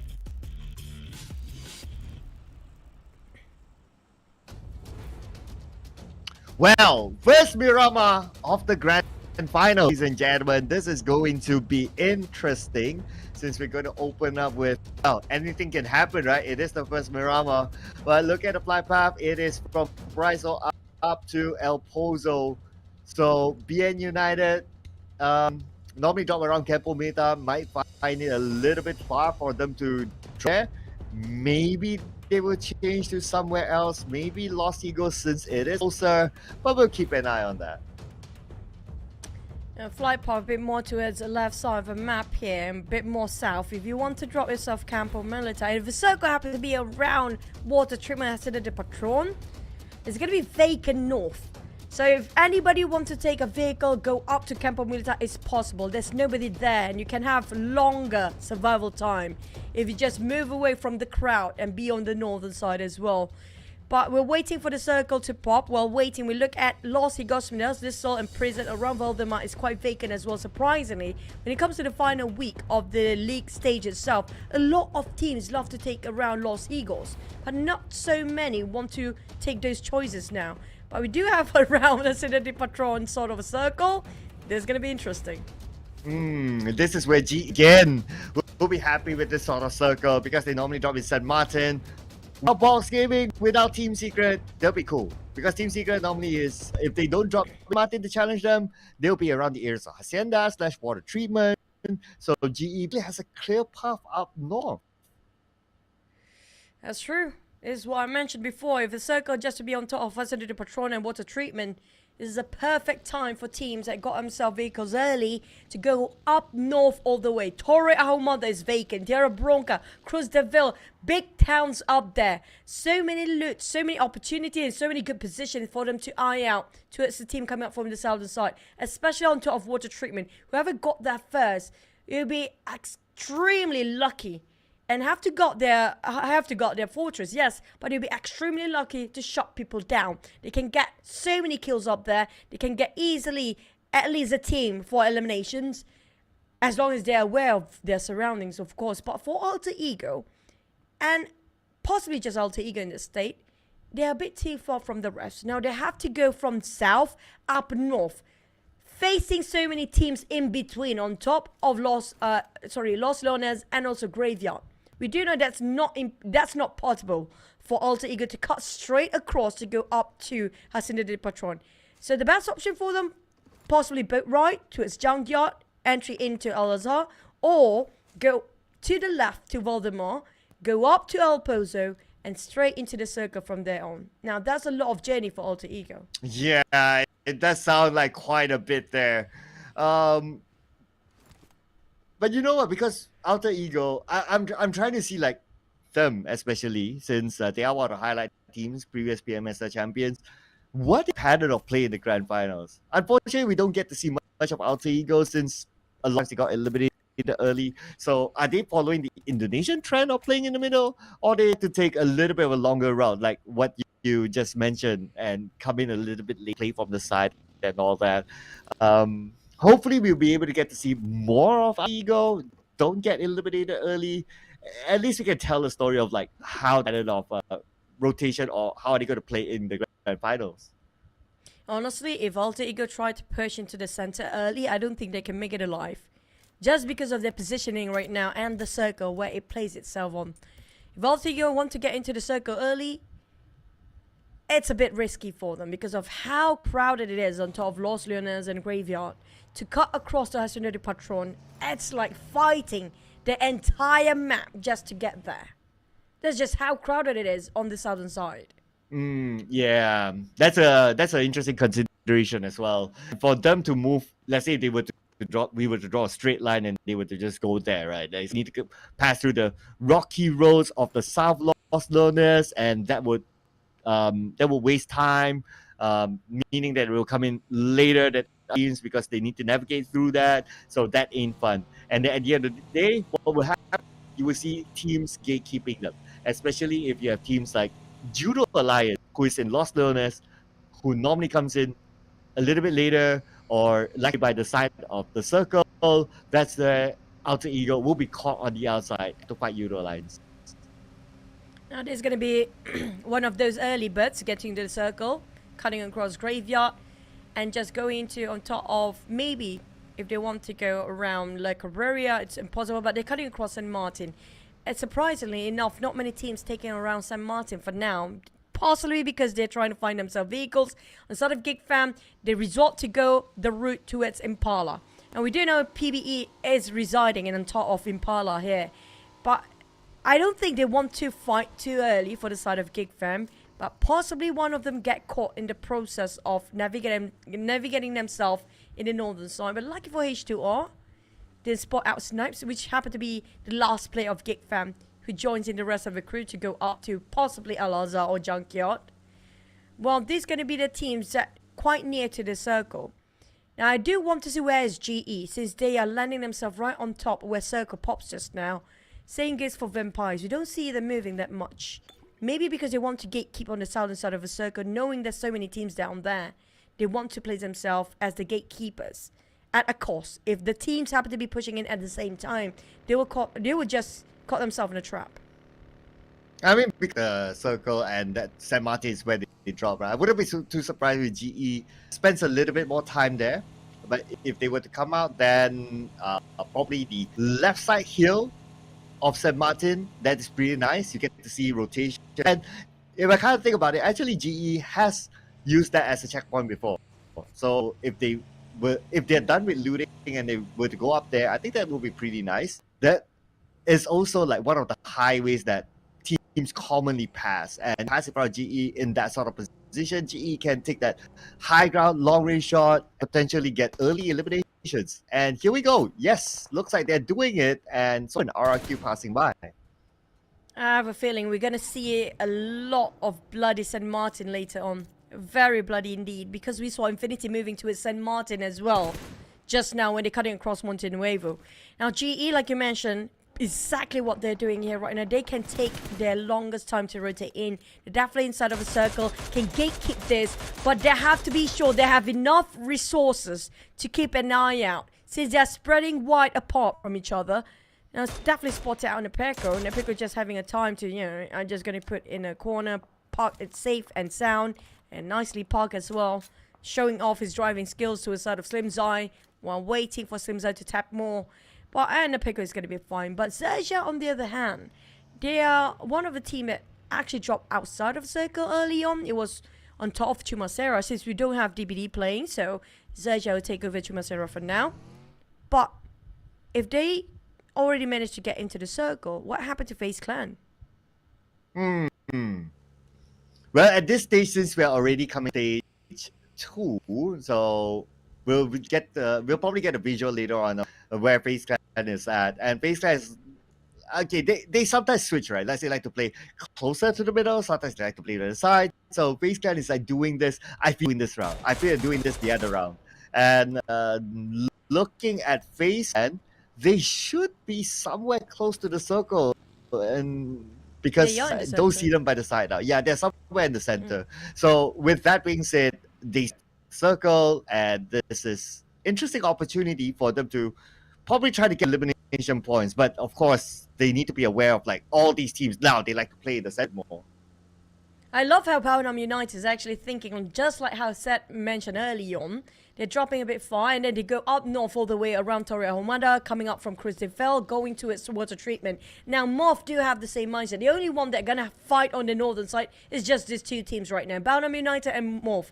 The rest, all coming up to its Hacienda de Patron, and it's a bit too much down there. We're talking about 16 teams. No first blood yet, no first contact made, no team out yet. So, within this very small circle, around 2 kilometers and 2 kilometers radius, it's a bit too stuffy. It's a bit too much. There's not many places that everybody can take right now. And the ones that are coming in very late is going to be Yoodo Alliance, PERSIJA, EVOS, and XERXIA. We're just leaving Lost Learners the last time we saw them. But the rest of them taking the center, especially around GES, Patron, it's going to be massive massacre down there. Yeah, and there's a lot of open space, some nice high grounds to play with, but I'm sure by this time a lot of teams would have gotten that. So if some teams that rotate in a little bit later, this is where they need to be aware of. Like looking at the screen right now, BTR has one of interesting spots, GE just on their right, held on to that position for the time. So imagine if like you're like one of the later teams to come in, like MORPH, GPX. This is where it will get ready for the later teams, I must say. And MORPH is going to be okay, I guess, because they have to cut across only Baunam United on the northern side. Like I mentioned before, there's only 2 teams coming out from the north. The one that's really late, it's going to be Yoodo Alliance, XERXIA, PERSIJA, EVOS. Now, we do see how crowded it is on the southern side. FaZe already gatekeep the entrance towards the circle down there. BTR squeezing in on the left side of the circle, while PB coming out on the right side. GEEK fam coming out Al-Azhar. It's going to be a clear path into the center. But PERSIJA, EVOS, Yoodo Alliance, XERXIA, Alter Ego, they are late. And how to get in there, God knows. Because at this point, every single compound on the southern side of a circle that pops just now, it's quite full. There's no vacant buildings anymore. Yeah, I guess sometimes it's not about the build, right? Like, it's Miramar, so playing with the high ground bring a good advantage too. But if you do the reverse psychology, it's like, okay, let me play at the foothill, lower ground, somewhere that people don't expect. Yeah, that can kind of work as well. So it's not really like, okay, I must get the high ground. Nah, you can switch things up just to guess the trend, and sometimes that will work because, you know, people don't expect that to happen. But the circle shifted a little bit to the right. This is where GE needs to move. They probably expected this because they are not too in the middle, but at least they're not too far away. But we got to see fights now. This is time for action. Xavier and BTR exchanging blood between them. But the one that's winning is going to be BTR. DX, the one coming in late, being greeted warmly by the hands of BTR and have a casualty outside of DX, leaving only 2 players left with Infinity on the other end. They have to figure out how to get out from here. GE firing on Infinity. The teams that's moving right now will be shot down in an instant. GE, Slim Zai, a bit far from the rest of the teams right now. Giving a bit of impression to the side of Infinity. DX managed to leave while BTR taking the low ground. We've seen this before. BTR, they're hanging on to that low ground around the patrol station, hoping the circle will shift over that side later. But Lapa being knocked down the very last minute with that one bullet, the taps coming up from Slim Zai. But due to the distance, I don't think he can finish things off. So it's going to be still okay for BTL for now. Yeah, thanks to the shot, so they can reset quietly for now. GE, Zayas is alone, so they won't be pushing. Speaking about pushing, we move over to the Infinity. Happen to be Xavier, only 2 players left. So this round, not looking good for Xavier. Xavier surrounded right now. Infinity are closing in the gap between them. Levi being left behind just a tiny bit. Infinity tried to clear the corners. And PERSIJA, Baunam United approaching on the high grounds. Yoodo Alliance spotted out Octa, and that's going to be on the right south corner, where Alter Ego gatekeep Yoodo Alliance for advancing. Same as PERSIJA EVOS. This is what I mentioned before. The southern part of the circle is so crowded right now. You barely can step into it. Even one step into it will cost you your life. PERSIJA EVOS being fired by another team, by PBE even. PB start to open fire. Yoodo Alliance trying to find covers. There's no covers up here. They barely got nothing. PERSIJA EVOS spotted Alter Ego. Alter Ego kind of hammed down between 2, 3, 4, 5 teams around them. That's where they need to use the terrain to their advantage. Looking at where PERSIJA EVOS is holding, I guess they'll be fine on that one side. But for Alter Ego, not that fine. Pressure from Red Face, and he's always the guy to find that open for his team. I guess if they can get one more knockdown, maybe 2 knockdowns back to back, then that's where we'll see PERSIJA EVOS crashing into that comp. A MORPH spreading thing amongst themselves, each taking different hills entirely, but Circle will actually favor FaZe Clan this time. They are in the center. Yoodo Alliance squeezing in, parting themselves into 2 sides of the circle here with 2 formation. Baunam United barely got in, then they will gatekeep on the northern side. GEEK fam also got himself a bit of a bonus with an airdrop. The one in the southern part, PBE will gatekeep GE and XERXIA. Sem9 as well try to make sure that BTR cannot advance forward. Ooh, okay. But speaking about advancing forward, XERXIA needs to advance forward. Okay, they're playing the Thai sort of play style. By the edge of the circle, coming in, as XERXIA always does. So, reason why they do that is because they want to try to get as many elimination points as possible. They got Sem9 in front of them, so opportunity. It's a matter of whether they want or they can take it. But for Vampire Sports, I'm sure they wish they could crash into PERSIJA EVOS' compound. But with this talk, it's gonna be hard. The IGL's taken out. PERSIJA EVOS shutting down Vampires. A movement being spotted out by not just one to make it two. XERXIA might actually be interested into this. But Vampires are taking the high grounds. The problem is the high ground's not in the circle. Leaving only Ravenclaw, Stone, and as well as just two of them. And one more player, then Tony K. Ravenclaw tapped out. Luxy making such a hindrance for Ravenclaw to get onto that vehicle and just get out from the blue zone. It's quite low. Mega Mind being spotted out. Wow, PERSIJA EVOS. Left, right, center. The swings is big. And they make it happen. Links making such an opportunity for PERSIJA EVOS in both ways. Forcing their way into the circle, but at what a cost. Unfortunately, they lost Mega Mind, and not only that, potentially RNJ now on his knees. Zuxi from afar will steal it away from PBE. PBE failed to get a point, but PERSIJA EVOS is the happy one now. 3 points. That long range attack onto XERXIA, and XERXIA is not done. They now have Vampire Esports. Oh, Stone, he managed to secure one knockdown, but Tony K is too low to help his mate. But both being knocked. Ravenclaw a bit separated from Stone and Tony K. And that's easily been finished off and fished by all the teams around them. Vampires in a predicament. There's no way out for Ravenclaw. He's stuck down there. Oh no. Okay, and he's the last man. But he has Urzi in front of him as well. Be sure that wait for what? Oh, PERSIJA EVOS again. All the 5 elements through long ranges from PERSIJA EVOS. Man. And this is my range. Imagine what they can do from a short range, which we will see later on. They managed to survive a couple more stages. MORPH Yoodo finish off BTR players. DX getting back the backside of MORPH. Feels like a fish. Fish will out there. Lobby spot out Gemforce, but he's in trouble himself. And that's going to be the last of MORPH. One team out. The first one is going to be MORPH and XERXIA out there. But for the side of MORPH, Boo still survived, but he's taking the blue zone and going one-on-one. He managed to survive Infinity next. But MORPH leaving with only QEON to do all the work. How? It's a bit too much. We're down to only 13 teams, but Boy Chill will go down as well. BTR next. But at least they scored 5 eliminations in the back. Okay, we're back on the Ravenclaw now. He's busy with PERSIJA EVOS. They won the point. Ravenclaw dancing behind the vehicle. I mean, PERSIJA EVOS has him pinned down. Ravenclaw is out.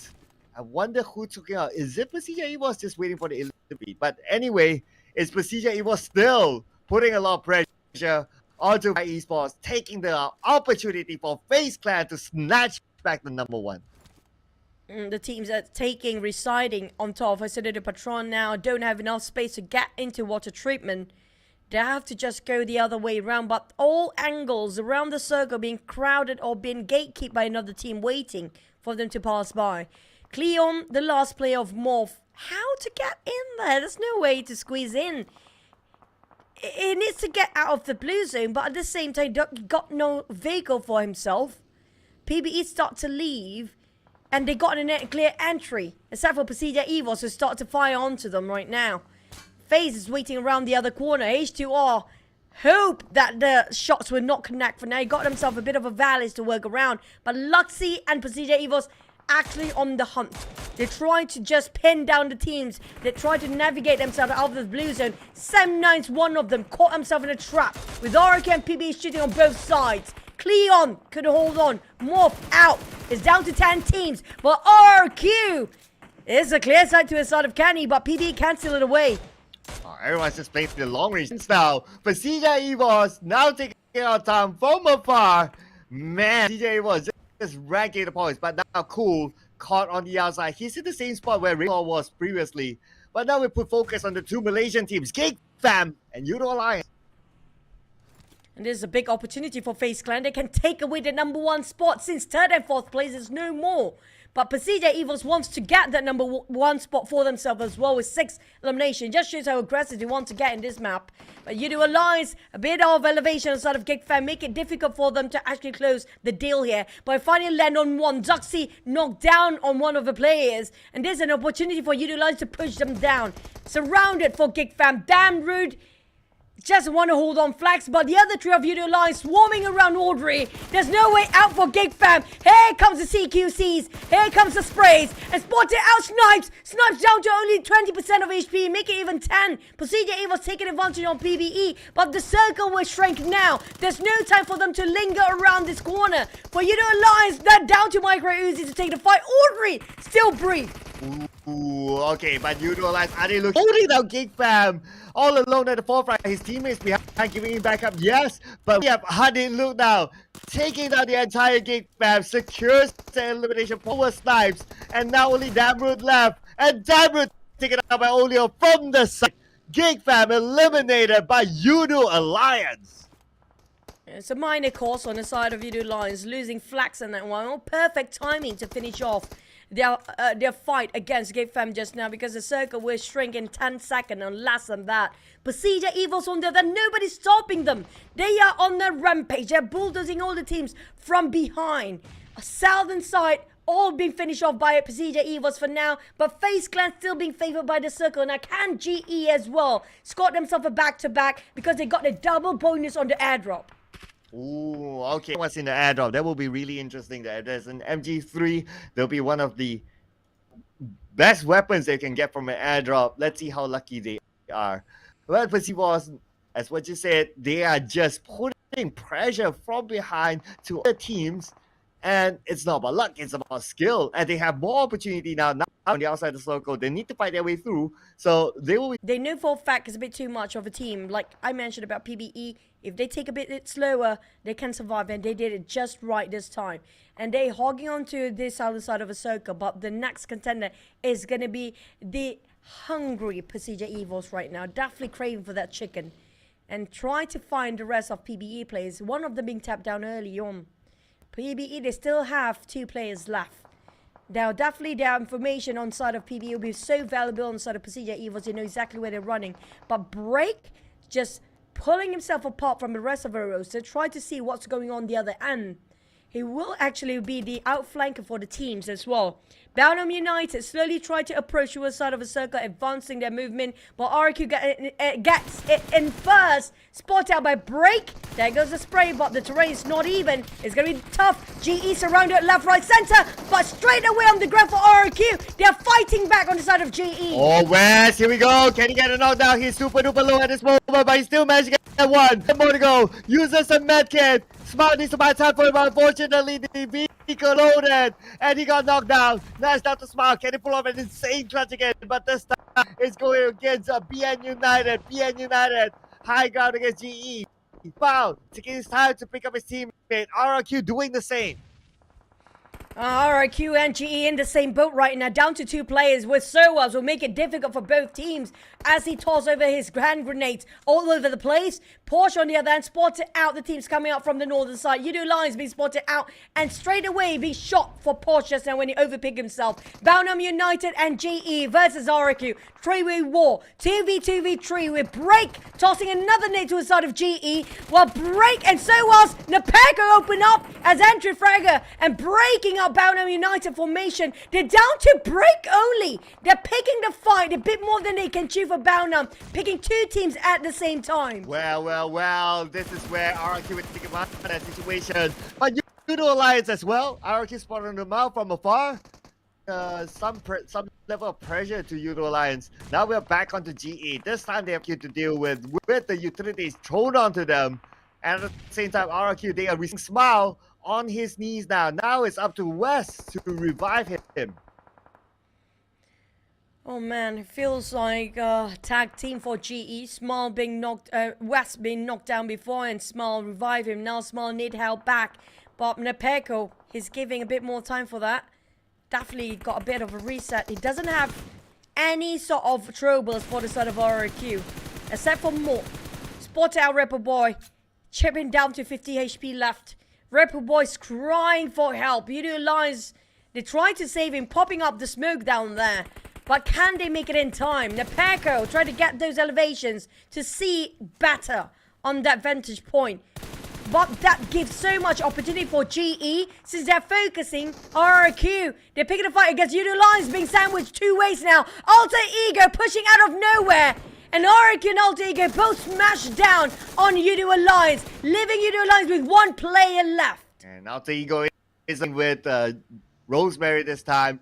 So let's see what sort of change that Ego can bring to their points, especially. GE, for the long time, 2 teams onto them, but they somehow still survive as a duo. Just as insane for GE. And they have the circle, so they really need to defend. But they're also at the same time hoping for these 3 teams on top of them to cancel each other and maybe GE later as a third party to wipe.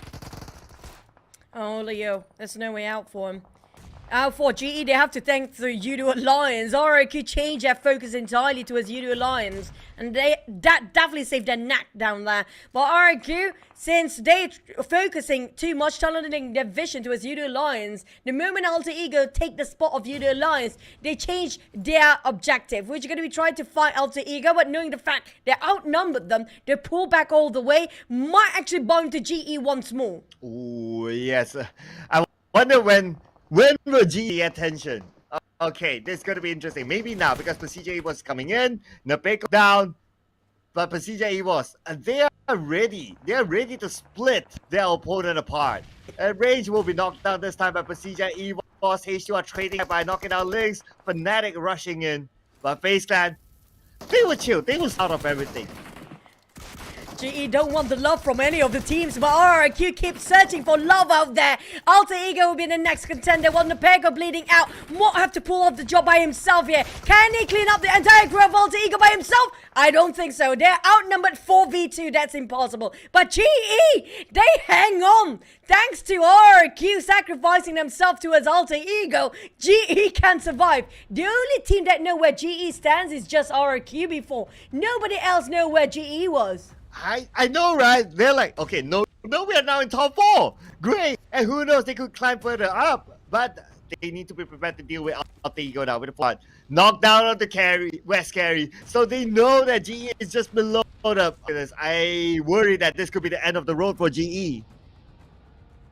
Master Smile, who wants to save West carry, but doesn't want to jeopardize his life as well. But here comes the rush. Alter Ego gonna fight CQC, and Smile finish off at top 4. It's more than enough. They secured quite a number of eliminations, still 3.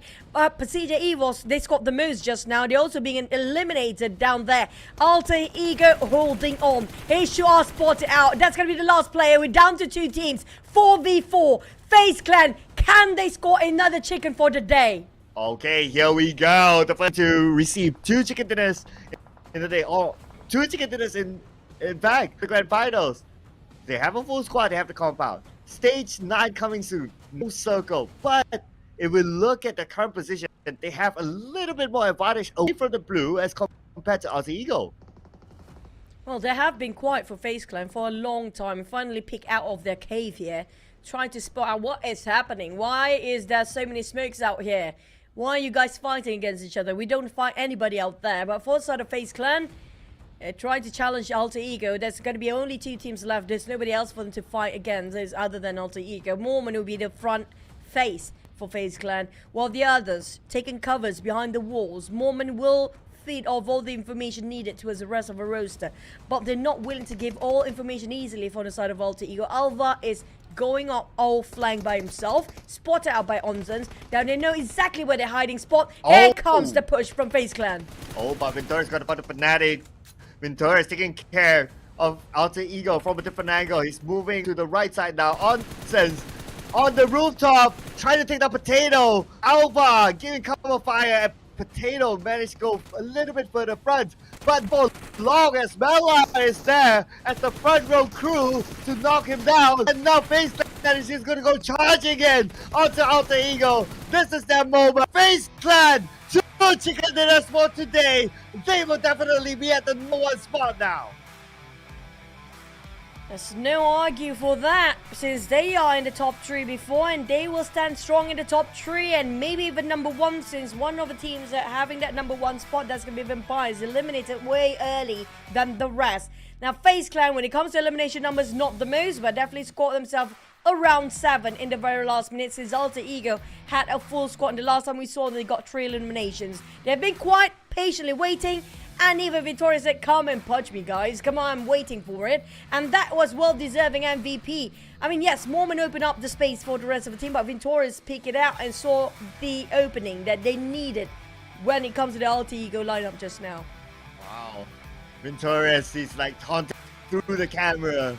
Yeah, I like this, I like this, I like this. I mean, to be fair, they deserve it, right? 2 chicken dinners today. They have all the bragging rights. And on top of that, Vampire Esports, they went out fairly early time. So it could be a nice gap between them and Vampire Esports. But we look at the scores later on. As Venturez, why he's the MVP? This is why. The most damage. The least damage taken. Eliminations, same with Mela. Same knockout with Mela. 5 points total. But hey, 15 points. Let's take it. That's quite a number still.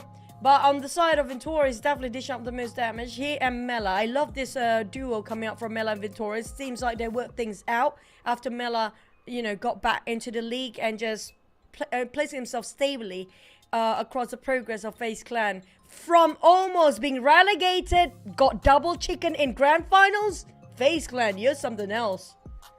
Definitely a story to tell. I mean, if they can clinch the title, it is one of the biggest comebacks probably the entire PUBG Mobile esports scene. It is insane right now what they're through.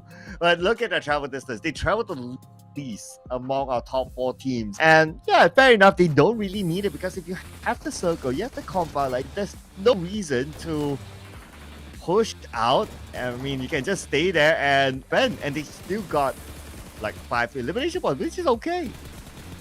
It's a crazy circle, by the way. The shift, the hard shift, and just the flight path starting on the southern side, and the shift of the circle up north. Everybody happened to be moving in the same direction. When it comes to stage 4, things just incredibly a lot happening around all the corners. We still have 15 teams down there when it comes to stage 4. But GE, I mean, this is one of the luckiest. I don't know what else to call it. You want to call it skill or lucky? I definitely feel like it's more lucky than skills here. GE, they were fighting RRQ. Lucky for them, Yoodo Alliance distracted RRQ from fighting them or finished them off when they got 1 knockdown. And then Alter Ego to be there. And they survive in the top 5 again. Yeah, I had to agree as well. I mean, luck did play a big role in GE to last that long. Yeah, they should be eliminated early, but hey, they still got 4 placement points because of that. Because of the multiple fights happening on top of them, bringing it up to 7 points. Of course, our winners here, FaZe Clan, 17 points. And we have Alter Ego. Now Rosemary, 13 points. Wow, this is a nice shift for Alter Ego. Maybe we might not see Rosemary in the next round. I don't know. I feel like Alter Ego, I do prefer, you know, I might be a bit biased down there because he's one of my favorite players since last season. I feel like they're lacking slightly that spiciness to it without a Rosemary, because he's the only one that I feel like on the side of Alter Ego that have the courage to do something a bit awkward, a bit out of the box, unorthodox play for the side of Alter Ego. They could have got that chicken dinner, but yeah, it was difficult to start with since, you know, FaZe Clan do have the compound. But here comes the gap between Vampires and FaZe Clan. Vampires only scored 1 point just now.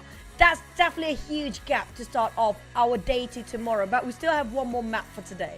Yeah, I mean, 5-point gap, yeah, with 13 more games to go, it's still doable, but you still can't take away the fact that they are number 1 at this point. But look at it. PBE has overtaken BN United, pushing down to the last place now. So BN United, I mean, ever since week 1, we haven't seen much of BN United. We got to talk about Thomas as well. We got a good mix here from different teams. We got Links from PERSIJA, EVOS, Sata, BT, Venturez, the MVP from the first round, FaZe Clan, and H2RPBE made it here. Yeah, I'm loving this, especially when it comes to Links. We saw how crazy PERSIJA EVOS tried to hunt people down just now. And Links, he's just so crispy with his spray. He barely missed. He knows exactly the off angle that nobody can actually see him through.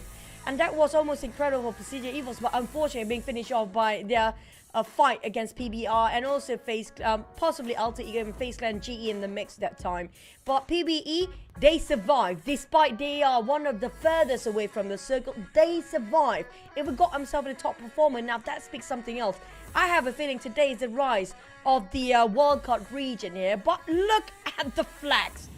FaZe Clan. Now, XERXIA ended up with a 0 just now, Cloud. Mounting up the pressure with the only team from Thai not scoring a chicken is one thing. Ended up with a 0. Now, that's going to be detrimental for XERXIA.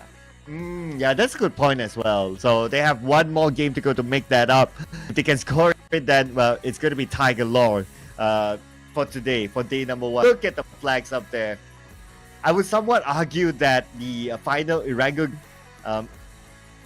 for the Infinity, but hey, I mean, they still got the chicken dinner anyway, because that, if you watch it, it was the GE show. But for you guys, if you want to enjoy this show, the Dragon Ball Super inside the game, do log in right now, try out the new mode. You can play as your favorite Dragon Ball Super characters inside the game. It's very different from your usual Battle Royale. You don't use weapons, you use their skills instead. And of course, if you play it, yep, you can get the nostalgia of that. Hey, why not? Try it out while it's still there. And don't forget about this. This is very limited amount of time for you guys to have your hands on the Dream Chaser set, the first exclusive, first ever PMSL set and cosmetics for this season. And you can actually draw it with only 1 UC. I never heard of 1 UC draw before, and this is the first time ever. Yeah, make that 1 UC per day, daily draw, right? So do it today, do it tomorrow, and do it the day after, 27th of August. Who knows? Maybe after the 27th of August, it's not there more. So, yeah, I mean, there's no excuse not to just do that first draw at least, right? So go get it, ladies and gentlemen. It is the same suit that your favorite players are using now. Yeah, you guys can actually see in game. You can feel like you're a pro player by wearing that while playing the game as well. But next one, we do have our last Miramar of the day. That was a difficult circle, even though we do look like first glimpse of it.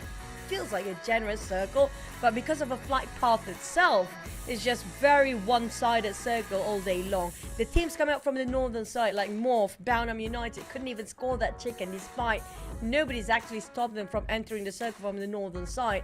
But still, the teams come out from the south. We talk about FaZe Clan, who got himself in the center, got himself, hold their ground. Splendid, just excellent play coming out from the teams. But so far, I'm also close enough. We've got PERSIJA EVOS just now. They got quite a number of eliminations, but they're just having too much competitors down there based on the circle just now. Yeah, and obviously FaZe Clan, they got the circle from the start to pretty much the end, so they gave them huge advantage towards the end. Still with the full squad, and that's how they wrap things up. Some of our predictions getting close, right? So who knows? This next round, it could be our predictions to get that chicken dinner, and yeah, we can be happy about it. Yeah, at least we got something right other than Vampire Esports. Yeah, it's always wrong for us. It's always like, oh, we cursed, we jinxed the team. But speaking of today, I mean, like FaZe Clan, I absolutely respect them. Close, this close, being relegated in the very last minute, coming in this strong in the grand finals, they definitely have some pep talk or just overhaul their mind, resetting their better goals when it comes to the grand finals, and show that they deserve to be in the grand finals, even though they squeeze in the last minute. Now that's something else. That's, I don't know what else to call it. What's the word of it? No, wait, what's the best word to describe you not giving up at all? I forgot that word. You're not giving up at all. You're persistent. That's not a word. That's one word to do it, but something more. The drive that they have is something else from FaZe Clan. Definitely something that we can learn from. That, you know, you are almost losing it, but you're coming back this strong with double chicken in a day. Even Vampires couldn't do that in day one. I mean, like, we still have one more game to go. Yeah, it is one more game to go, and in total 13 games. So this is where it gets scary, right? Like first day, assuming that FaZe Clan they top first day, right? This is where it gets scary because day number 2, maybe other teams will be like, you know what? FaZe Clan is the team that we need to take out. So FaZe Clan might have a red dot on their back tomorrow. This is where it gets scary. So also about like, yes, day 1, great. Day 2, day 3 will be super important as well because they could be the target. I agree. They're definitely under the radar for all the teams out there, trying to iron out and trying to finish them off early on. Good luck with 2 more days remaining for the grand finals. Usually, second day will be painful for the teams that are taking the first 2 spots in the grand finals overall ranking charts. So hopefully the teams are still standing at number 1, number 2 will still be the same team by tomorrow. If not, then you know what we mean by now. On the side of Baonam United, you don't see the best of them just yet. I mean, we can see that SOAS and the rest of Baonam United trying to open up the space when they're being rushed in. But it didn't work out for Baonam. They're too segregated. They're a bit too far apart from each other. The moment one of them being knocked down, they couldn't save him. Yeah, it's a tough run for BN United. From what I observe, it looks like they are trying to do the same thing, expecting different results. But yeah, I mean, I'm sure they believe on like, okay, this is what we're capable of doing. We've done that before, so they try and try. But this is also where the question and also the argument of like, okay, but the change. So is the same thing going to work? And this is going to be the bigger question, right? And obviously, we look at like the scores, it is not reflective of that. So no, it's more of like, from my observation, for BN United to just reach break that sort of negative consistency, I must say. I can't think of a better word, but for lack of a better word, negative consistency to really break out of that and just be daring enough to do something else. I agree, and that was the case with Rosemary, like I mentioned before. Somebody to think out of the box sometimes. But right now we do have a swaps coming in, and when it comes to the final game here, a bit late into the party, Yuhai is finally in, and we'll switch places with Lapar. I don't know, I feel like BTR, they are not too shabby. They are in the middle pack, but they definitely need something new and something refreshing, and that might be the case here. UI will be doing just that. But the rest of the other teams though, like XERXIA example, I don't know where is the XERXIA in week 1. Definitely, we kind of lost them entirely in week 2 and week 3, even in the grand finals. Well, we'll probably see them pop up under that motivation. They're still with the same strat of like playing for the outside in, which is not wrong, by the way. Just describing how their playing pattern is, and if it works for them, absolutely fine. And also do keep an eye as well. Sometimes it's not about like the chicken dinner. Yeah, chicken dinner, great, it gets you on the board and all that, but you're still consistently able to collect points, then, well, by all means, right? True.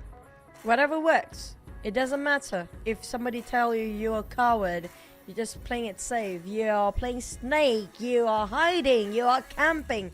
Whatever works to get the points up, that's what really matters, because that will be a lot at stake if they cannot get any point. No matter how aggressive you can get, if you're being eliminated early, it's pointless. Because by the end of the day, the chicken is still a 10-point plus. You can get more points by surviving longer. Now, for the teams that are being aggressive, nothing's stopping you. Of course, that will be not applied to you. But for the teams that are aggressive, their main objective will be getting those numbers up with eliminations. They want to get something more than just a chicken. They want the double-digit eliminations, and they can do it. Yeah, they definitely can. I mean, we've seen a lot of good plays from XERXIA, especially week 1. They were amazing. Pre-season, they were amazing, so they have that potential of doing it. I do want to see it because they are an entertaining team as well, because they like to take those fights, and that's how they got the elimination points. So come on, last game. Don't be the one team to be left out of the contingent today. PBE, actually, if you kind of think about it, PBE is getting steadier. The fact that BN United is below them. But it's also not about like, okay, we end our campaign not being number 16, number 15, but it's also get to the PMGC slot for PBE. We're going to jump into our final game. 4 days, ladies and gentlemen.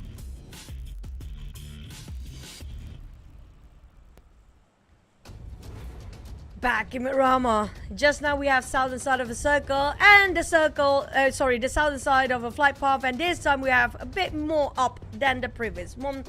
I feel like to drop yourself into Puerto Persa is quite a difficult journey, so some teams will drop it because it will be on the northern side, but the circle, nobody knows. It can be everywhere these days. We happen to be on top of Impala. Now that's going to be fun for end of day 1 grand finals. Yeah, so Circle has been really tricky today. Although it looked like, oh, mid on the map, but the bounciness of it is what caught a lot of teams off guard. I think the worst one is probably the final Erangel game for today. That was a L circle for sure. Looking at the spike path, the drops, GE obviously is going to go back into St. Martin, so that's going to be a common them. I do expect to see a lot of common drops as well. Chumasera, XERXIA, GEEK. Oh yeah, GEEK changing from Puerto Priso to now Valademar. So a little bit of a switch there. But the concept is still going to be for them. They're going to play by the edge. But so happened, GEEK Fam and PP in the same area. We do have Northern Circle all day long here when it comes to, since Sanhok map down to the last one. We ended up always on the northern side. Toria Umada, Tierra Bronca, and lucky enough, the flight path do favor north this time. So, MORPH Alter Ego, Sam9 is a bit happy with this sort of a circle, and Vampire is already tapped on top of Minas Generales. For the sort of GEEK Fam, they are the furthest away from the circle. Ooh, yeah. So it's going to take a while for them to travel there. But I think their first challenge is how they go to PBE in case PBE just feels like taking that fight. Although PBE is a team that likes early fights. So I guess that's also a good news for GEEK Fam. It's like PBE might just go away from there, and then GEEK Fam would have something to move. Then it's for them to decide like how they want to cut across like the other regular drop spots of the to get into the circle. That's true. I have a feeling that GEEK Fam will try to take this a bit slower, including possibly, we do know PBE love play a bit of a slower rotations just to avoid unnecessary fights way too early. It's a bit tough. PBE, I have to say that, I'm sorry if you guys don't like it, but PBE when it comes to CQC, they're a bit shaky. Not the best, but they can fight, yes, but not really the best, especially fighting against a team that loves CQC, like even the Axe, or even GE. I mean, it's a bit tough, but it's doable. Now, on the side of GE, they squeeze themselves in the top 5 by end of today. Can they still maintain the top 5 by end of this map? Baonam United still in the 20s, while the others are already in their 30s, 40s. And even for FaZe, the gap. I have a feeling Vampires want to take back their throne. They're definitely not happy about that. Vampire 15 points, yeah. So, doable for them. For Xavier, it's like 24 points. Same goes for GE and PERSIJA EVOS to get one. So they need a couple more rounds. So I guess if we were to talk about like the top battle in this round, it's mainly between FaZe Clan and Vampire Esports. The rest is just more of like to close up the gap so that they have a better chance by tomorrow. Which is up by tomorrow, have like 12 games more to go. So really, anything can happen. But I guess Yuhai has to abandon his vehicle. He got stuck in there. Definitely would cost him quite a bit with no contention, but the only thing is going to be the terrain. That's just how rough the terrain in Miramar is. You even have to neglect and just bail your vehicles if it got stuck in a corner there somewhere. There's no way to go out of that. But BTR happened to be visiting Sam9 a bit earlier than we expect them to be. BTR, they drop on just at the corner of the circle just now. I think around Power Grid St. Martin area. And happen to be visiting Hacienda de Patron where Sam9 is right now. Genforce already got himself part of the compound. Now this is going to be a bit shaky for Tom. He's the only one of Sam9 in this corner. Oh, this is where you need backup. Okay, we can see one of the players of Sam9 circling around town. And Real has an off angle. Okay. So at least that will shoot. Okay, one member of BTR. Okay, smoked up vehicle now. Is he able to explode it? But I guess Genforce is just far. But because of now his monster truck is smoked up, I guess he will lead that. Kenny coming up all the way downtown, down to only very few clips for his ammunition. Definitely need a bit of a reloot. Find himself some compound to find himself a bit more resources to work around. But they need help. Tom need help. Side of Sam9, they definitely give a lot of impression for BTR that they have to pull back all the way to rethink about their strategy. But they have somebody chasing behind them for BTR. If I'm not mistaken, that's either possibly FaZe Clan. since FaZe Clan, they normally drop in Picado, and they seem to like to play a bit more. Yeah, maybe they were the ones trailing behind. But FaZe Clan looks like they're confident in their own area now. This does look like somewhere in the middle of the circle. And it's bringing rewards to FaZe Clan. They have shifted their playstyle from playing on the side to now commonly playing in the middle. And it's been reaping rewards. So, I don't know. Vampire still sticking to their guns, whatever they're comfortable with from playing side. I wonder if Vampire will decide to switch things around, play in the middle instead by tomorrow. And possibly will. Based on the trend right now, everybody wants to be in the center because this is what happened. If they happen to be at the edge of the blue zone, you get clipped by it, you get damaged by it, you get soaked in the damage for this team. PBE and GEEK fam cannot afford to fight inside of the blue zone. It will be too far if they start to fight now. But Vampires caught a glimpse of FaZe Clan. We did mention about Vampires want to take back that throne. It's one of our starts. But the moment they try to finish off Mormon, it be sprayed from behind. The rest of FaZe Clan, Mela, hiking up to a side of Vampires just by the side.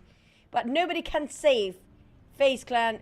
They're knocked down just now. It's just have to be given.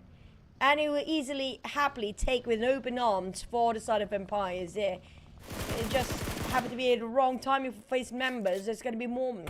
Always open up the first one to be in the front line for FaZe Clan. And with VPE, Vampire Esports named that's FaZe Clan, that will be the team that they'll be happy to eliminate, but they're not going to push it through. So they're going to play this tactically. Going to play this in the way that they're comfortable with by, just finding their way to get into the circle. The next team that they see, they'll take a fight. And they happen to be BTR. Here we go. Oh, man. The vehicle got stuck on a haystack. But at least it will give a bit more covers for Tony K. Oh. Drop one. A big nade. But Tony K got a bit of exchange and trading done. Vampires, they cannot afford to lose another one. Straps will build this one out. There's no way he's taking his chances to go into the left BTR right now. Tony K, it's enough. It's not going to be worth it for Vampires. They might actually lose the entirety now. For the entire Vampires down to 2 players. And FaZe Clan still have a tree. MORPH taking on RRQ. Yoodo Alliance and GEEK fam still in the blue zone. Assume they are the one that's going to be late into the party.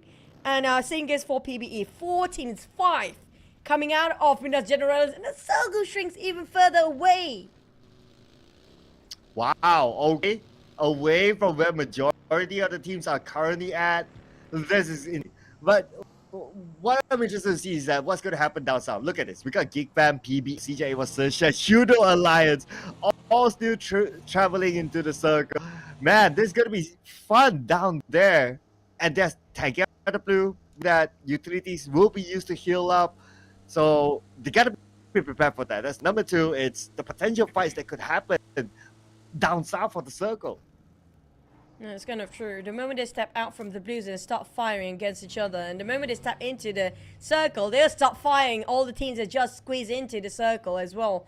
A lot of gatekeepers down south. The Axe is a shot they want to take. They might actually score this chicken dinner since they are coming up from water treatment all by themselves and still have a full squad. They already secured themselves in the center. But on the side of FaZe Clan, they greeted Semnem warmly. One of them knocked down. That was a crispy finishing as well. So, Sem9, Canny next. Down to only Dap here with Real. They're losing a lot of men within seconds for Sem9. Did not expect this kind of rush coming out from FaZe Clan on this side of the angle as well. Did not prepared for it. Taking them by surprise. Sem9 time is pretty low. Only Real to do all the work by himself here. With that UMP in his hands, he got burned off. Tom is bleeding out. And now Real's been barbecued and being sprayed on. No way Sem9 can survive that. They've been surrounded left, right, and center. Oh, man. That was hard. That was hard. The more damage Real towards the end, so he couldn't tank much damage. And that is when FaZe Clan defended their ground. Man, that was just unlucky for Sem9. Yeah, that was a tough one to watch. That shows they did not anticipate that to happen. Instead of GEEK fam, we talk about the teams in the blue zone. Now, the one that we witnessed just now was nowhere near the blue zone. There's still 5 teams in the blue zone, including GEEK fam, PBE, XERXIA, PERSIJA, EVOS, and Yoodo Alliance. But for PBE, they managed to squeeze in. But they will gatekeep PERSIJA, EVOS, and all the other teams happen to be going around this path. So this is an opportunity that PBE should take and just play a bit slower and wait it out. If they go into the center of the circle, it's just too crowded right now. Might as well just stay back for a bit, try to gatekeep, farm eliminations, while they got some bonuses out of it. Yep. And with the fact that a lot of teams are moving, stage 2 now, moving to stage 3, and we talk about eliminations, this is the time. This is the opportunity for them to win more. And can't wait to see the circle. Okay, just as we talk about the circle, it's showing, okay, a lot of teams more on the south to the left side. And the circle happened to move right. Alter Ego got it. But you know who else got it? FaZe Clan, middle of the circle. Here we go. Can they score another chicken? Can they finish off a triple chicken in a day? The team that almost got relegated got 3 chickens in a day. Now that's something else. But Yoodo Alliance, GEEK fam, they're quite spread out for GEEK fam. Hopefully Snipes can survive if PBA happen to be open fire to his Z side. There's also Fnatic and the rest of Alter Ego waiting on top of Chris DeVille. Baunam United got it safe and sound from the northern side. They came out of nowhere. They go all the way, the longer rotation they took all the way up north and entering. That was smart from Baunam United. But PBE be more than just one visitors here. PERSIJA EVOS is lurking around the corner. BTR is in the warehouse. Now BTR is sharing the same warehouse with PBE right now. Okay. And this is where BTR will be happy to take the fight against PBE. PBE not a fan of that. You can't escape fights. You have to try to win this against BTR. Fortunately for PBE, they need to defend with 3 players arranged. They somehow know he's there. Oh no. He healed up when Boyce was lucky enough. He was on top, so Boyce couldn't land the shot. Oh, the one that actually winning this is going to be FaZe Clan watching at the sidelines here. BTR Gen Force, they managed to wipe out the entirety of PBE, but they need to leave. Now is the best time. PBE, they couldn't make it through. I mentioned early on, it's kind of tough for PBE to go for CQC. It's not their best strongest suit, but when it comes to long range, they definitely had it going. But PERSIJA EVOS spotted out GEEK fam, who happened to just leave the blue zone. The moment they left the blue zone, it's going to be them be gatekept by PERSIJA EVOS. But lucky for the entirety of GEEK fam, they are staying alive. But FaZe Clan, they're also stolen away a bit of BTR points just now. The kill feed just shows. But on the side of BTR, I'm not sure what is happening on the other end. Hopefully they can survive. I have a feeling FaZe Clan start to rush into that warehouse where BTR won themselves a fight against PBE just now. But the one that's struggling to stay alive are the teams that just left the blue zone. Yeah, BTR, I wonder as well, because one of the players still knocked though. So not revived yet. So potentially a fight there. It'll be interesting to see if that's true, or I'm not too sure yet. Hopefully we get a visual later on to BTR. But I guess now the focus will be on CJ EVOS because they're still on the outside circle. And next is going to be Yoodo Alliance trying to stop them from coming in. XERXIA seems to be a bit interested as well. He's still lurking around the corners. Ratface is down. Zuxi trading with Ratface for that. Yoodo Alliance having a go. 1v1. Luxy won that spray. Rapper boy on the ground bleeding. Here comes Olio. Another one bites the dust. Or it's going to be Luxy. Knocked down finally by both Yoodo Alliance players are squaring him down to the corner. But Yoodo Alliance is not safe for them either, even though they won themselves against PERSIJA EVOS. A bit of a 2-2 trade for both teams. They have another team eyeing them out, which is going to be GEEK fam from the back. If they're not closing this game early on between these two teams, and XERXIA, they are definitely interested. Here comes another. Comes a new challenger, XERXIA creeping behind. And now XERXIA, knocked down by Gen Force. Yoodo Alliance, only left. Man, Oli, I wonder how is he going to get out of this. He needs to reset first. While time being bought, PERSIJA EVOS busy with XERXIA. LZ and the rest of XERXIA. I mean, this definitely make a mind call the shots here because he's the one looking over this side early on. But XERXIA, they're playing around the very dangerous terrain. Only got the upper hand with those elevations. LZ definitely will finish off. There's 2 in the back. A bonus before they went down. RNJ redeemed themselves by punishing Yoodo Alliance to just take out 2 of their most valuable players. Sharp and Erzi is down at a great cause for XERXIA, but RNG is just on fire today. Oh man, they really wanted the chicken dinner not to be out. Okay, this is a replay of FaZe Clan defending their ground against them.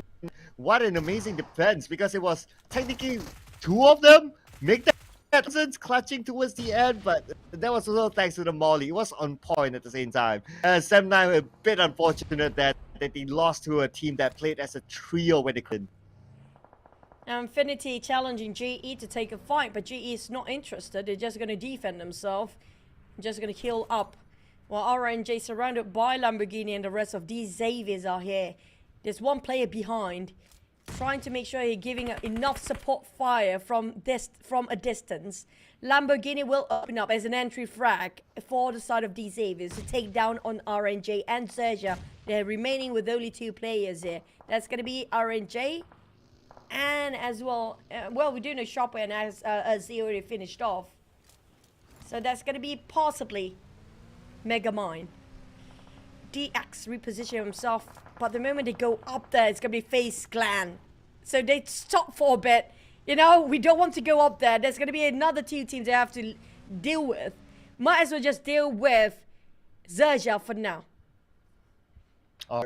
Looks like they will take the left rotation instead, focusing onto the south, which is okay. You don't want to be caught like 3 teams in the same area. Happened like XERXIA has the same idea, so they're going towards the Xavier, but because the Xavier landed the Asian circle first, so they have that advantage against XERXIA. Now pressure's on XERXIA instead.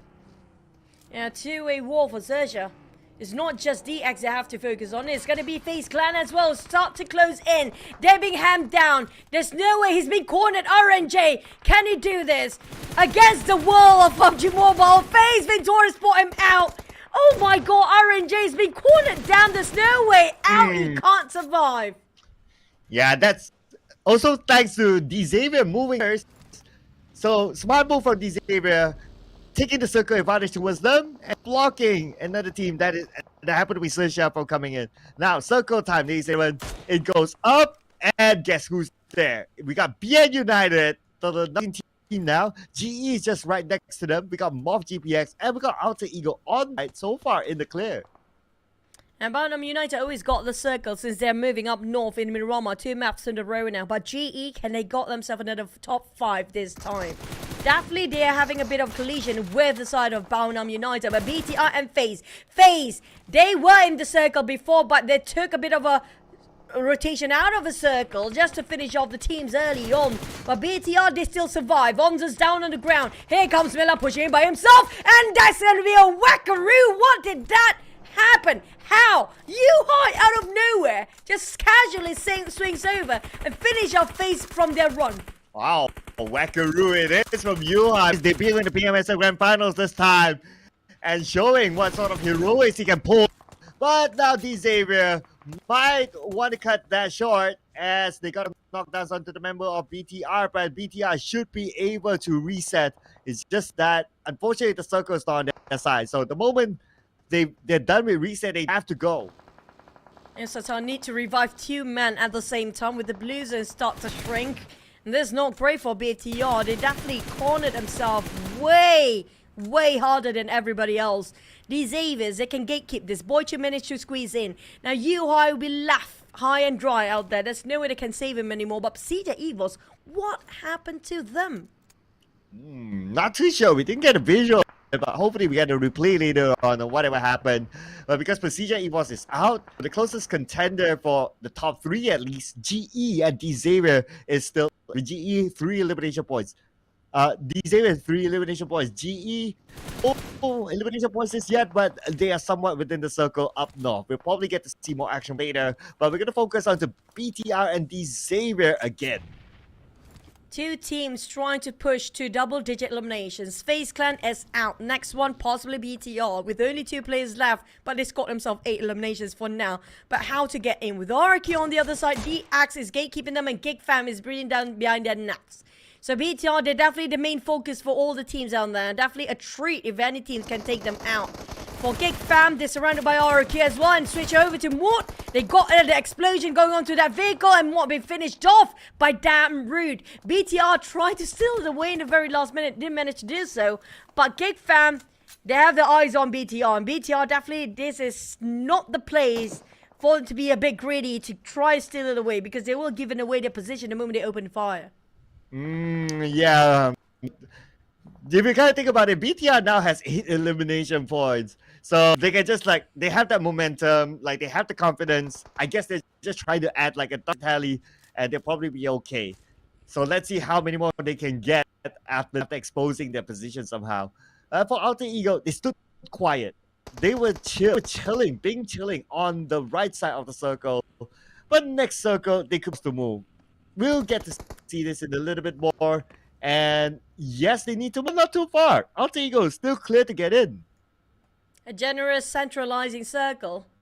I have to give it this time. The ending of the circle is not as crazy as we saw the entire day. Even though it's a bit weird for the circles for the entire day in the grand finals. But RQ, no mercy. You have to stand against the entirety of GEEK fam coming into that with Alter Ego on the other end. Good luck for that one player. But Snipes and Alter Ego having a go. A bit of a trading done. Snipes finished off in an instant by RQ, no mercy. I'm not sure about MORPH right now. MORPH got himself quite comfortably up there. Baunam United will try to stop GE. That's going to be Marta Smile in an instant, just finished off. And translate into 1 point by the hands of Baunam United. The North, the West, the South, and the East are all fighting each other right now. Oh, here we go. Speaking about fights, the Infinity crash onto MORPH GPX. They went 3 players into the compound. BR11 needs to get close, but BR11 distraction to MORPH GPS because 3 members are in. Yoodo knocked down. BR11 open up the space for the rest of the Infinity to crash onto MORPH GPX. Boo Boo who has Rocky, the duo that's gonna fight against the Infinity. I'm surprised you would see him first, but Bear got it. He never whiffed them. When it comes to the crosshair placement, definitely you have to give it to Pierre on that one. But MORPH, they did not expect Yoodo to go down easily like that by Bear, that lean peak in the very last minute. But a nade! Oh my god! Shirty out of nowhere, Infinity toss a big one on top of MORPH. GE is down next. MORPH is going to be continuing and we'll be following with GE being eliminated at 7th place. We're down to 6. Wow, beautiful, clean fight for the Infinity. They took out the entire MORPH GPX who had this compound as their fortress, but the Infinity won it without sacrificing anyone at all. BR11, brilliant play, knocking down the rooftop sniper, and from then on they just crash in and they win the MORPH GPX. Nicely executed by the Infinity. As we move on to PN United, 3 points in hand, full squad against Alter Ego. So was taking his chances to fight against Alter Ego. Alva taking the front. While DX, they're being cornered around. BTR, even though they got only 2 men left on their side, they still fight back here. DX in the same boat as they are right now. Definitely PERSIJA wants to fight back, try to redeem himself. Satan, the other corner, being spotted by Infinity. They are meddling into everybody else's business on the southern side of a circle. Lobby, PERSIJA next. How to survive this one? Char's bleeding out. He can try to save him. But will he be a bit too of a risk trying to save Chua since Satan moved out? So I think it's a great time for them to pick each other up for DX. You know what's good thing? Damn Rude.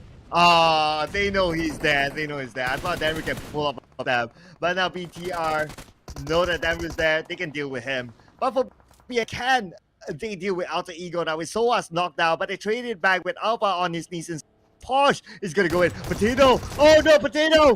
Here we go. Porsche at the high ground. Go to equal grounds. Porsche trying to win the fight. And he sprays on the Potato. And Alter Ego going down to the hands of BN United. Baunam United. There was a very swift switch of the weaponries just now from a shotgun and spray of a rifle within seconds.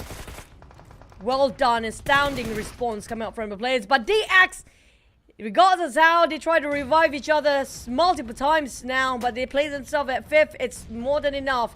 I think it's quite a run for them on the side of DX. But BTR, this duo, lost it so long. They got 11 eliminations and 5 by Sata himself.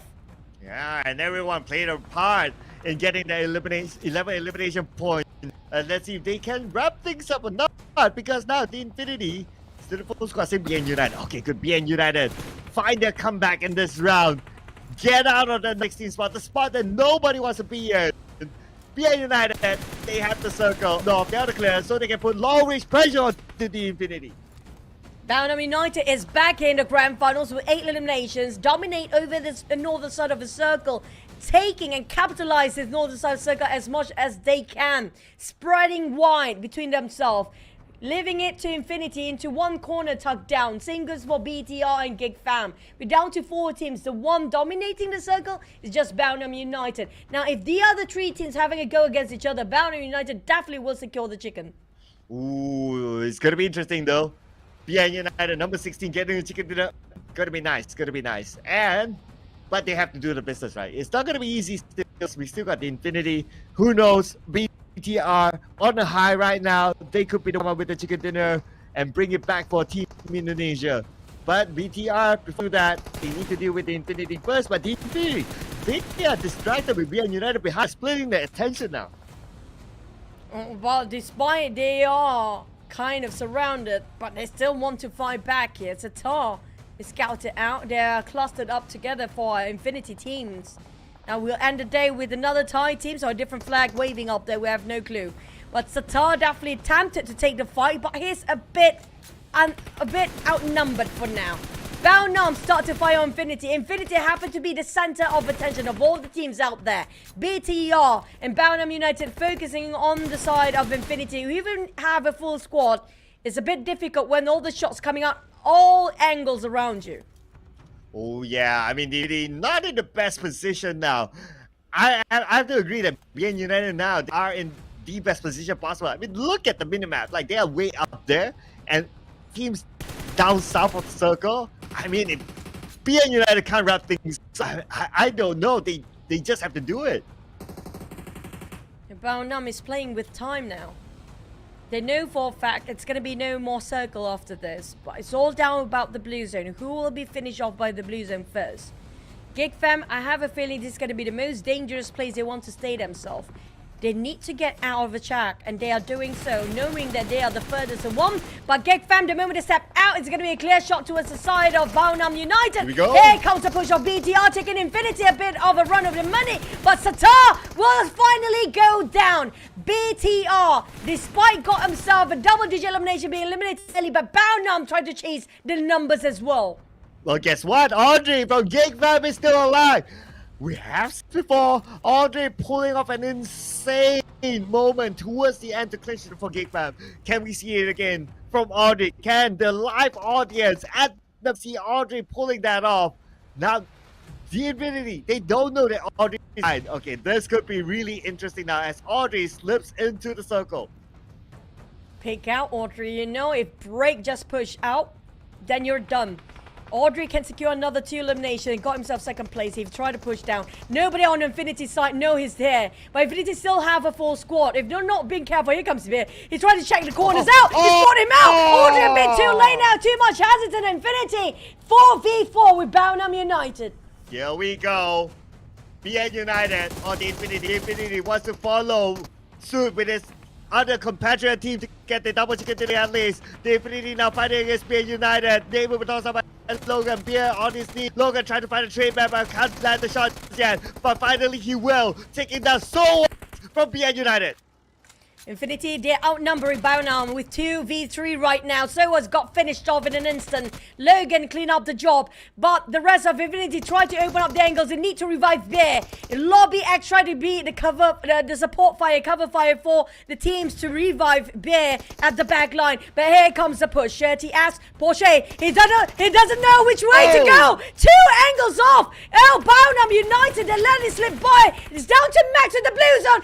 Infinity waving a Thai flag once more. Another chicken for them for day number 1 of the PMSL Grand Finals. Oh man, it is the day of Titans, ladies and gentlemen. The Infinity wrapping the day up with a final chicken dinner for day number 1 of the Grand Finals. And this time, it is well deserved for the Infinity. They had to manage BN United they had to manage BTR coming. They, lucky enough, they found out the position of Audrey. They checked their corners. Beautifully done by the Infinity. this time is definitely there. The limelight all onto the Infinity. Oh, what a day for all of us, and this is well deserving for Lobby. He's definitely one of the players in the lineup of Infinity, being underrated.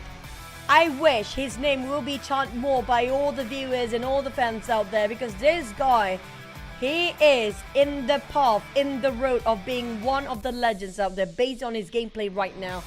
He got what a bright future in front of him. This is just the start for Lobby X. Imagine what will happen next year. Yeah, and he played it really smartly, right? Like, his teammate revived behind. He covered fire in front, not getting very clean execution from Lobby. Definitely deserving of the MVP in this round. So, looking at the stats, everyone contributed to the amount of eliminations that the Infinity got, and that is a total amount of 11 eliminations. Nicely done.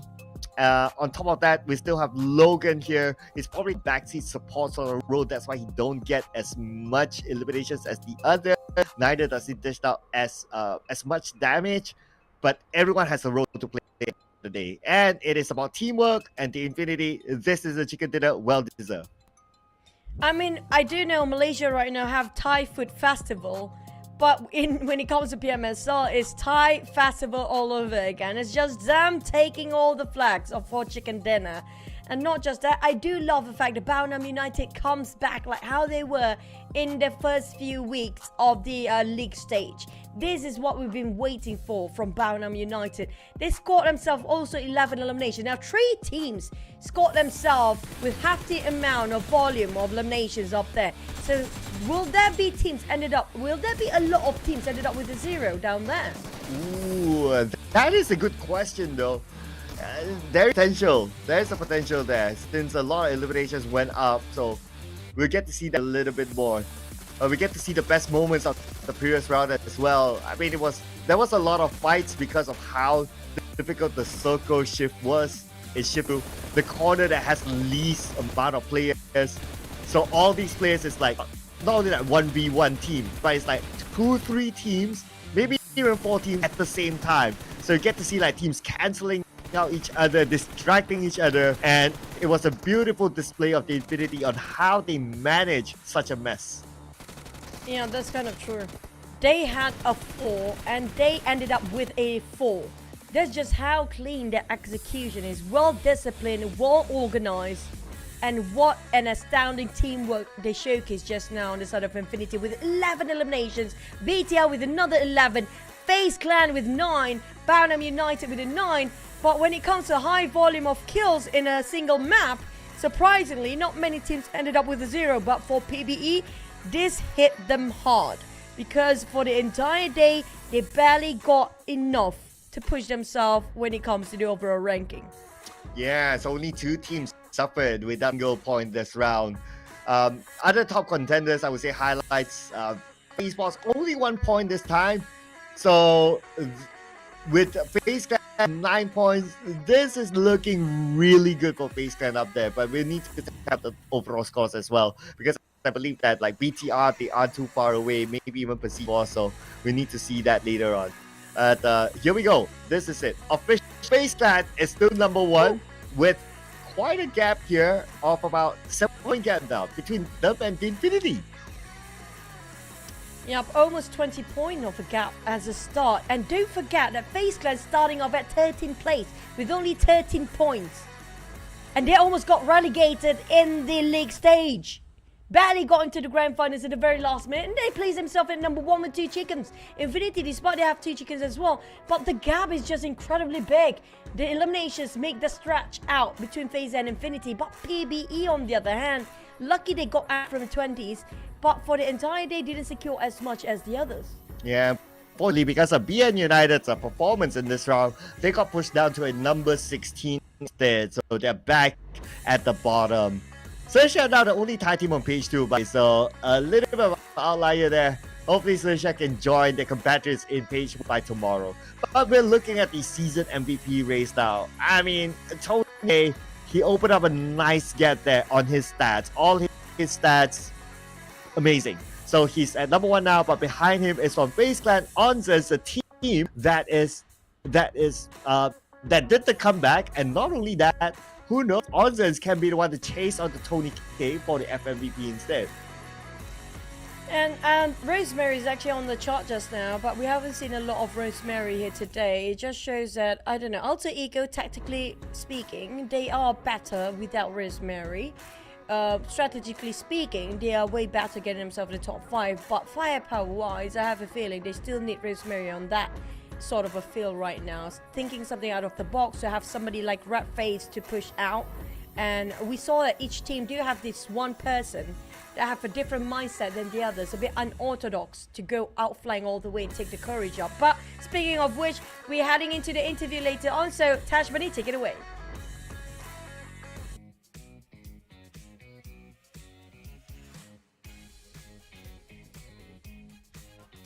Hello everyone! Today is clearly the rise of the Thais as we see two of the Thai teams dominating the overall ranks. Regardless, as we do hit the end of the day here, I have with me from FaZe Clan Vin Torres. Joining me on stage alongside Oil, our Thai translator. First of all, how are you feeling being here, playing on ground today? วันนี้รู้สึกยังไงบ้างที่ได้มาเล่นออฟไลน์ค่ะ ก็ตื่นเต้นครับคนดูเยอะดี He feels very excited. He said there's a lot of fans here. There's a lot of fans here from all over Southeast Asia, but let's talk a little bit about FaZe Clan, about you.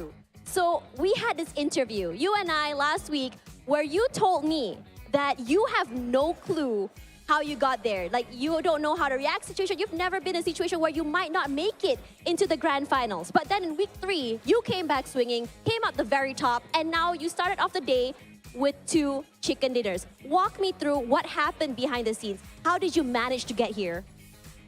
อาทิตย์ที่แล้วอะค่ะที่ได้ให้สัมภาษณ์ไว้ว่าไม่แน่ใจว่าเรามาถึงจุดนี้ได้ไงไม่แน่ใจว่าเราปรับปรุงมาได้อย่างไรเพราะว่าอาทิตย์ที่1กับอาทิตย์ที่2อะค่ะผลงานอาจจะไม่ค่อยดีแต่กลับมาทวงบัลลังก์ในอาทิตย์ที่3ด้วยการกินไก่ไปถึง2ครั้งพอจะเล่าได้ไหมคะว่าเรามีการปรับปรุงภายในทีมอย่างไรก็ไม่มีอะไรมากครับแค่น้องๆเล่นด้วยความมั่นใจมากขึ้นครับแล้วก็ป่วยกันทุกคนเลยก็เลยมีความมั่นใจพลังแฝง Okay, so there's nothing special, just only the team gathered together and then try to build up more confidence and play with confidence. Let's talk a little bit about confidence here. So, were you trying to say that you guys lacked confidence in the first 2 weeks of the league? How did you manage to bring that up? Was there a morale boost, a talk that you had with the team? What exactly did you say to them? ในอาทิตย์ที่ผ่านมาค่ะเรามีการพูดคุยแบบปรับเปลี่ยนการพูดคุยหรือวางแผนอะไรยังไงบ้างคะก็ไม่ครับเราแค่รู้สึกว่ามันแย่มาสุดๆแล้วก็เราก็ไม่มีอะไรที่จะต้องเสียเราก็เล่นด้วยความมั่นใจมากขึ้นครับ So because they think that their performance is not in a good condition, they just give it all in and play with confidence. Right, so that was clearly fixed. Let's talk a little bit about what's it like playing in front of live crowd. You said you were excited, but obviously, you know, not being in Thailand means that all of your fans would be online and the crowds were cheering for the Malaysian teams. How does that feel? Is that a little bit more pressure for you, or does that make you want to win even more? เพราะว่าตอนนี้เราไม่ได้อยู่ที่ประเทศไทยใช่ไหมคะเวลาที่ได้ยินเสียงตะโกนของแฟนๆที่เขาเชียร์ทีมเจ้าบ้านนะคะทางทีมงานมีความรู้สึกอย่างไรมีความรู้สึกกดดันบ้างไหมคะหรือว่าน้องๆแบบตกใจไหมไม่เลยครับเพราะว่าตอนอยู่ในเกมเงี้ยเราจะโฟกัสแค่ในเกมอย่างเดียวเสียงรบกวนรอบข้างเราจะไม่ค่อยได้ยินเท่าไหร่ครับ So they did not really hear the sound of the cheering. They give it all focus to the game. Right, so just now I think it was Morman that came by to say hi to you here. Let's talk a little bit about your relationship with your teammates. I mean, when the intro came in, you saw Morman just like joking around. Is he the reason, or rather the person that makes the team, like cheers up the team when things go kind of sour for you guys? ความสัมพันธ์ระหว่างความสัมพันธ์ภายในทีมของน้องมอแมนอะค่ะน้องมอแมนนี่เป็นคนที่แบบตลกที่สุดในทีมไหมเป็นคนที่คอยให้กำลังใจทุกคนหรือเปล่าเป็นคนที่ตลกที่สุดในทีมใช่ครับแต่ว่ากำลังใจทุกคนต้องให้มอแมนนะเพราะมอแมนตลกไปแล้ว Okay. So Momen is the funny character of the team, but everybody has to give the confidence to him because he is mostly in the part of being funny. I see. So he's the guy that makes it, sometimes you need that relief, and he's there for that. And I love hearing that from you guys. So let's talk a little bit about Thailand. So we saw Infinity come up. And of course, we have Vampire Esports, the back-to-back PMWI champions. So now, do you have your eyes in taking away the title of the #1 team in Thailand from VPE?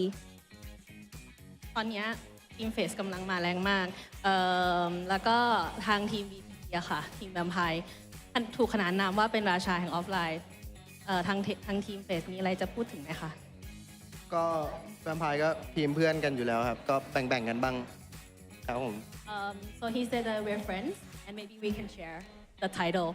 Sharing the title, that is so cute. We always see the support coming in from the Thai teams together, rising up together. But speaking about rising up together, we know there's a beautiful, huge crowd watching at home for the Thai fans. It's a lot of fans watching. Do you have anything you want to say to the Thai fans at home? มีอะไรอยากจะบอกแฟนๆที่รับชมอยู่ทางบ้านไหมคะ ก็ขอบคุณทุกคนมากที่เชียร์ทีม FaZe Clan นะครับ แล้วก็ฝากเชียร์ทีมไทยทีมอื่นๆด้วยครับ ในอีก 2 วันที่เหลือครับผม ก็ขอให้ทีมไทยได้เป็นแชมป์ So thank you for cheering for them and please continue to give your support to all the Thai teams for the next 2 days. We hope Thailand will get the champion. And there you have it for Thailand, the Thai fans at home. I hope you guys are very happy to see the results today. Regardless, this is the end of day #1. For you guys over at home who aren't doing anything on the weekend, please come by the Sunway Velocity in KL, Malaysia, if you're free, to come and support your favorite teams, regardless of where they're from. And for now, we're going to toss it back to casters as we end the day. I'll see you guys tomorrow. Good night, everyone.